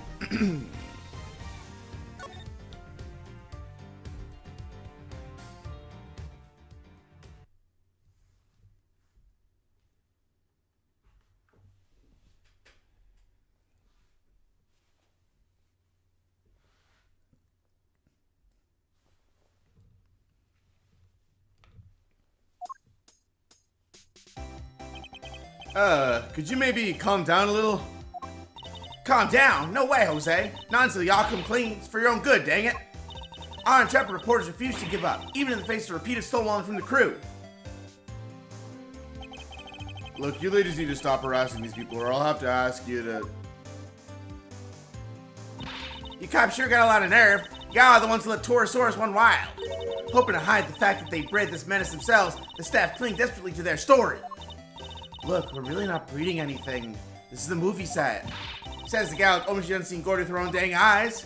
I'm sure I saw something, but that doesn't mean we're keeping monsters here. Alright, break it up.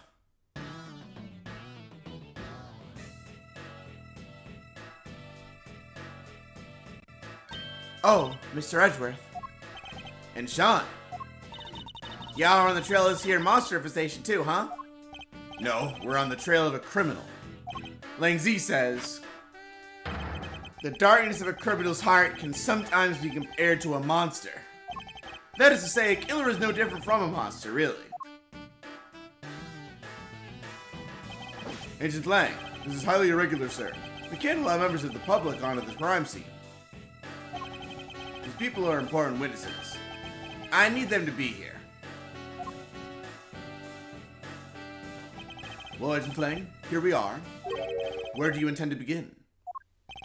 Let's start by summing up the facts.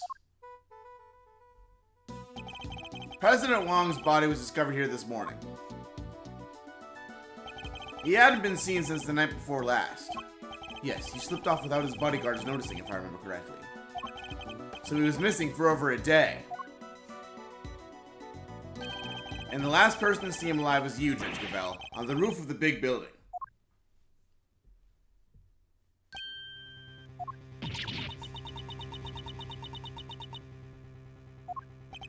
Why did the two of you arrange to meet?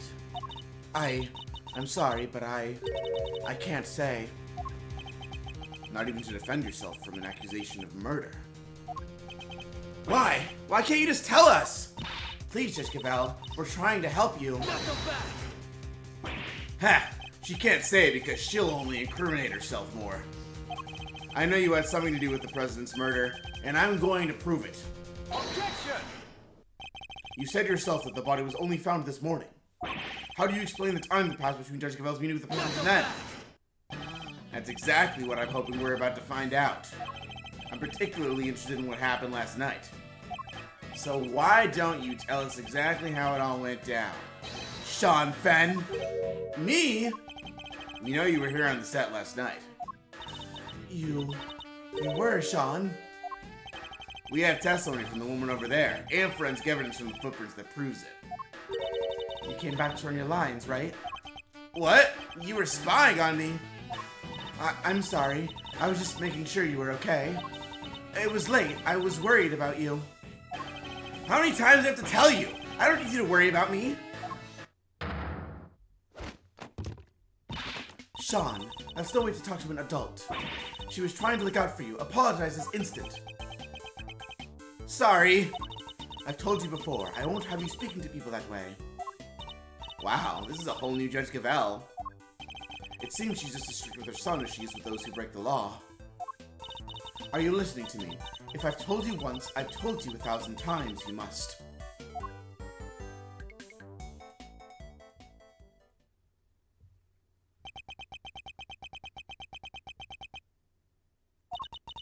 And I want you to remember that, alright? Can we get on with the investigation now? Oh, of course. Forgive me. I don't think I've ever seen her so passionate about anything. I guess Judge Cavell, the mother, will take a little getting used to. Always to understand that you're accusing Sean of being involved somehow, Agent Lang. I just want the truth. I need to know why the president was killed. And by who. And I don't care what it takes. I'm going to find out. I guess it makes sense for him to be so determined. The president was practically family to him. Alright, Sean. Perhaps you could tell us what happened last night. Fine by me. I've got nothing to hide.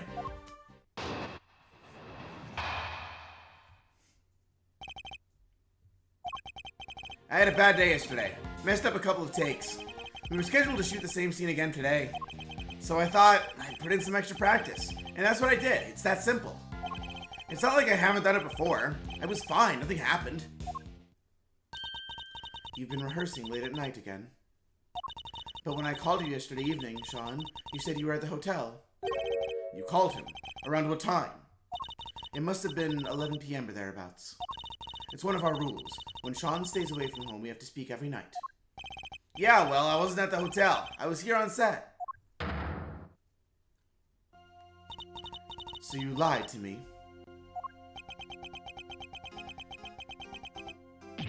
Sorry. Ooh, now she's mad. I think it's kind of amazing how hard he wants to work on his acting, though. Nonetheless, a parent can't help but worry. Her child alone late at night, anything could happen to him. And indeed it did. He got himself entangled in this case. But he said nothing happened, right? He did, although I can't help but wonder if he was telling the truth.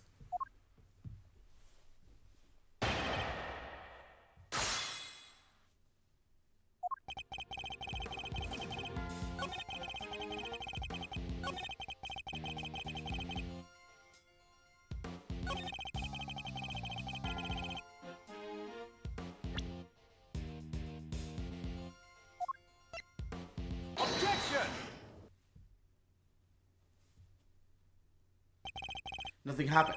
I'm sorry, but you're lying. This proves it beyond a doubt. Wait, how did you... That's right. Your rehearsal tape. Gah! What? You have video footage from last night? We do. And if you watch it, you'll see that it was no ordinary evening.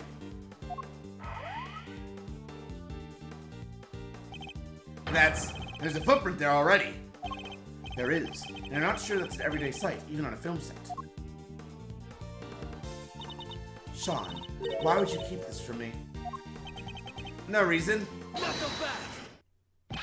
Liar! That stuff might work on your mommy, kid, but it's not gonna work on me. Why did you hide the tape? Sean, you have to tell us. You? Look, I just didn't want anybody to see me rehearsing, okay? I don't like it.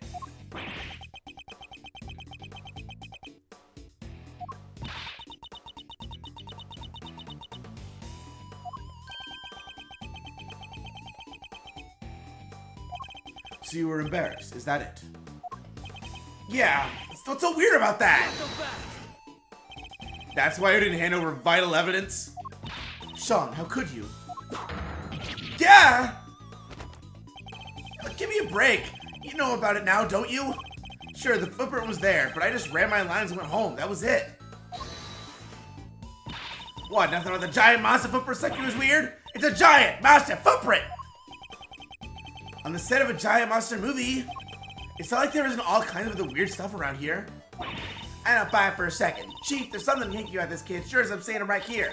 Dang, Skippy, there he is. He's trying to scoop out of them there horns with my name ain't a lot of heart. Ah, shut up, both of you. I'm done talking. Objection. No, you're not. What? The footprint isn't the only strange thing about last night. What other unusual occurrence happened yesterday evening? Take that. The model of Torosaurus's head fell from the roof of that trailer last night. Do you expect us to believe that you knew nothing about that? I don't know what you're talking about. Is that so?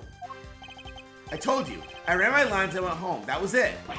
What do I know about some stupid falling head? Or are you saying you can prove I know something? Sadly not. It's entirely possible the head fell after Sean left. No proof, huh? This conversation is over! Something tells me he doesn't want to talk about last night anymore than is absolutely necessary. What is he hiding? Not so fast. Hold her right there. What is it, Ashley? So it's just as I thought. Thanks, Mr. Prosecutor. This footage of yours backs up my theory nicely. What? There was something else on that tape? Yup. Look closely. See the costume up in the top left?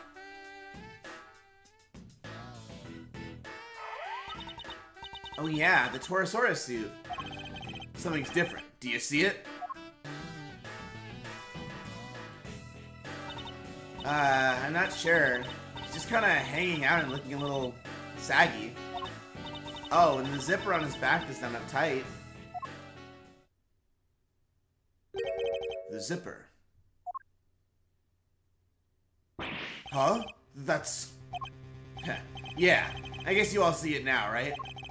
On the tape, the zipper is wide open. Why? Because somebody's inside the suit, that's why. What? Mr. Powers, that zipper, what can you tell us about it? Oh, well, we always close it up tight when the suit isn't in use. That's right, Mr. Prosecutor. And do you remember something else I said not so long ago? Let me refresh your memory. What if your friend Gavel pushed the president off of the big building the night before last? And then came down here to the movie set and hid the body somewhere? Here, but where? There's all kinds of stuff down here. Costumes, equipment, you could hide it anywhere. And then come back a day later, last night in other words, and take it out again. You're saying the body could have been hidden in the Torosaurus suit. That's exactly what I'm saying. Isn't that right, Cavell? You pushed the president off of the roof just like I said. Then you hid his body inside that costume. I most certainly did not. Not so fast. Protest all you like. I'm not going to believe you. You're the only person who could have done this. Objection. I thought you already proved that would have been impossible. The movie set was locked at the time. There's no way Judge Gavel would have seen able to begin. What the heck are you saying, dude? What?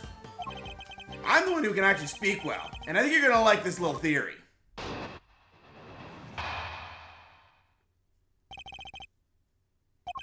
What if Sean was waiting down here when Cavell pushed the president off of the roof? If the two of them were working together, the problem with the lock goes away. They then work to hide the body together too, by dragging it over to the Torosaurus suit and stuffing it inside. You think the murder was really that carefully planned? It was the assassination of a world leader. It could only have been carefully planned. Overruled. To suggest that Sean could have been involved with this it's unthinkable. Not so fast. You're my prime suspect. What makes you think I'm going to listen to a word you say? But what about motive? What reason would either of them have to kill President Wong? Who knows? But we'll find out soon enough. She was the last one to meet with him, and she won't tell us why. Pretty darn suspicious. Even you have to agree with that.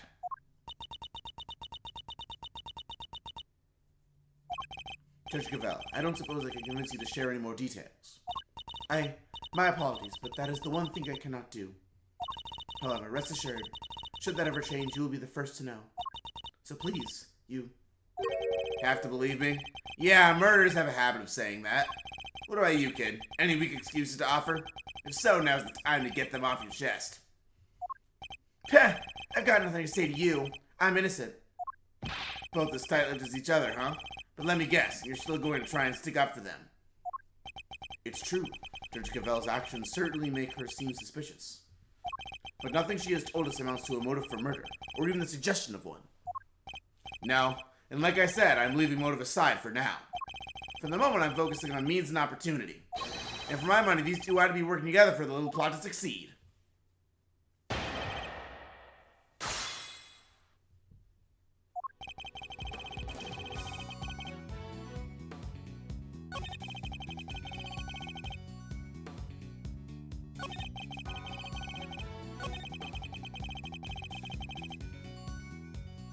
Hold it. The video footage doesn't show the inside of the suit. You can't say for certain that there was a body in there at the time, can you? Maybe not, but we can take a look right now. Let's open it up and see what's inside. I put money on us finding proof that it was there. Do you mind if we examine the suit, Mr. Powers? Oh, not at all. Might be a little ripe, though. Gets pretty sweaty in there. Huh. It's filthy. Yeah, that's weird. I always clean it out pretty good. If you don't, it can get kind of moldy. Not so fast. In other words, what we're looking at is proof that somebody other than you used the costume. That dirt in there must have come from the body. I guess the president was lying right in the middle of that footprint. He probably would have gotten pretty dirty. Exactly. Well, everybody happy? The inside of the suit is covered with dirt. It must be from the body was hidden there. Objection.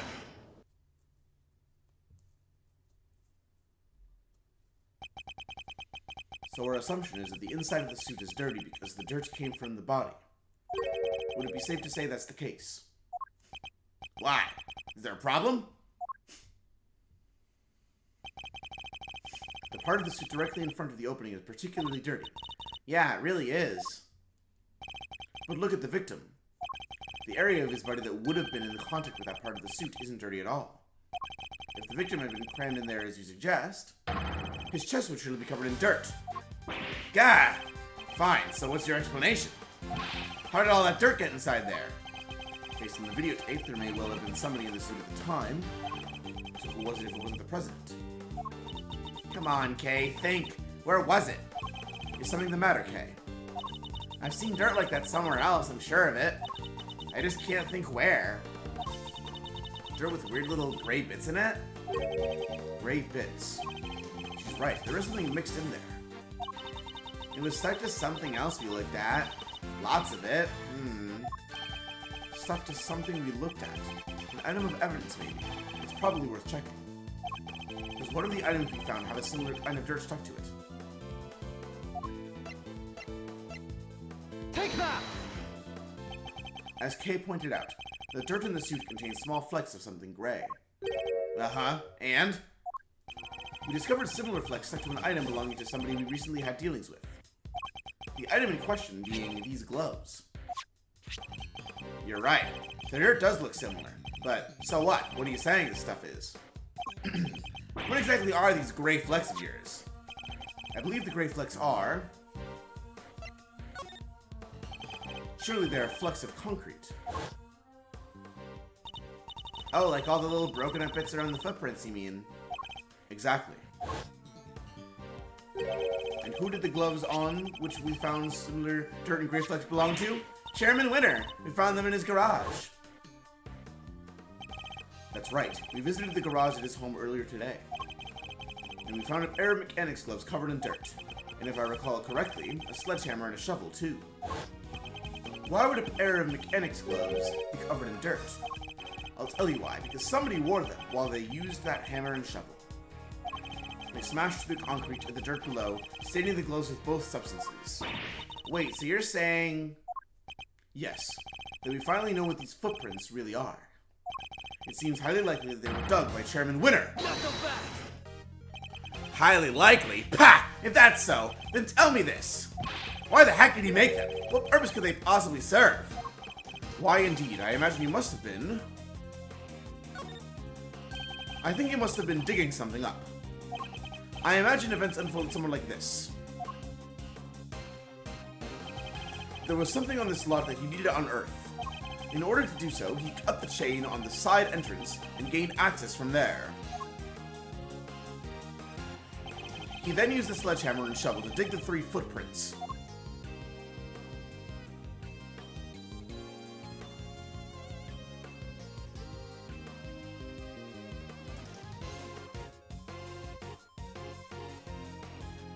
When he found what he was looking for, he backed it up and filled in all the holes. Ah, but then Shaw must have showed up, right? I think he did, yes. Chairman Winter would have had to find a hiding place, and the Torosaurus suit provided just that. Gah! You got all that from a pair of dirty gloves? It's good, but it's all just speculation. We don't have any proof that he was inside that suit. He could have dug those holes and gotten out of here before the kid even showed up. But he didn't, and there's proof of that right here, in the footage. It shows that Chairman Winter was still present when this recording was made. What? It's a shame that Agent Lang didn't notice it himself. But if we compare the situation as we see it now to the situation as it appears on Sean's rehearsal tape, and to compare that in turn to what we saw in Chairman Winter's garage, it soon becomes clear that the chairman was present. What part of this image shows us that Chairman Winter was still here? Take that!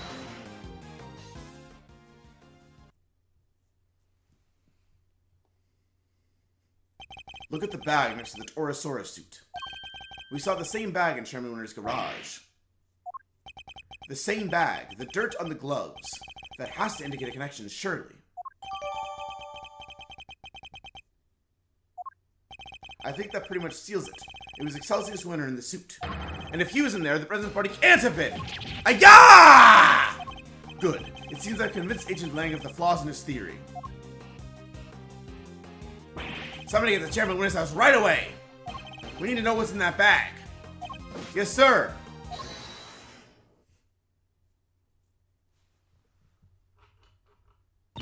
Y'all done lost your minds? I can't believe what I'm hearing here. What is this hog swill? This is all we need. Then right there's Torosaurus footprints, dang it. Ain't no holes dug by no old guy. I think I've demonstrated more than adequately. That's exactly what they are. Don't matter to me on what you just done did. I don't believe it, and that's that. I done told you, I see that big bad bull with my own 2 eyes. The giant eye peering into the window. I thought we'd gotten past that nonsense. We ain't about to let that go. What kind of jerks would we be if we did, huh? Responsible ones, but I guess that's the whole problem. Wait. Ain't like it was just about the footprints, no how. You were seen frowned at as one of them there monsters, is that correct, young man? By the young lady over there, if I'm not very much mistaken. We're never going to get anywhere with these 2 around. Maybe if we could prove to them that wasn't a monster either, they might finally drop it. What do you think, Mr. Edgeworth? Any bright ideas? Prove that it wasn't a monster. Fine, I don't suppose there's much else for it. Let's see what we can do. What are you 2 whispering about? Y'all are hiding something, ain't you? Admit it! Quick, Tabby, roll tape! Hold it! could I politely ask that you both calm down? The monster the boy was seen talking to. We know what it was now. Huh? That's right. Sean's rehearsal date finally cleared up that particular mystery. It did? The point at which Miss Nichols thought she saw Sean with Gordy. That would have been right when he was making his rehearsal tape. I think she mistook a certain object for the legendary creature of the lake. Your so-called monster is right here in this picture. Huh? I don't see no Gordy. That ain't nothing but a dumb snapshot. You're talking to a pro here. Can't fool me with no trick photography. What was Miss Nichols' Gordy, really? Take that!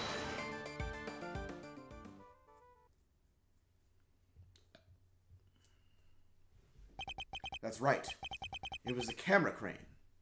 That is what Miss Nichols saw, not Gordy. What?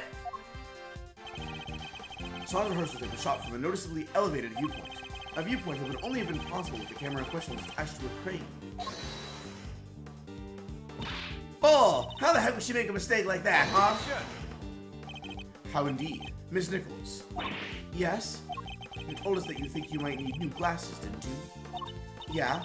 My eyesight got way worse all of a sudden.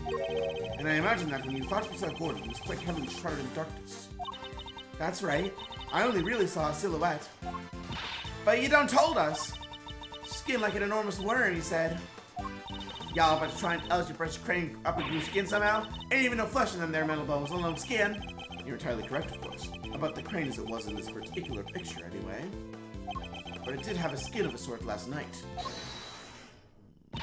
I knew you were scoop here, but this is plumb crazy. You want me to starve, is that it? That wasn't my intent at all. But I do think it's time I finally put them both out of their misery. Gordy's skin is right here in front of us. It wasn't skin at all, it was this. Take that!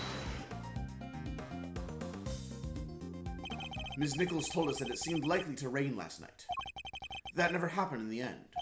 But I think Sean may have covered the crane with rainproof sheeting nonetheless. And that, to my interpreting reporters, is what Miss Nichols mistook for Gordy's skin. What? Ah, heck. Well, Sean, am I mistaken? You see everything, don't you? Gotta say, you're pretty amazing. I'm sorry, Miss Hart, but Miss Nichols' monster was no such thing. It was simply a trick of the light. Ah, and just like that, the dream dies again. Chief! Heh, I think that may have finally shut them up. I thought the kid was holding out on us. But it seems I could have been maybe a little wrong, maybe? Alright, we know what the so-called monster was now. Everybody happy? Everybody except these two. Agent Lang!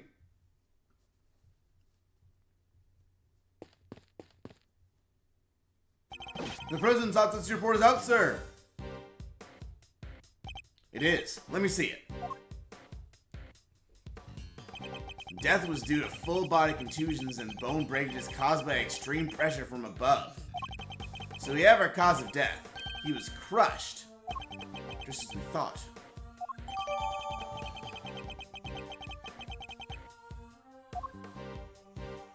Test results still haven't come back from the yellow substance found in his chest. But they did find gunshot residue on his right hand. Gunshot residue? Guess he was a kid at heart, huh? Gunshot residue, Kay. It's a substance left behind when a firearm is discharged. Its presence indicates that the President may have used a gun. Really? But we didn't find a gun anywhere, did we? Indeed not, which makes the residue something of a riddle. We need to read that report carefully. Well, Agent Lang, that clears one thing up at least. The President didn't die from a fall, which means he wasn't pushed from the roof of the big building. He was crushed by the falling Torosaurus head, just as we said he was. Guess I have to accept that now. Fine, you were right. Amazing, so doesn't mean Gudge Javel isn't a suspect? If that were her name, then surely. The cause and time of death both ruled her out, and she met with the President the night before last. The autopsy report was the time of death around 11 p.m. last night. And we know that the Torosaurus head fell around then too. The facts all line up perfectly. Whew, what a relief. Not so fast! Sorry, it might be a little too soon to celebrate. What? Sure, I think we can accept that the falling head must have been what killed the President. But that begs the question of what could have caused it to fall, or who. We know what happened late last night, so we have to think about who was here at that time. Overruled. What are you getting at exactly? You can't be in... I'm afraid I do. You did it, didn't you? Sean!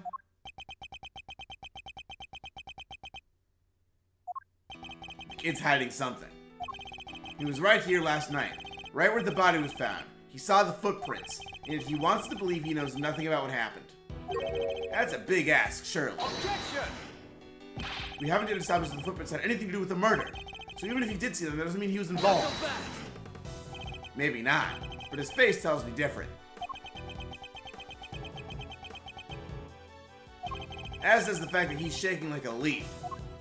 It does seem like Agent Lang might be onto something, but I don't think Sean's going to talk.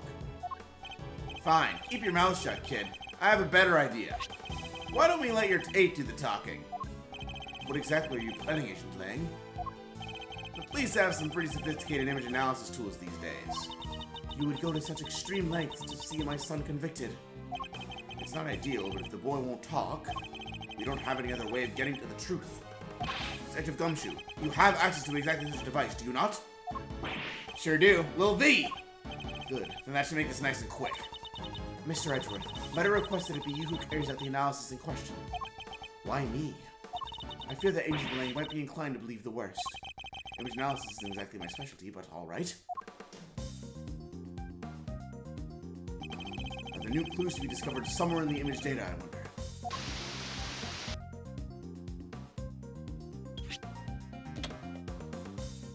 Eureka! What the? What is it, Mr. Edgeworth? Let me see. Hey! What is it? What's the matter? Show me! Mr. Edgeworth, the court asks that you share your findings. Zoom in on the top right part of the image and look closely.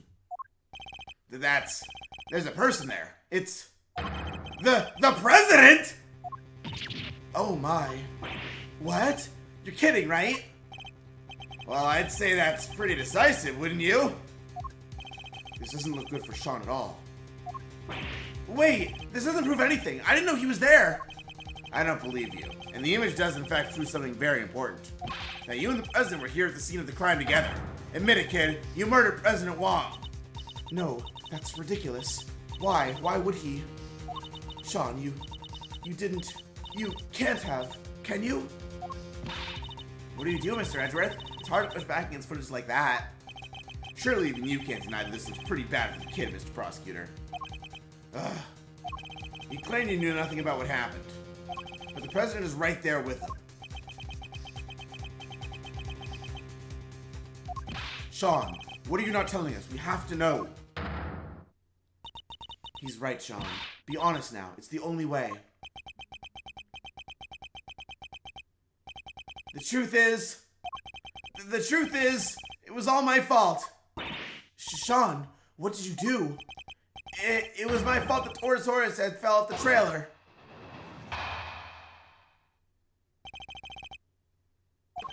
I went up on the roof of the trailer to prep the kit I was using, and I turned on the heater while I was there.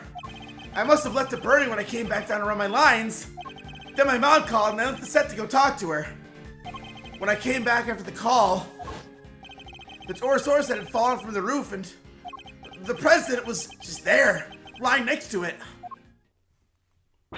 No. We did find evidence of a fire having broken out up on the roof. It was just a tiny one, so I put it out myself. So we're saying the president died because of Sean? If he did, that would make this whole thing just an accident. What did you do with the head after you found it on the ground? I took it apart, carried the pieces up to the roof, and put it back together again. Knuckle back! You're saying you put out the fire and moved the head back to where it fell from. In other words, you tried to cover your tracks. You're a real piece of work, kid. It's not like I didn't do that on purpose. I really just forgot to turn the heater off. Yes, and when the fire had burned through the legs, the table would have collapsed, and the head would have fallen down to the ground below. You're right, the fire caused the head to fall. Indeed, and I also happen to have an idea about how the fire may have started. those cans of ink that are by the heater are pretty flammable. Not a great place to keep them. Knuckle back! And you swear it was an accident. Seems a little convenient. What was the president even doing here in the first place? How the heck am I supposed to know? I didn't see anybody, I swear. I still don't believe you. Why would President walk from a place like this in the middle of the night? His reasons for coming here are something of a mystery, it's true. He met Judge Gavel up on the roof 2 nights ago. But he was also here on the movie set last night. Did he come to meet Sean? I think we'll need to go over the boy's statement very carefully indeed.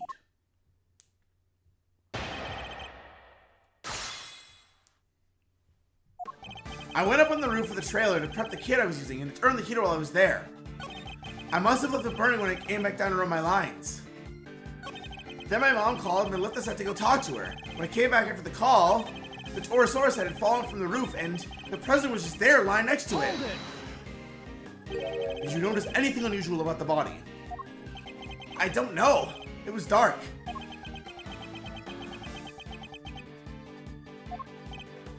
He suddenly seems even more reticent than usual. I don't think he wants to go back over that memory any more than he has to, Mr. Edgeworth. I'm sure he doesn't, but is that really all it is? Should I push him a little more on this? It was dark, but you knew it was a body nonetheless. He's hiding something. I better find out what. Most people would cry out for help if they saw somebody lying on the ground, and yet you didn't. Yeah, because what was the point? He was dead. So you said, what I'm interested in is how you were able to be so sure. Why were you certain that he was dead? He was lying on the ground and that huge head was right next to him. It didn't take much to figure out what must have happened. Objection! You couldn't have guessed that the impact would have killed him. How did you really know? I'll tell you how, because you checked. Fine, I checked, okay? I was scared, but yeah, I went up to the body and I looked and he wasn't breathing. So I was right. But why try to hide that fact? There must be a reason. Could you tell me how the body looked at that point? I couldn't tell if he was dead at first. There was no blood or anything, so it was hard to be sure. Nothing on his clothes either. He was completely clean. But yeah, he wasn't breathing. So that's how I knew he was dead. Thank you. I'd like you to add that statement to your testimony if you don't mind. I didn't know he was dead at first. There was no blood and nothing on his clothes either. Objection! Nothing on his clothes. Nothing at all. Yeah, nothing. Why? Is there a problem with that? There's something you're clearly hoping that we've forgotten. What are you talking about? There isn't. That's not true. Unluckily for you, we remember it rather well. I'm talking, of course, about the yellow speckles on the president's chest. You studiously avoided mentioning them throughout your testimony. An absence I find suspicious to say the least. Oh, I hope for your sake that you have a satisfactory explanation. Overruled!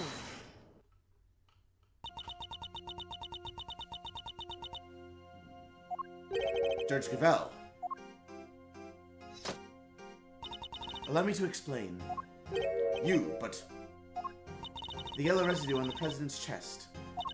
I imagine it was from a bouquet of flowers. Lion lilies, to be precise. Lion lilies? 2 nights ago when I met the president on the roof of the big building.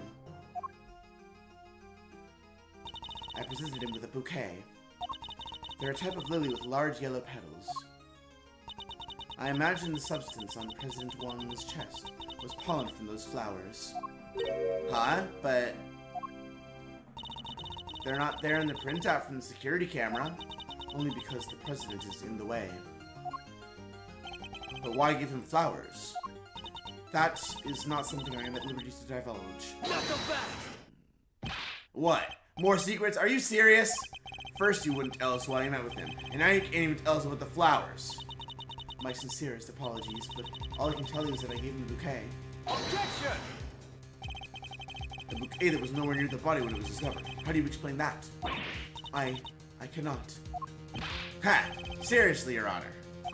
Some things you won't explain, the rest you can't. Come on, you've got to give us something here. You wouldn't let this fly in the courtroom. What makes you think we'll accept it? Hey, you leave her alone. Sean, I threw the flowers away, okay? You did. So they were there when you first found the body. Yeah, they were right there on his chest. And they were squashed completely flat. Oh, I guess that makes sense, right? They would have gotten crushed along with the president. And the pollen would have been smeared across his jacket front. That does explain things rather neatly. But why remove the bouquet and dispose of it? No reason. He's almost as evasive as his mother. More secrets? They're quite a pair. Overruled. There is no secret. I know exactly why Sean disposed of the bouquet. Huh? You saw me leave the house with it, didn't you?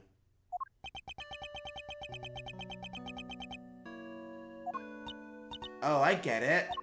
When you saw the flowers at the president's body, you remember seeing your mom with them, and felt the need to prevent her from coming under suspicion. No, you've got it all wrong!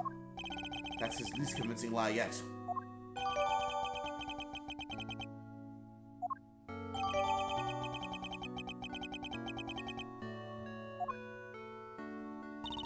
I often decorate our home with lion lilies. I imagine that's why he remembered. Not the best. So the flowers his mother was carrying showed up on the president's body. And because of that, he got rid of the bouquet and kept quiet about having discovered the corpse. Heh. Well, that ties everything up nicely, doesn't it? A little too nicely for my tastes. Why? What's wrong with nice? I guess you forgot, huh? The kid also told us that he was responsible for the head falling in the first place. Yeah, he did, but... So he's still our only suspect. Objection. The finger of suspicion still seems to be pointing firmly in Sean's direction. However... Wait. I can think of a far more likely culprit than the boy. What? Who? The person who was holding Sean captive until only a short while ago. That's right, we had the rescue for a warehouse refrigeration unit down by the harbor. A refrigeration unit in a depot. Yeah. Lucky it wasn't switched on. Poor kid might have frozen into a popsicle otherwise. He was doing his best to call out for help, which is how we found him. The sedatives had worn off by then, so he was wide awake and plenty loud. Sedatives. Isn't that what you were given too? Yep. We found the bottle on the floor of the unit. It was even the same brand. 3Z's. Apparently it's super strong. Well, Agent Lang, surely that suggests that Sean is a victim, not a suspect. Somebody else was responsible, and I think they've been behind all of this. Not the best. Oh yeah? And this secret mastermind of yours was here last night too? That I can't yet say. Ha! It's not like you to be so vague, Mr. Prosecutor. Sadly, we just don't have anything to tie our mysterious kidnapper to the murder of the president. So was there anybody else? Somebody other than Sean who could have committed the murder?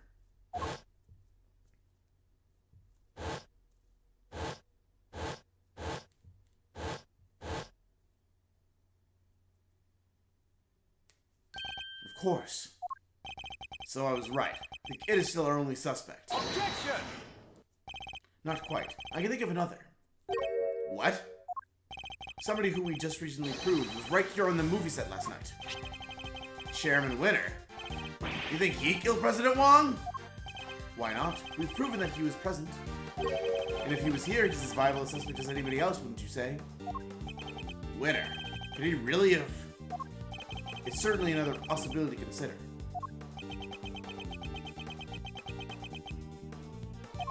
"12 years ago, he was... That number again.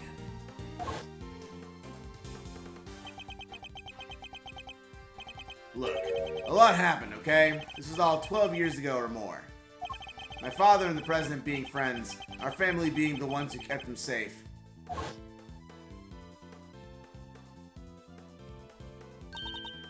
Lang? Look, the Lang from 12 years ago? Yup. Good to see that you're finally about to pay for your crimes.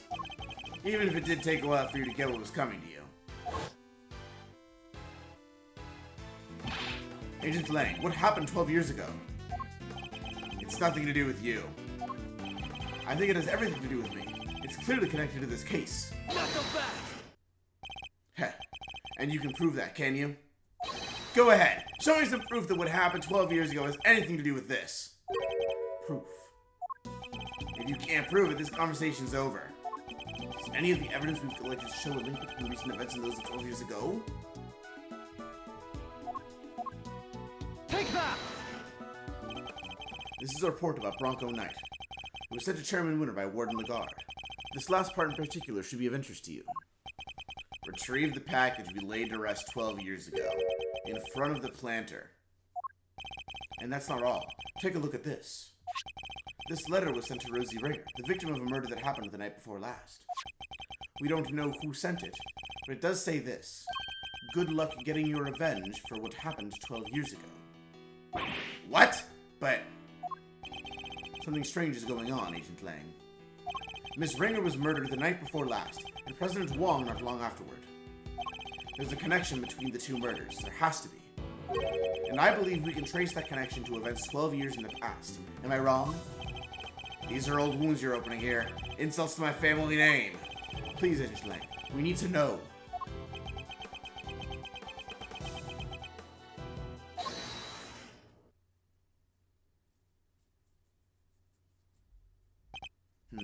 Who on earth was that? Shifu! Huh? What are you all doing here? We came to find you, sir. We heard you were looking into the incident from 12 years ago. Idiots! I'm not your boss anymore. Get back to your duties right now. We can't do that, sir. What? You're disobeying a direct order? Please, sir. I'm begging you. We all are. You have to reopen the investigation into the SS5 incident. We know you can't let it go until you figured out what happened, and we can't either.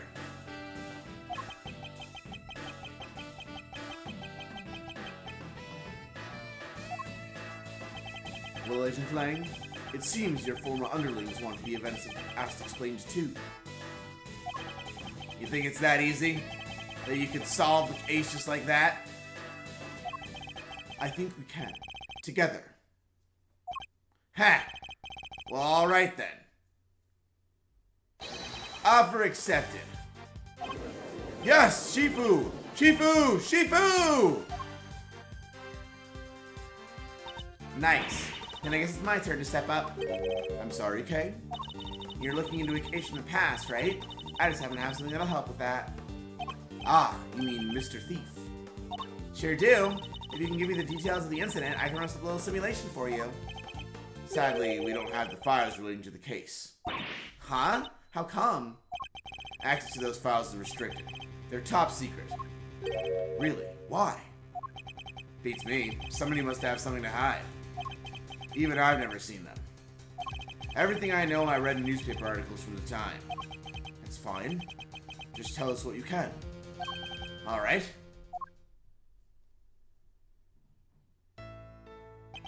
The SS5 incident. Happened on a winter's day 12 years ago. February 10th to be precise. Your police received a call directly from the kidnapper. I've got the president of Zhengfa. So he was kidnapped. Yeah, SS5 is the official designation of the president's kidnapping case. The kidnapper wanted $100 million. $100 million? How much money even is that? More than you can imagine, it seems.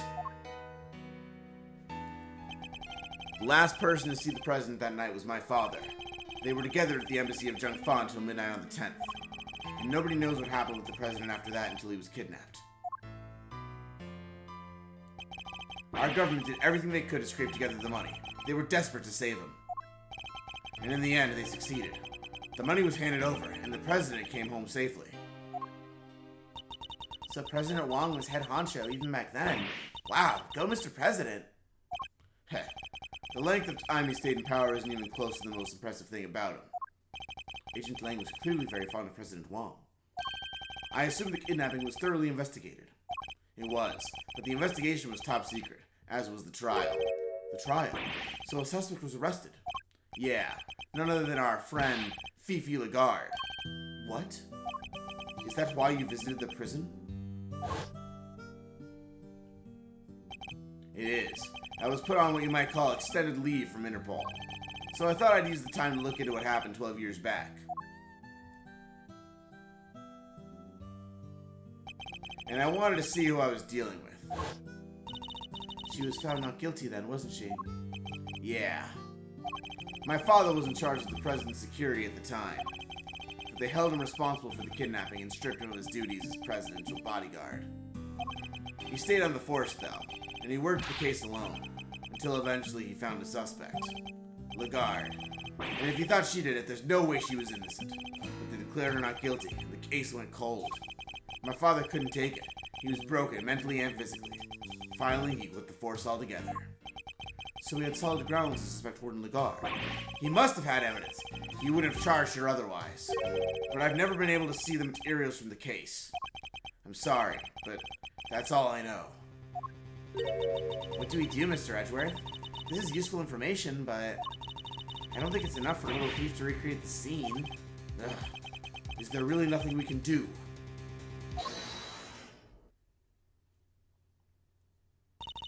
You look like you could use a hand. Who's this now?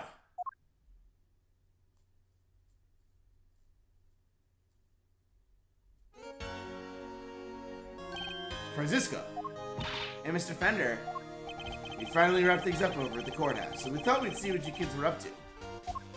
Here. What's this? It says SS5 Incident Investigation Report.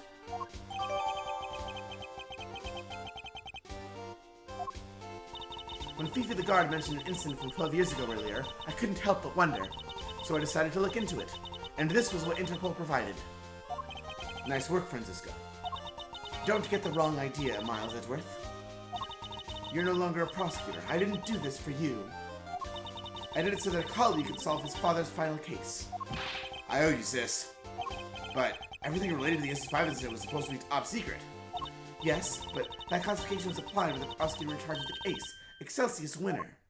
He was the prosecutor in charge? Him again. Don't worry. Due to the outcome of this morning's case, he's been stripped of his authority. An outcome that was in no small part thanks to the efforts of his own son, Eustace. So in defeating his father, he made the old case file available to us. It sounds like we owe him. Prosecutor Eustace Winter is busy wrapping things up after the conclusion of the Lagarde trial, but he asked me to give you a message. Leave down in Lagarde to me. You focus on your case over there. Heh, he's even starting to sound like a prosecutor. Indeed he is. Alright! Now that we have the case file, I can recreate the scene no problem. Excellent. Let's get started. According to the file, the incident occurred exactly where the plaza is now. Then what are we ready for? With me, everybody!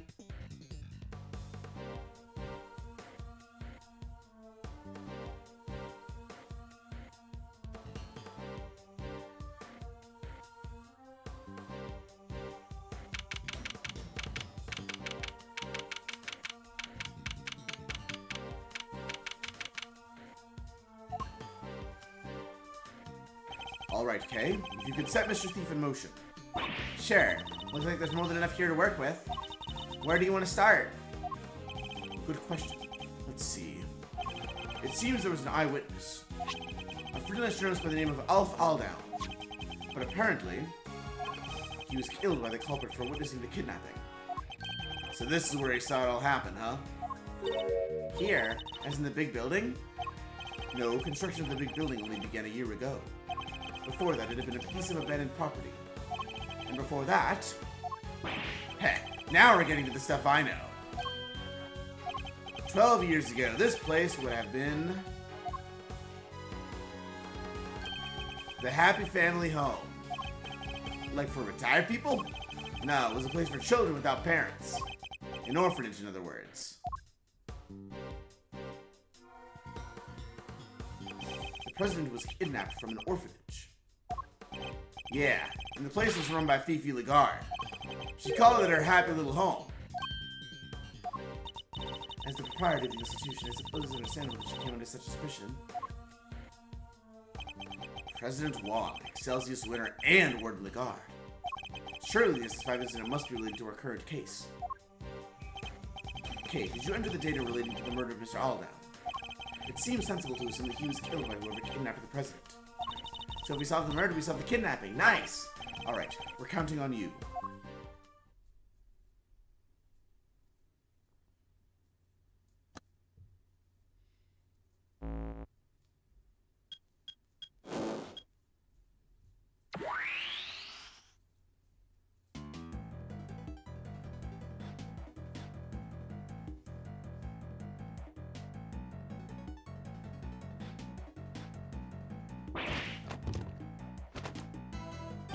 What the heck is this? When did I grow to become so blasé towards people's reactions towards Mr. Thief? What we're seeing here is the front yard of the orphanage as it was 12 years ago. At least as far as the police reports describe it. Yeah, this is how it looked when they started investigating at 7 a.m. the morning after the murder. And it seems it had been snowing. Yeah, from what I heard, the footprints wound up being pretty important evidence. The snow fell on the date and the previous day. In other words, before the incident occurred. Meaning that none of the relevant footprints would have been obscured by new snow. I think we'll need to pay these footprints some special attention.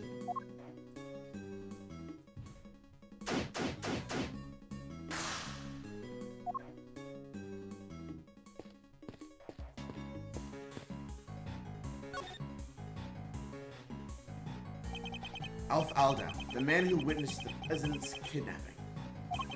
But what exactly did he see? I based this part of the recreation on one of the crime scene photos.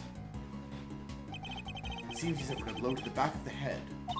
Yeah, from that brick right there. I figured it must have been taken from here in the yard. It looks like the blood flowed from the head and spread over the surrounding area. Here, a gift for you. This is Mr. Aldown's autopsy report.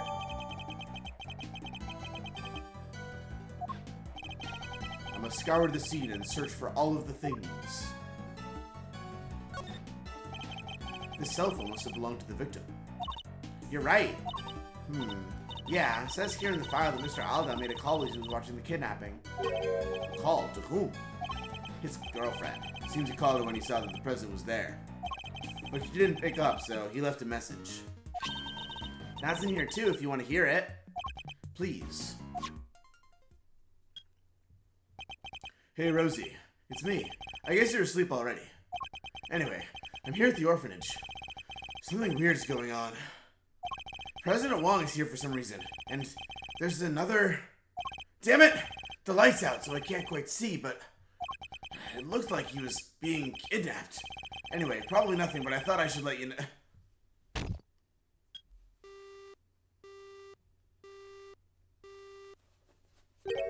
What were those sounds at the end? He must have been attacked while he was still on the phone. Agent Lang, can I ask you something? Mr. Aldown's girlfriend, what was her name? Ringer. Rosie Ringer.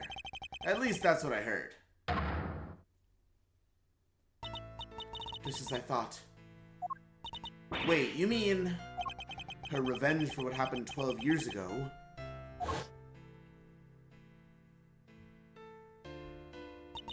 All Miss Ringer was left with were the memories and personal effects of her lover. And so, seeking revenge on Chairman Winner, she made her appearance at the auction. So she really was out for revenge on Chairman Winner, wasn't she? Perhaps it was for a suppression of the kidnapping. Or perhaps it was because she thought he was one of the kidnappers.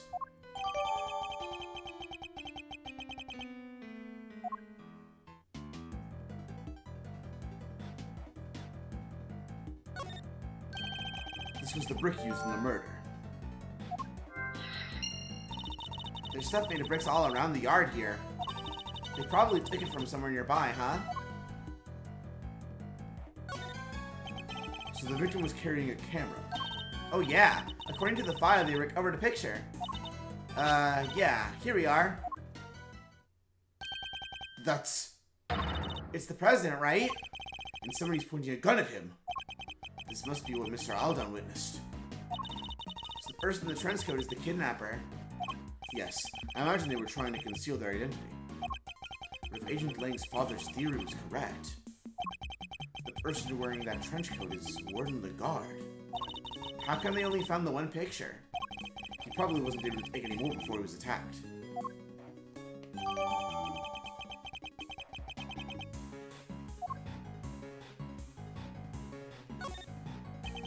Alf Aldown, freelance journalist. Killed after witnessing the kidnapping of President Wong. Even in the recreation, it's pretty gruesome, huh? It's even worse than the actual crime scene photos. That's a lot of blood. It seems mostly to have come from the back of his head. As you can see, that area is completely caked. Yeah, the autopsy report says that's where he was hit with the brick. Indeed. I imagine his attacker must have stuck up on him from behind. It looks as if he's clutching something in his right hand. Oh yeah, they mentioned that in the file somewhere. Let's see. According to this, it was a button. A button. Torn from the attacker's clothing, perhaps?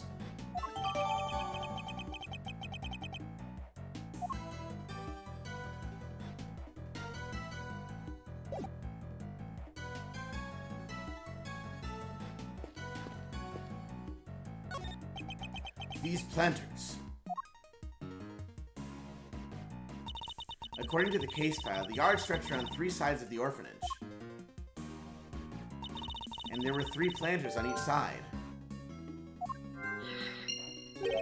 Yes, planters arranged in a very particular pattern, one we've seen somewhere before. Shame there aren't many flowers, but I guess it was the middle of winter. Yes, but look at that one. It's bright yellow. Weird. How come there's only one? Wait, it looks like somebody dropped it. That's a lion lily, if I'm not very much mistaken. A rare member of the family Liliaceae. A lion lily, you say? Wait, didn't Judge Gavel give President Wong some lion lilies? What is the same flower doing here? This can't be a coincidence, can it? I believe this particular cultivar is from Asia, where it's said to symbolize the bond between parent and child. I wasn't aware you were so knowledgeable when it came to flowers, Francisco. Ha! What I just told you was common knowledge. Perhaps you just need to read a little more.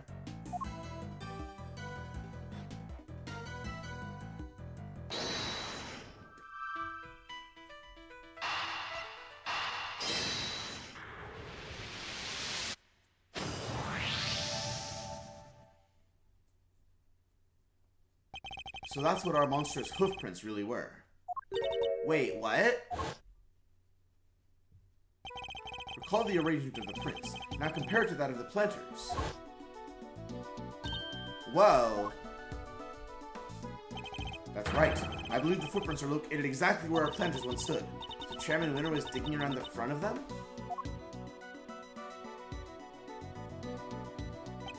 He was. And why might he have been doing that? We have a piece of evidence in our possession that answers exactly that question. Which piece of evidence shows why Chairman Winter might have been digging in front of the planters? Take that! Recall, if you will, the report that Warden Lagarde sent to Chairman Winter. In it, she mentioned something that had been laid to rest in front of a planter. You think she was telling him where to dig? Wait, but why 3 holes? Because the report didn't specify which of the planters she meant. I get it. So he wasn't sure which one it was. Which meant he had to try and dig up all 3. I imagine so, yes. Poor Chairman Winter. But why go to all that trouble? What was he looking for?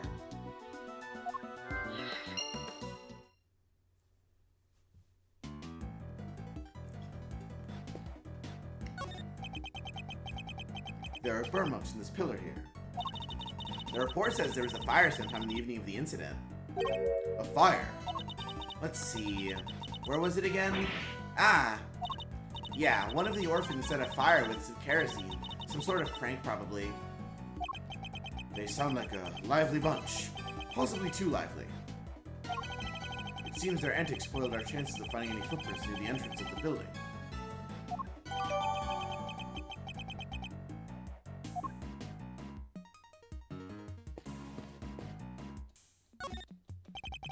These footprints stop by the body.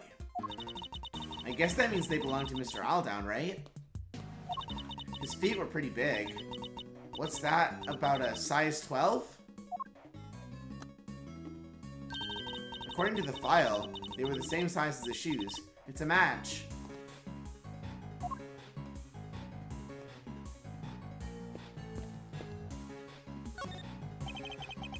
footprints go toward the body and come back. According to the case file, they're thought to be the killers. They're about a size 9, pretty average in other words. It seems the police weren't able to track down who the murderer was from them, though.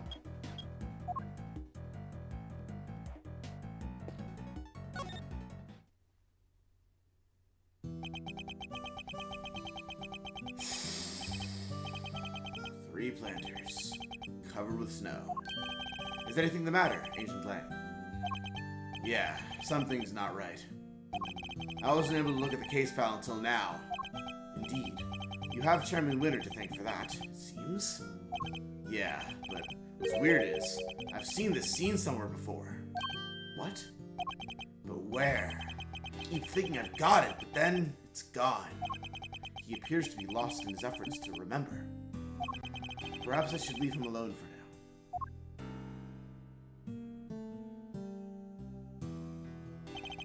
I think that's about all we can learn from the scene for now. Alright, how about I try to show you how things looked earlier on that night? That would be very much appreciated. Could you take us back to the moment at which the victim witnessed the kidnapping? Sure, I'll use the photograph you took. Here goes nothing.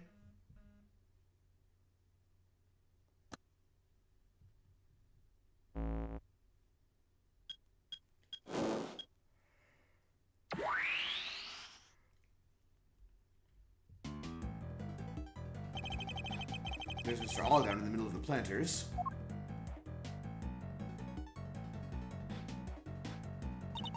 And there's the president and his kidnapper out by the road. My father based his investigation on the evidence Alldown provided. That was why he thought the kidnapping and the orphans were connected somehow. And how he wound up suspecting Fifi Lagarde. She was the one running the orphans at the time. Exactly. But when the case went to trial, it sails this winner put a big hole in that theory. He did. Yeah, after all, the president and the kidnapper weren't actually on the grounds of the orphanage. So it was hard to conclusively prove any kind of connection. Huh. So they were never seen inside the gates of the orphanage. Detectives bust a gut to find evidence on the scene. And then prosecutors come along and twist it for their own ends. Winter and Lagarde were working together. They had some kind of deal, I'm sure of it. So you're saying that Chairman Winter was working with the kidnapper? Your father was convinced Lagarde was the culprit, correct? And you say he was a gifted and thorough investigator. Then he must have had more to support his theory than Mr. Aldown's message, surely. Yeah, he must have. I just don't know what it was. It wasn't exactly a case he liked talking about. Agent Lang's father, Da Long Lang, trusted ally and confidant of President Wang. He discovered truths that were subsequently suppressed by Chairman Winter. Our first priority should be to find out what they were.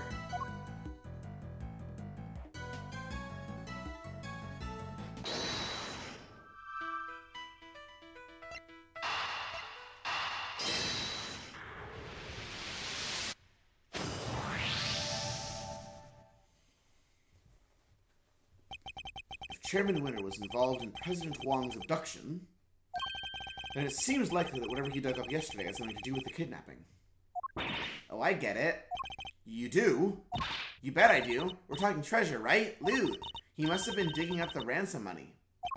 The ransom money. $100 million is an awful lot of cash. Burying it would have been a good way to keep it hidden until the heat died down. It certainly seems like a possibility. Glad you agree.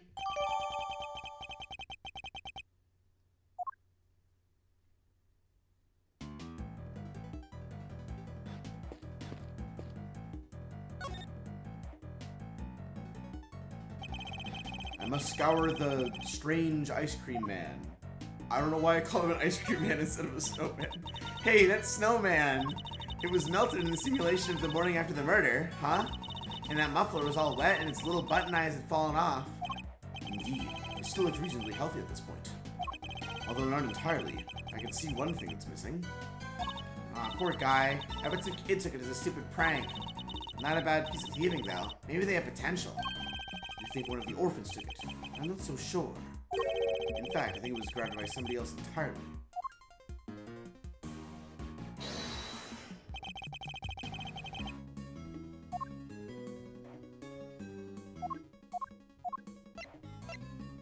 Eureka! The snowman is missing a certain something, wouldn't you say? Yeah, his right eye. Indeed. Luckily, we've managed to locate it. The button Mr. Alda was holding. Look at that. It's the same type of button as the other eye and everything. And if we suppose that the button was indeed the snowman's missing eye, that presents something of a contradiction. What does the button contradict?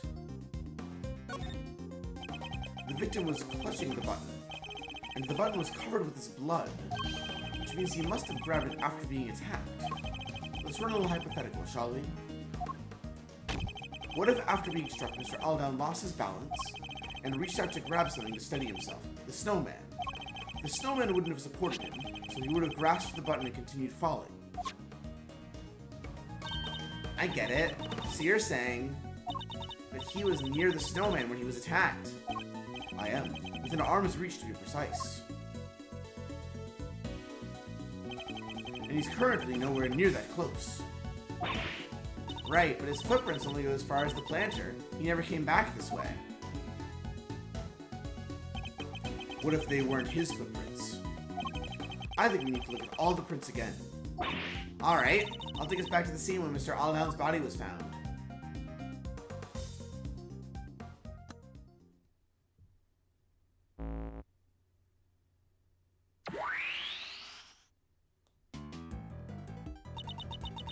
But the footprints on the left definitely matched up with Mr. Aldown's shoes, right? So what's the deal? Let's take another look and see if we can figure it out.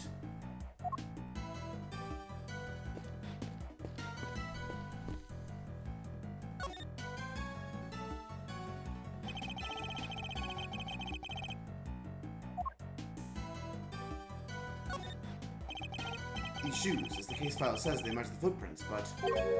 Huh. These aren't the victim's shoes, I'm sure of it. What do you mean? Look at how the laces are tied. Don't they look a little strange to you? What's more, they don't appear to fit properly.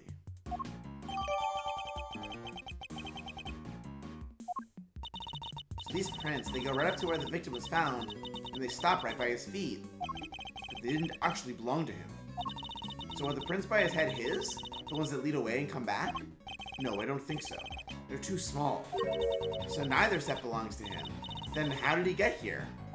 That's easy enough. He didn't walk. He was carried by the killer. So then where did the murder take place?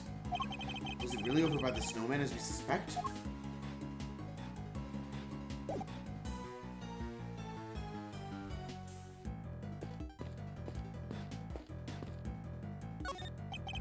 I think Mr. Aldown's body was moved. How else do we explain the button clutched in his hand? And that would suggest that he was killed somewhere near the snowman. I'd better take a closer look.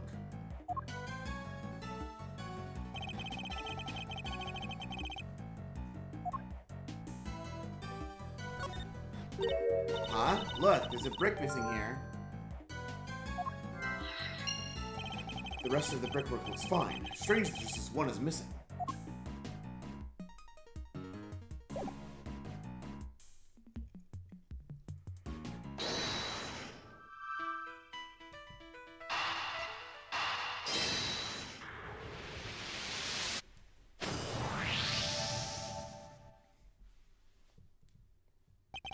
It seems quite likely that the missing brick was the one used in the murder, wouldn't you say? Oh yeah, now that you mention it, they're the exact same shape and size.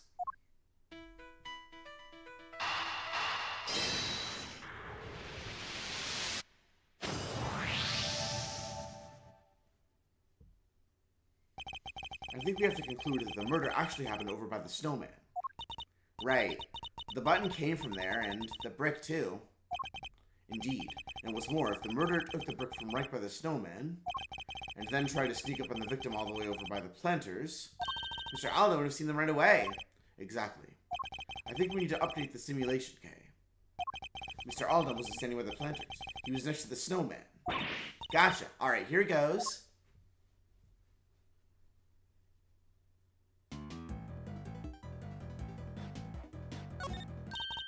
Yeah, no matter how you look at it, this just doesn't work, huh? Indeed. Everybody who was present is in exactly the same spot. So, where did we go wrong?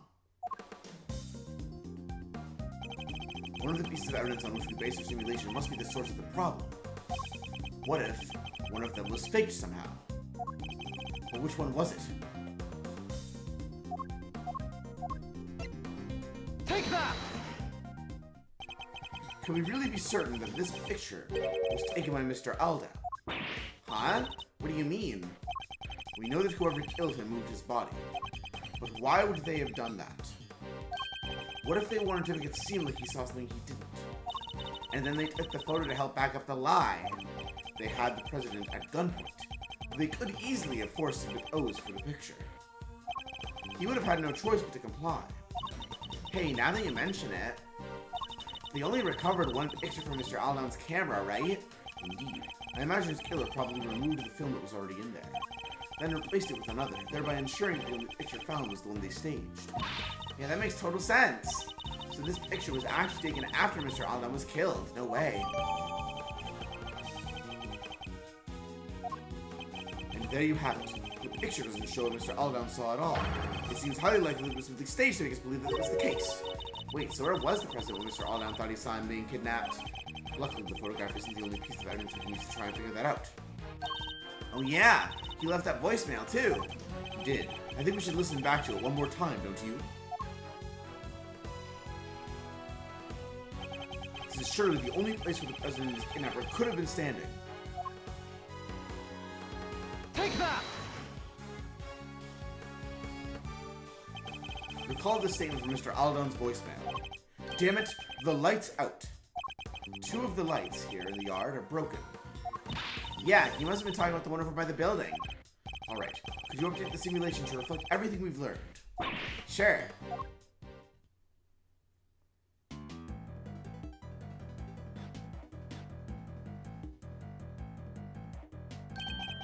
And there we have it. The kidnapper was really standing over by the building. Yes, which would certainly have strengthened the theory that they were connected to the orphanage. So they moved the body and staged the photograph to distort the picture painted by the voicemail, which helped them undermine the idea that the orphanage was involved if the case went to trial.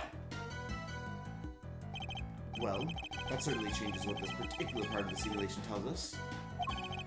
I imagine it will also affect our understanding of the scene from when the body was found. Only one way to find out. Ready to make the jump? To switch between the two recreations, I need to first press X to talk with K, and then select Switch Recreations. I'll give it a try later when I need it.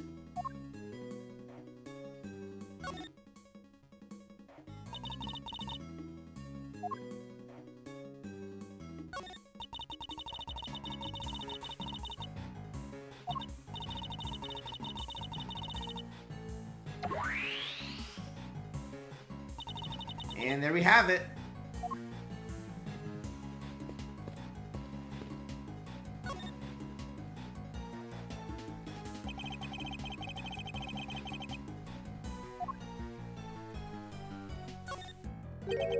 Blood in the snow.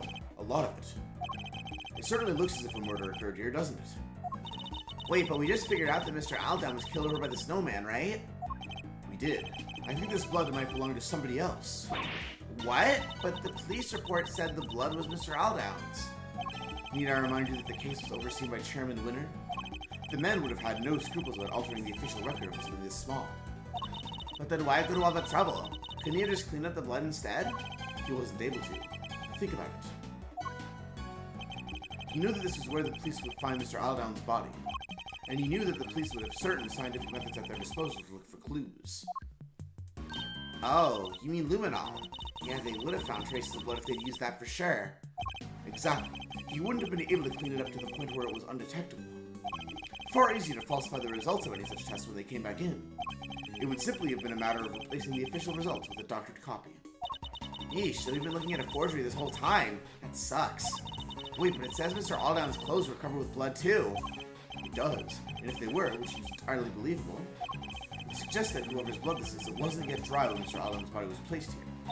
I get it, which means that the other person's blood was spilled not long before Mr. Aldown was killed. I think it does, yes. But if that's the case, doesn't that present something of a contradiction?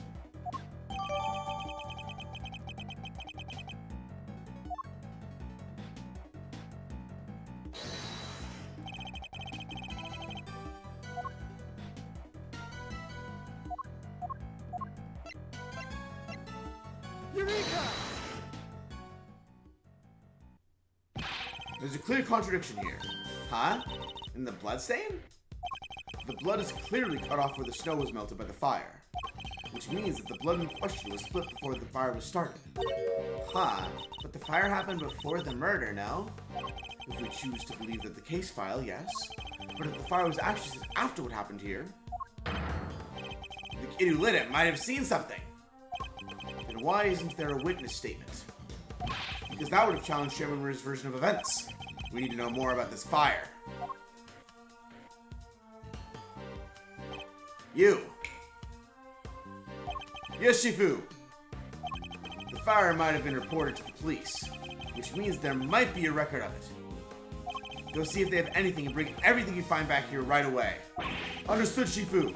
I'll get right on it. One more thing. What is it, Shifu?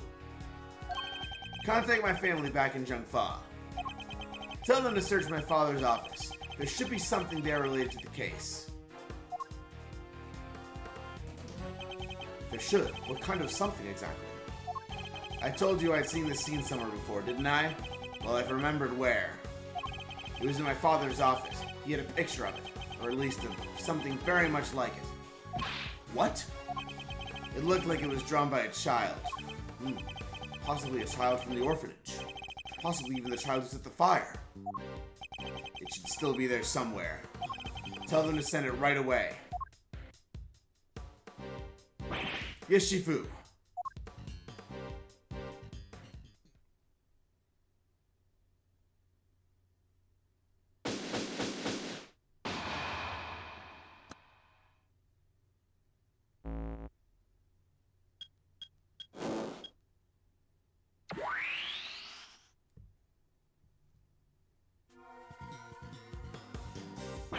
Shifu, I'm back. I brought everything the police had on the fire. And I also brought the picture from your father's office. Oh, and one more about time. What kept you, huh? Well, hand it over. Let's take a look at this mysterious picture, shall we? This is it. This is the picture I remember. Could this be a depiction of something that happened on the night of the incident? It sure looks like a kid drew it, huh? Yes, and I'm willing to bet it's the work of the child who set the fire.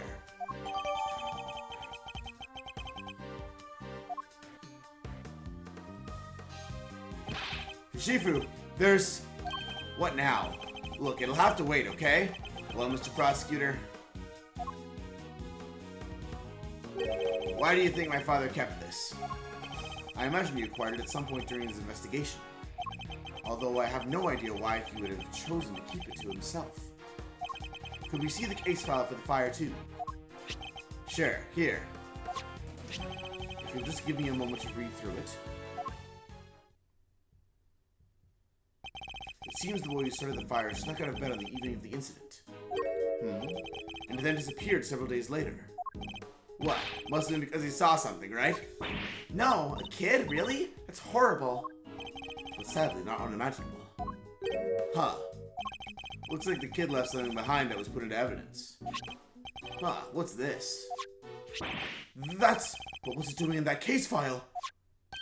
What is it, Mr. Prosecutor? Have you seen this somewhere before? Something very much like it, yes. We have a piece of evidence that could well be connected. Which item of evidence relates to the item the boy left behind? Take that! I don't know what it was doing in the evidence for that case, but it looks like that might be the missing horn from this soft toy. Hey, that was President Wong's. You've seen it before. Of course. He always kept it somewhere close by. I remember it because of the missing piece. I see. It has a special device inside it that plays recorded sound when you twist the horn. Hey, do you think maybe putting the horn back on might unlock more recordings? You never know. The toy itself should still be up on the 51st floor. Hey, you heard the man. Yes, Shifu. I'll go fetch it right away. Here it is, Shifu. The Torosaurus doll, just like you asked. Good work. Hand it to the prosecutor over there. Well, does the horn found at the orphanage fit the president's plushie? It fits perfectly. And? Any more recordings on there? Hi, Dijin. Sorry. President Wong, it's me, and Emily. I know it's been a while. I saw on the news that you were visiting the country soon. And I didn't know whether I should get in touch at all, but in the end I decided I had to. Overruled. Turn it off right now. What's gotten into Judge Gavel? Are you okay? Just turn it off, please! You see, I had a baby, a beautiful little boy. You're a beautiful little boy. I'm sorry, that's pretty much all I wanted to tell you. Oh, except I called him Sean. Sean Fen. It has a nice ring to it, don't you think? No! Sean Fen. The kid. And also that I'll be at the orphanage on the evening of the 9th. I'll be waiting in the front yard. I thought you could meet him if you like, even if it's only just this once. I know you're a very busy man, but anyway, that's where we'll be. Goodbye.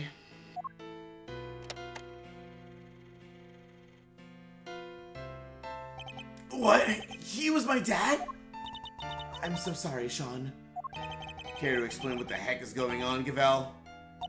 Sean isn't my biological son. I adopted him. And he was aware of this?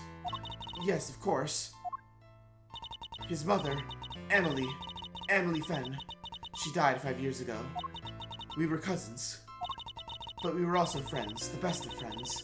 People often mistook us for sisters.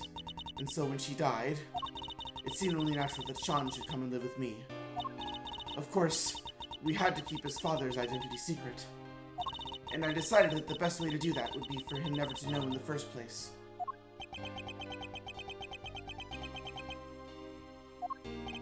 That's quite a lot to learn from a recording made on a seemingly innocent toy. I guess Sean's mother must have recorded the message and then sent the plushie to the president. Hey. Yes, Sean. You're sure? He was really my dad? Yes, I'm sure. Before you were born, your mother worked for a time as a diplomat in Zhengfa. Makes sense. That line of work might well have brought her into contact with the president. What? You told me she worked at the orphanage! She did, but only after she returned, after she quit the diplomatic service. She always loved helping others. The orphanage was perfect for her. Knuckle back! Sorry, Judge Gavel, but I have to ask. Emily, the lady who asked the president to come, why didn't she show up herself? Why isn't she anywhere in the files related to the SS5 incident? She never made it to the rendezvous that night. Someone was tailing her. I'll bet that was Chairman Winter's doing.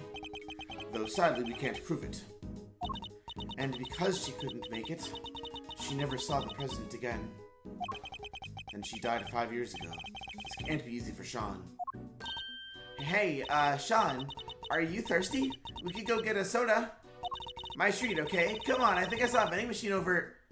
You think I can't buy myself a soda? This is important, and it's about me. I'm staying. Oh, that didn't work at all. Sean, perhaps now you can guess why I met with the president 2 nights ago. So that's it. That was the big secret. I wanted to tell him face to face that Emily was gone. But also that you were alive and well. More than well. But It makes sense now. No wonder Judge Gavel was so keen to avoid sharing the details of their meeting. Yeah, she would have had to share the truth about Sean, too. That was why I took the lion lilies with me. so there would be no doubt that I knew Emily and that I knew her well. These flowers bore a special significance for the two of them, you see. President Wong gave Emily a bouquet of violins in the early days of their romance. But now, he too is dead. If only he had lived, Sean might finally have been able to get to know him.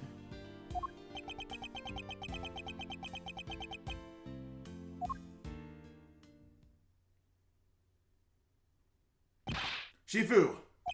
I've been waiting for the right time to say this, but... What? What is it? You've been hovering there this whole time? Can't it wait? They sent something else from Zhengfa. President Wong's will. What? The president's will, huh? He gave my father medal after medal. They had to come up with new ones just for him. In the end, there were no medals left to give, so he made us the keepers of his last will and testament. Those medals, that duty, they're our greatest pride, our family jewels.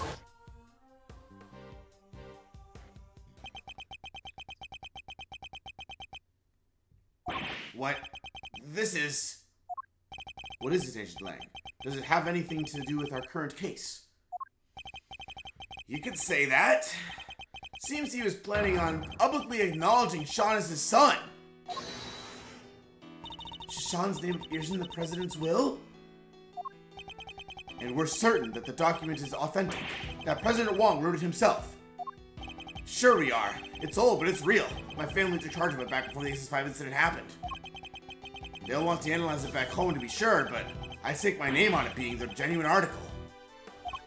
Wong was a renowned world leader. A child nobody knew about would have been sure to cause a stir. And yet he chose to mention the child in his will nonetheless. Well, that's that, I guess. I still can't quite believe it, but the president confirmed it with his own hand. There's no denying it, Sean. You're President Wong's son!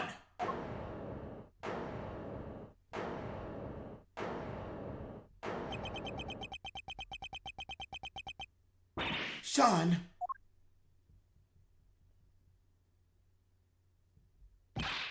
Sean!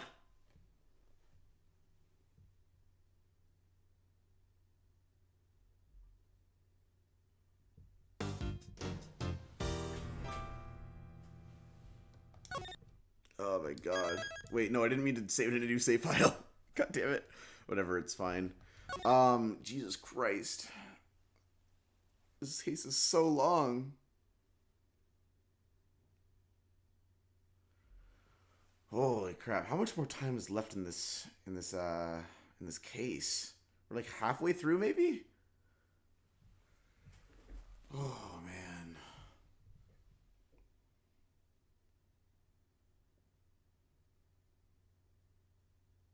Okay, so apparently I'm like 60% done.